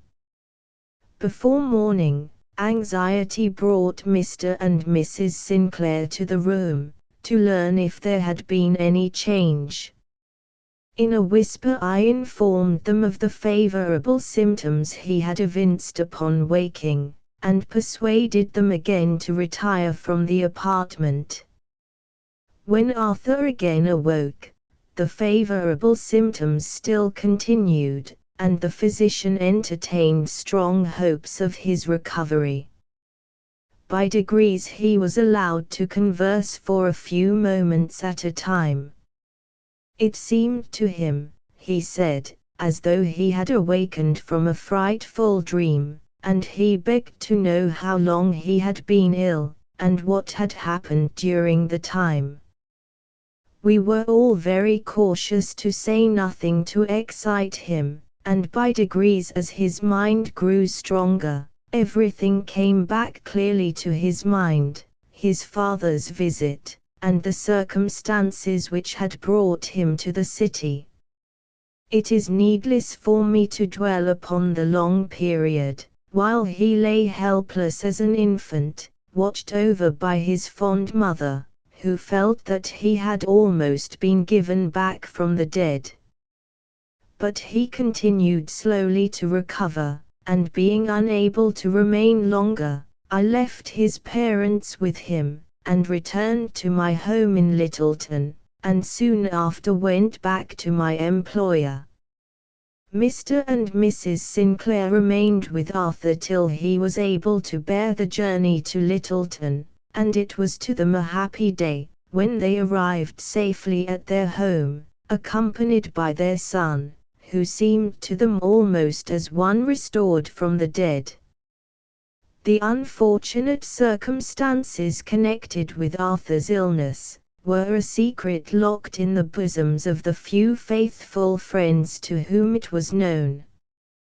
Arthur arose from that bed of sickness a changed man, and it was ever after to him a matter of wonder how he could have been so far led astray, and he felt the most unbounded gratitude to Mr. Worthing, for the kindness and consideration he had shown him. His father did quite an extensive business as a merchant in Littleton, and as Arthur became stronger he assisted in the store, and after a time his father gave him a partnership in the business, which rendered his again leaving home unnecessary. A correspondence, varied occasionally by friendly visits, was kept up between the Sinclairs and the family of Mr. Worthing, for Arthur never could forget the debt of gratitude he owed his former employer. I have little more to tell, and I will bring my long and I fear somewhat tedious story to a close, by relating one more event in the life of my friend. I resided at quite a long distance from Littleton, and some 2 years after Arthur's return home, I was surprised by receiving an invitation from him to act as groomsman at his wedding, and the bride was to be Miss Merrill. I know not exactly how the reconciliation took place, but I understood that Arthur first sought an interview with the young lady, and humbly acknowledged the wrong of which he had been guilty, saying, what was indeed true, that he had ever loved her, and he knew not what infatuation influenced him in his former conduct. Many censured Miss Merrill for her want of spirit, as they termed it, in again receiving his addresses, but I was too well pleased by this happy termination of the affair to censure anyone connected with it. The wedding day was a happy one to those most deeply concerned, and such being the case, the opinion of others was of little consequence, and the clouds which had for a time darkened their sky, left no shadow upon the sunshine of their wedded life. Arthur and his father were prospered in their business, and for many years they all lived happily together. In process of time his parents died, and Arthur soon after sold out his share in the business to a younger brother, as he had received a tempting offer to remove to Boston, and enter into partnership with Mr. Worthing's son, as the old gentleman had some time before resigned any active share in the business. When Arthur learned their wishes he was very anxious to return to them, for said he, "It is to Mr. Worthing I owe my salvation from disgrace and ruin. For many years he has carried on a lucrative business with the son of his former employer and friend. An interesting family of sons and daughters have grown up around him, and I may with truth call them a happy family. Old Mr. Worthing has been for some years dead, and his earthly remains quietly repose amid the peaceful shades of Mount Auburn. My own life has been a busy one, and 20 years have passed away since I met with Arthur Sinclair, but the object of this journey is to visit my early friend, who as well as myself is now an old man." As the old gentleman finished the story, to which we had all listened with much interest, we arrived at our stopping place for the night, and fatigued with the day's journey, we were soon conducted to our several apartments. The next morning we parted with the kind old man, as his onward route lay in another direction, but I could not help following him in thought, and picturing the joyous meeting between himself and his early friend Arthur Sinclair. The snowstorm. The event I am about to relate happened many years ago, but I have often heard it mentioned by those to whom all the circumstances were well known, and when listening to this story, I have often thought that there is enough of interest attached to many events which took place during the period of the early settlement of that portion of eastern Canada which borders on the River St. Francis, to fill volumes, were they recorded. The morning had been clear and pleasant, but early in the afternoon the sky became overcast with dark clouds, and for several hours the snow fell unceasingly, and now the darkness of night was added to the gloomy scene. As the night set in, the snow continued to fall in a thick shower, and a strong easterly wind arose, which filled the air with one blinding cloud of drifting snow, and the lights in the scattered habitations, in the then primitive settlement of D, could scarcely be distinguished amid the thick darkness. It was a fearful night to be abroad upon that lonely and almost impassable road, and Mrs. W. fully realized the peril to which her husband was exposed on that inclement night. He had set out that morning, on foot, to visit a friend, who resided at a distance of several miles, intending to return to his home at an early hour in the evening. It was a lonely road over which he had to pass. The habitations were few and far between, and as the storm increased with the approach of night, Mrs. W. strongly hoped that her husband had been persuaded to pass the night with his friend, for she feared that, had he been overtaken by the darkness of night, he would perish in the storm, and the poor woman was in a state of painful anxiety and suspense. The supper table was spread, but Mrs. W. was unable to taste food, and, giving the children their suppers, she awaited with intense anxiety the return of her husband.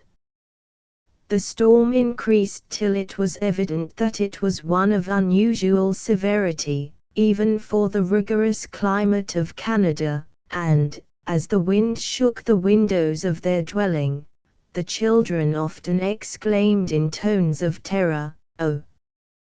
What will become of poor father if he is out in this storm?" By and by the tired children fell asleep, and Mrs. W. was left alone by her fireside. She endeavored to quiet her fears by thinking him safe in the house of his friend, but she could not drive away the thought that he had set out upon his return home, and she feared, if such was the case, he had met his death in that pitiless storm. She was 2 miles from any neighbor, surrounded by her family of young children, so all she could do was to wait and watch as the hours wore on. Sleep was out of the question, and the dawn of day found her still keeping her lonely vigil.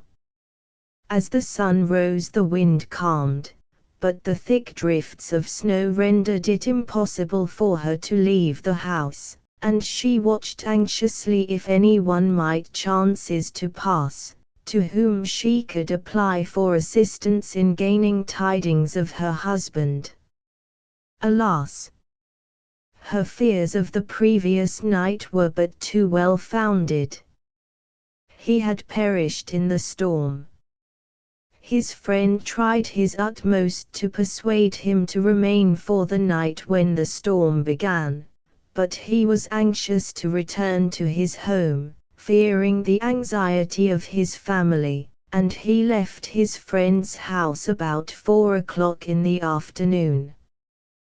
The weather was intensely cold, as well as stormy, and, owing to the depth of snow which had already fallen, he could make but slow progress, and, when overtaken by darkness and the increasing tempest, benumbed with cold, and blinded by the whirling drifts of snow, he sank down by the roadside to die, and the suspense of his wife was at length relieved by the painful certainty of his fate. About noon on the day succeeding the storm, as Drs was slowly urging his horse onward, in order to visit a patient who resided in the vicinity, he observed some object lying almost concealed in the snow. Stopping his horse, he left his sleigh to examine it, and was horror-struck to find it the body of a man. Thinking that, possibly, life was not extinct, he took the body into his sleigh, and made all possible haste to the nearest dwelling, where every means was used for the recovery of Mr. W. But all was of no avail, he was frozen to death. It was the kind physician himself who first bore the sad tidings to Mrs. W. When the lifeless body of the husband and father was borne to his own dwelling, I have heard the scene described by those who witnessed it, as most heartrending. On the day of his burial, the settlers in the vicinity came from a long distance to pay their last tribute of respect to one who had been much esteemed as a friend and neighbor. The widow of Mr. W. is still living, but she now is of a very advanced age. His children grew up and settled in various places, and the elder ones among them retained a distinct recollection of the sad death of their father. The New Year. Another year has just glided away, and it seems but as yesterday that we stood at its threshold, and looked forward over its then seemingly lengthened way, and fancy was busy with many plans and projects for future happiness and delight. We looked forward through the whole border of its months, weeks, days, and hours, and life grew bright with pleased anticipation. The year has now passed away, and how few, very few, of all our bright hopes have been realized. With how many of us have unexpected and unwished for events taken the place of those to which we looked forward with so much delight. As the hours and moments of the past year have slowly glided into the ocean of the past, they have borne with them the treasures of many a fond heart. The sun shines as brightly as ever. The moon and stars still look placidly down upon the sleeping earth, and life is the same as it has ever been, but for these their work is over, and they have done with time. As I sat watching the fast gathering shadows over the last night of the old year, I fell into a sort of waking dream, and I seemed to hear the slow measured tread of one wearily approaching. Turning my eyes in the direction of the approaching footsteps, I beheld the form of a very aged man. His countenance appeared somewhat familiar, yet it was furrowed by many wrinkles, and on his once high and beautiful forehead were the deep lines of corroding care and anxiety. His step was slow and heavy, and he leaned for support on his now well-nigh failing staff.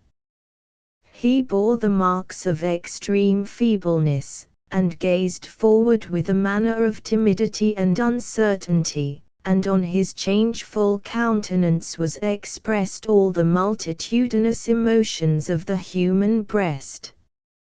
His garments had once been white and shining, but they were now stained and darkened by travel, and portions of them trailed in the dust. As he drew nigh, I observed that he carried in his hand a closely written scroll, on which was recorded the events of the past year.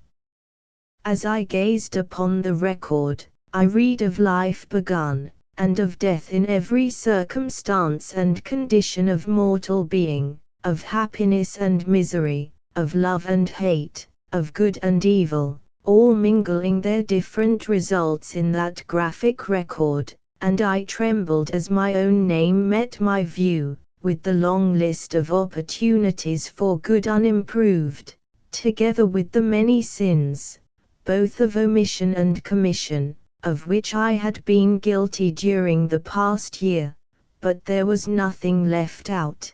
The events in the life of every individual member of the human family were there all recorded in legible characters. As the midnight hour struck, the aged man who typified the old year faded from my view, and, almost before I was aware of the change, youth and beauty stood smiling before me.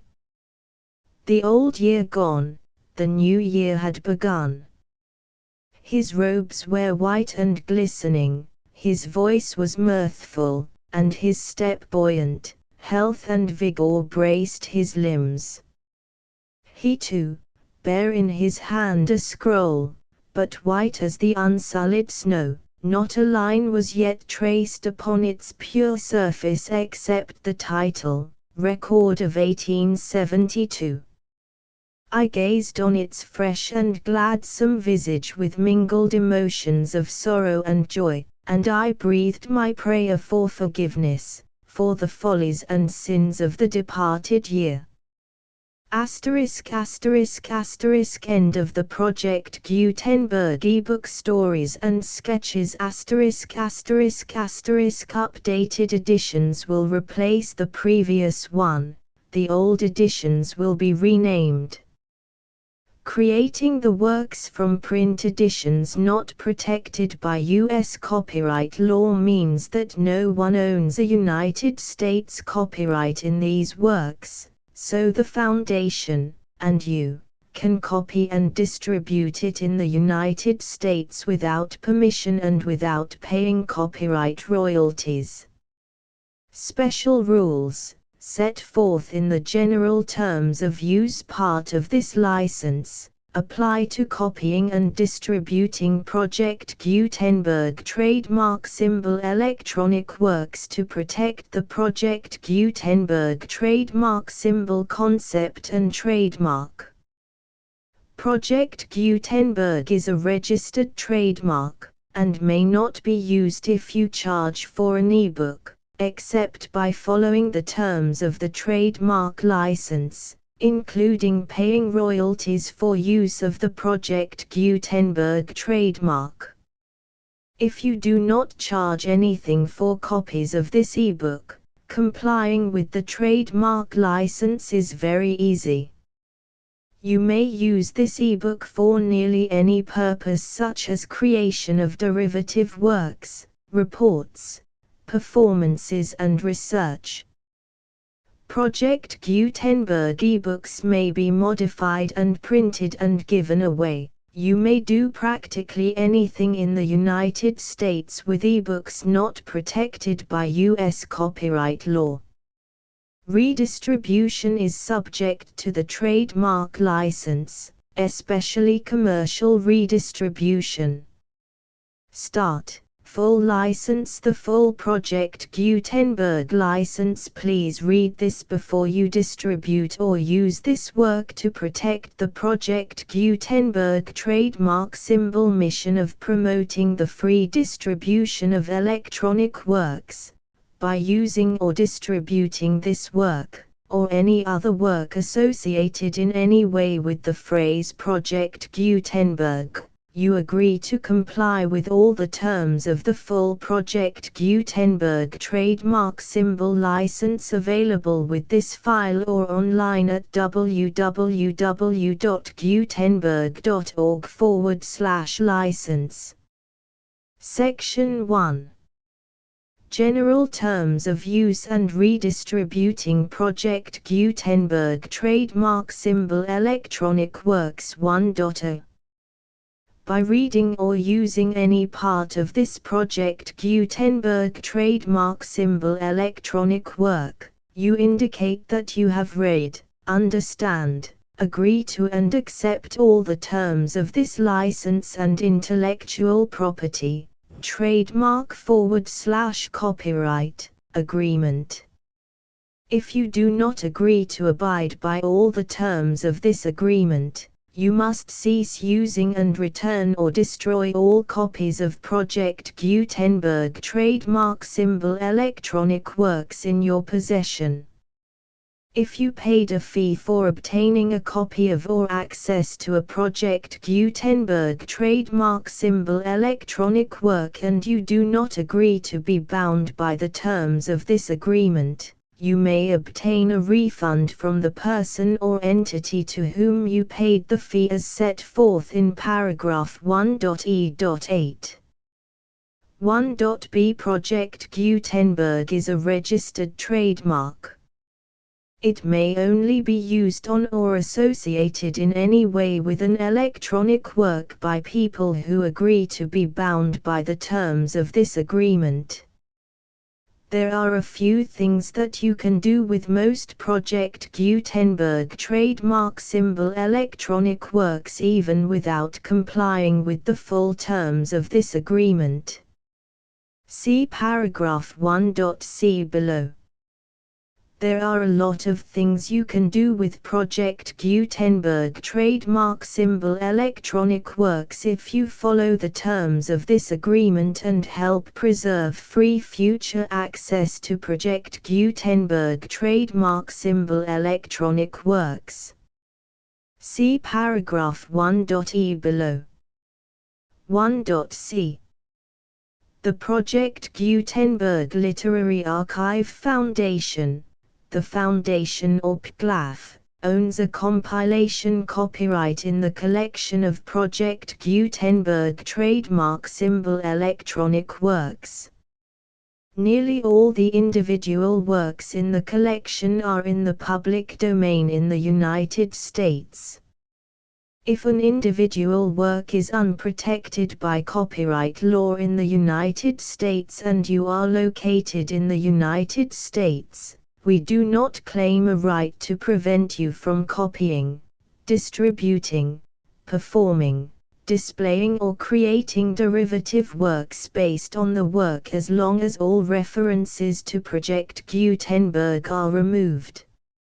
Of course, we hope that you will support the Project Gutenberg trademark symbol mission of promoting free access to electronic works by freely sharing Project Gutenberg trademark symbol works in compliance with the terms of this agreement for keeping the Project Gutenberg trademark symbol name associated with the work. You can easily comply with the terms of this agreement by keeping this work in the same format with its attached full Project Gutenberg trademark symbol license when you share it without charge with others. 1.d. The copyright laws of the place where you are located also govern what you can do with this work. Copyright laws in most countries are in a constant state of change. If you are outside the United States, check the laws of your country in addition to the terms of this agreement before downloading, copying, displaying, performing, distributing or creating derivative works based on this work or any other Project Gutenberg trademark symbol work. The Foundation makes no representations concerning the copyright status of any work in any country other than the United States. 1.e Unless you have removed all references to Project Gutenberg, 1.e.1. The following sentence, with active links to, or other immediate access to, the full Project Gutenberg trademark symbol license must appear prominently whenever any copy of a Project Gutenberg trademark symbol work, any work on which the phrase Project Gutenberg appears, or with which the phrase Project Gutenberg is associated, is accessed, displayed, performed, viewed, copied or distributed. This ebook is for the use of anyone anywhere in the United States and most other parts of the world at no cost and with almost no restrictions whatsoever. You may copy it, give it away or reuse it under the terms of the Project Gutenberg license included with this ebook or online at www.gutenberg.org. If you are not located in the United States, you will have to check the laws of the country where you are located before using this ebook. 1.e.2 If an individual Project Gutenberg trademark symbol electronic work is derived from texts not protected by U.S. copyright law, does not contain a notice indicating that it is posted with permission of the copyright holder, the work can be copied and distributed to anyone in the United States without paying any fees or charges. If you are redistributing or providing access to a work with the phrase Project Gutenberg associated with or appearing on the work, you must comply either with the requirements of paragraphs 1.e.1 through 1.e.7 or obtain permission for the use of the work and the Project Gutenberg trademark symbol trademark as set forth in paragraphs 1.e.8 or 1.e.9.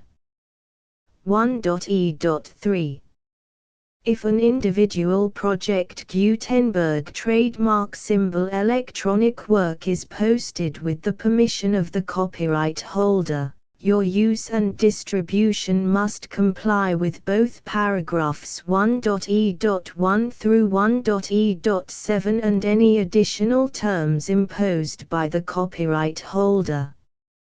Additional terms will be linked to the Project Gutenberg trademark symbol license for all works posted with the permission of the copyright holder found at the beginning of this work. 1.e.4 Do not unlink or detach or remove the full Project Gutenberg trademark symbol license terms from this work, or any files containing a part of this work or any other work associated with Project Gutenberg trademark symbol. 1.e.5 Do not copy, display, perform, distribute or redistribute this electronic work, or any part of this electronic work, without prominently displaying the sentence set forth in paragraph 1.e.1 with active links or immediate access to the full terms of the Project Gutenberg trademark symbol license. 1.e.6 You may convert to and distribute this work in any binary, compressed, marked up, non-proprietary or proprietary form, including any word processing or hypertext form. However, if you provide access to or distribute copies of a Project Gutenberg trademark symbol work in a format other than plain vanilla ASCII or other format used in the official version posted on the official Project Gutenberg trademark symbol website, www.gutenberg.org, you must, at no additional cost, fee or expense to the user, provide a copy, a means of exporting a copy, or a means of obtaining a copy upon request, of the work in its original plain vanilla ASCII or other form. Any alternate format must include the full Project Gutenberg trademark symbol license as specified in paragraph 1.e.1.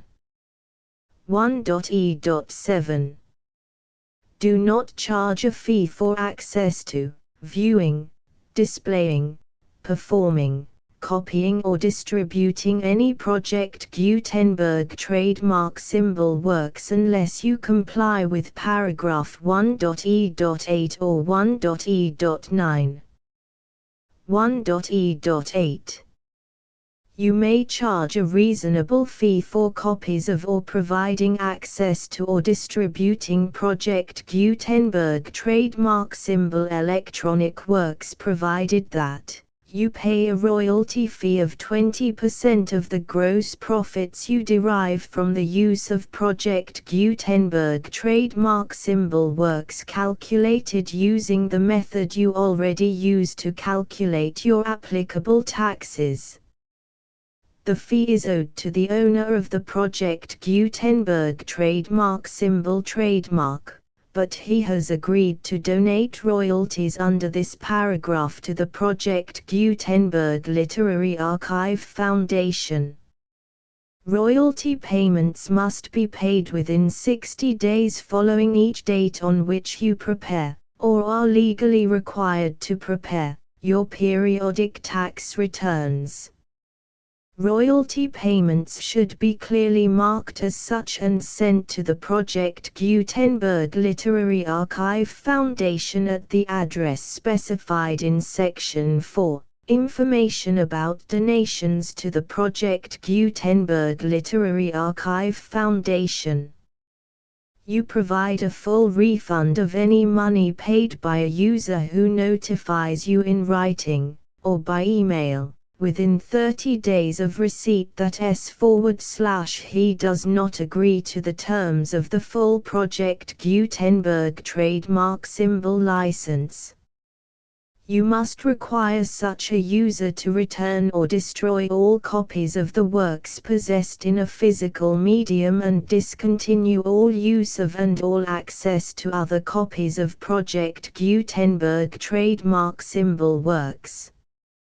You provide, in accordance with paragraph 1.f.3, a full refund of any money paid for a work or a replacement copy, if a defect in the electronic work is discovered and reported to you within 90 days of receipt of the work. You comply with all other terms of this agreement for free distribution of Project Gutenberg trademark symbol works. 1.e.9.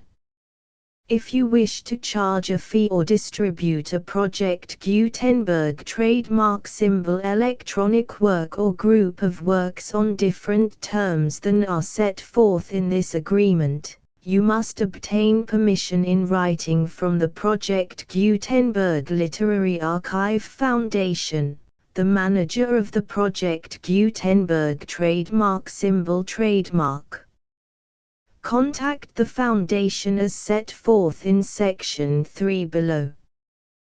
1.f1.f.1. Project Gutenberg volunteers and employees expend considerable effort to identify, do copyright research on, transcribe and proofread works not protected by U.S. copyright law in creating the Project Gutenberg trademark symbol collection. Despite these efforts, Project Gutenberg trademark symbol electronic works, and the medium on which they may be stored, may contain defects such as, but not limited to, incomplete, inaccurate or corrupt data, transcription errors, a copyright or other intellectual property infringement, a defective or damaged disk or other medium, a computer virus, or computer codes that damage or cannot be read by your equipment. 1.f.2. Limited warranty, disclaimer of damages, except for the right of replacement or refund described in paragraph 1.f.3, the Project Gutenberg Literary Archive Foundation, the owner of the Project Gutenberg trademark symbol trademark, and any other party distributing a Project Gutenberg trademark symbol electronic work under this agreement, disclaim all liability to you for damages, costs and expenses, including legal fees.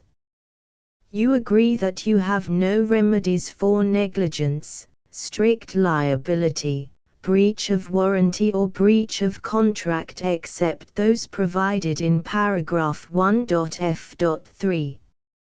You agree that the Foundation, the trademark owner, and any distributor under this agreement will not be liable to you for actual, direct, indirect, consequential, punitive or incidental damages even if you give notice of the possibility of such damage. 1.f.3 Limited right of replacement or refund. If you discover a defect in this electronic work within 90 days of receiving it, you can receive a refund of the money, if any, you paid for it by sending a written explanation to the person you received the work from. If you received the work on a physical medium, you must return the medium with your written explanation. The person or entity that provided you with the defective work may elect to provide a replacement copy in lieu of a refund. If you received the work electronically, the person or entity providing it to you may choose to give you a second opportunity to receive the work electronically in lieu of a refund. If the second copy is also defective, you may demand a refund in writing without further opportunities to fix the problem. 1.f.4 Except for the limited right of replacement or refund set forth in paragraph 1.f.3, this work is provided to you as is, with no other warranties of any kind, express or implied, including but not limited to warranties of merchantability or fitness for any purpose. 1.f.5 Some states do not allow disclaimers of certain implied warranties or the exclusion or limitation of certain types of damages. If any disclaimer or limitation set forth in this agreement violates the law of the state applicable to this agreement, the agreement shall be interpreted to make the maximum disclaimer or limitation permitted by the applicable state law. The invalidity or unenforceability of any provision of this agreement shall not void the remaining provisions. 1.f.6 Indemnity. You agree to indemnify and hold the foundation, the trademark owner, any agent or employee of the foundation, anyone providing copies of Project Gutenberg trademark symbol electronic works in accordance with this agreement, and any volunteers associated with the production, promotion and distribution of Project Gutenberg trademark symbol electronic works, harmless from all liability, costs and expenses, including legal fees, that arise directly or indirectly from any of the following which you do or cause to occur. A. Distribution of this or any Project Gutenberg trademark symbol work. B. Alteration, modification, or additions or deletions to any Project Gutenberg trademark symbol work, and c. Any defect you cause. Section 2. Information about the mission of Project Gutenberg trademark symbol. Project Gutenberg trademark symbol is synonymous with the free distribution of electronic works in formats readable by the widest variety of computers, including obsolete, old, middle-aged and new computers. It exists because of the efforts of hundreds of volunteers and donations from people in all walks of life. Volunteers and financial support to provide volunteers with the assistance they need are critical to reaching Project Gutenberg trademark symbol's goals and ensuring that the Project Gutenberg trademark symbol collection will remain freely available for generations to come. In 2001, The Project Gutenberg Literary Archive Foundation was created to provide a secure and permanent future for Project Gutenberg trademark symbol and future generations. To learn more about the Project Gutenberg Literary Archive Foundation and how your efforts and donations can help, see sections 3 and 4 and the Foundation information page at www.gutenberg.org. Section 3. Information about the Project Gutenberg Literary Archive Foundation. The Project Gutenberg Literary Archive Foundation is a non-profit 501(c)(3) educational corporation organized under the laws of the state of Mississippi and granted tax-exempt status by the Internal Revenue Service. The Foundation's IN or Federal Tax Identification Number is 64-6221541. Contributions to the Project Gutenberg Literary Archive Foundation are tax-deductible to the full extent permitted by U.S. federal laws and your state's laws. The Foundation's business office is located at 809 North 1500 West, Salt Lake City, UT 84116, 801-596-1887. Email contact links and up-to-date contact information can be found at the Foundation's website and official page at www.gutenberg.org/contact section 4.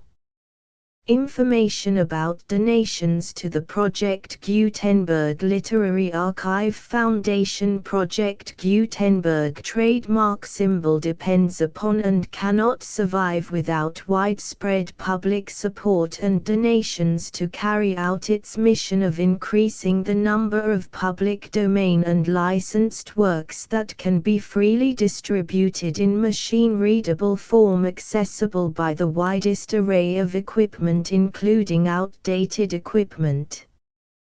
Many small donations, $1 to $5,000, are particularly important to maintaining tax-exempt status with the IRS. The Foundation is committed to complying with the laws regulating charities and charitable donations in all 50 states of the United States. Compliance requirements are not uniform and it takes a considerable effort, much paperwork and many fees to meet and keep up with these requirements. We do not solicit donations in locations where we have not received written confirmation of compliance. To send donations or determine the status of compliance for any particular state, visit www.gutenberg.org/donate. While we cannot and do not solicit contributions from states where we have not met the solicitation requirements, we know of no prohibition against accepting unsolicited donations from donors in such states who approach us with offers to donate. International donations are gratefully accepted, but we cannot make any statements concerning tax treatment of donations received from outside the United States. U.S. laws alone swamp our small staff. Please check the Project Gutenberg web pages for current donation methods and addresses.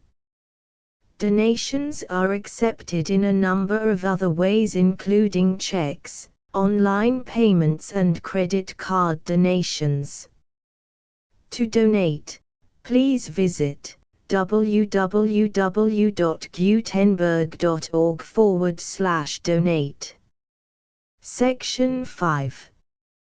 General information about Project Gutenberg trademark symbol electronic works. Professor Michael S. Hart was the originator of the Project Gutenberg trademark symbol concept of a library of electronic works that could be freely shared with anyone. For 40 years, he produced and distributed Project Gutenberg trademark symbol ebooks with only a loose network of volunteer support. Project Gutenberg trademark symbol ebooks are often created from several printed editions, all of which are confirmed as not protected by copyright in the US unless a copyright notice is included. Thus, we do not necessarily keep ebooks in compliance with any particular paper edition. Most people start at our website, which has the main PG search facility, www.gutenberg.org. This website includes information about Project Gutenberg trademark symbol, including how to make donations to the Project Gutenberg Literary Archive Foundation, how to help produce our new ebooks, and how to subscribe to our email newsletter to hear about new ebooks.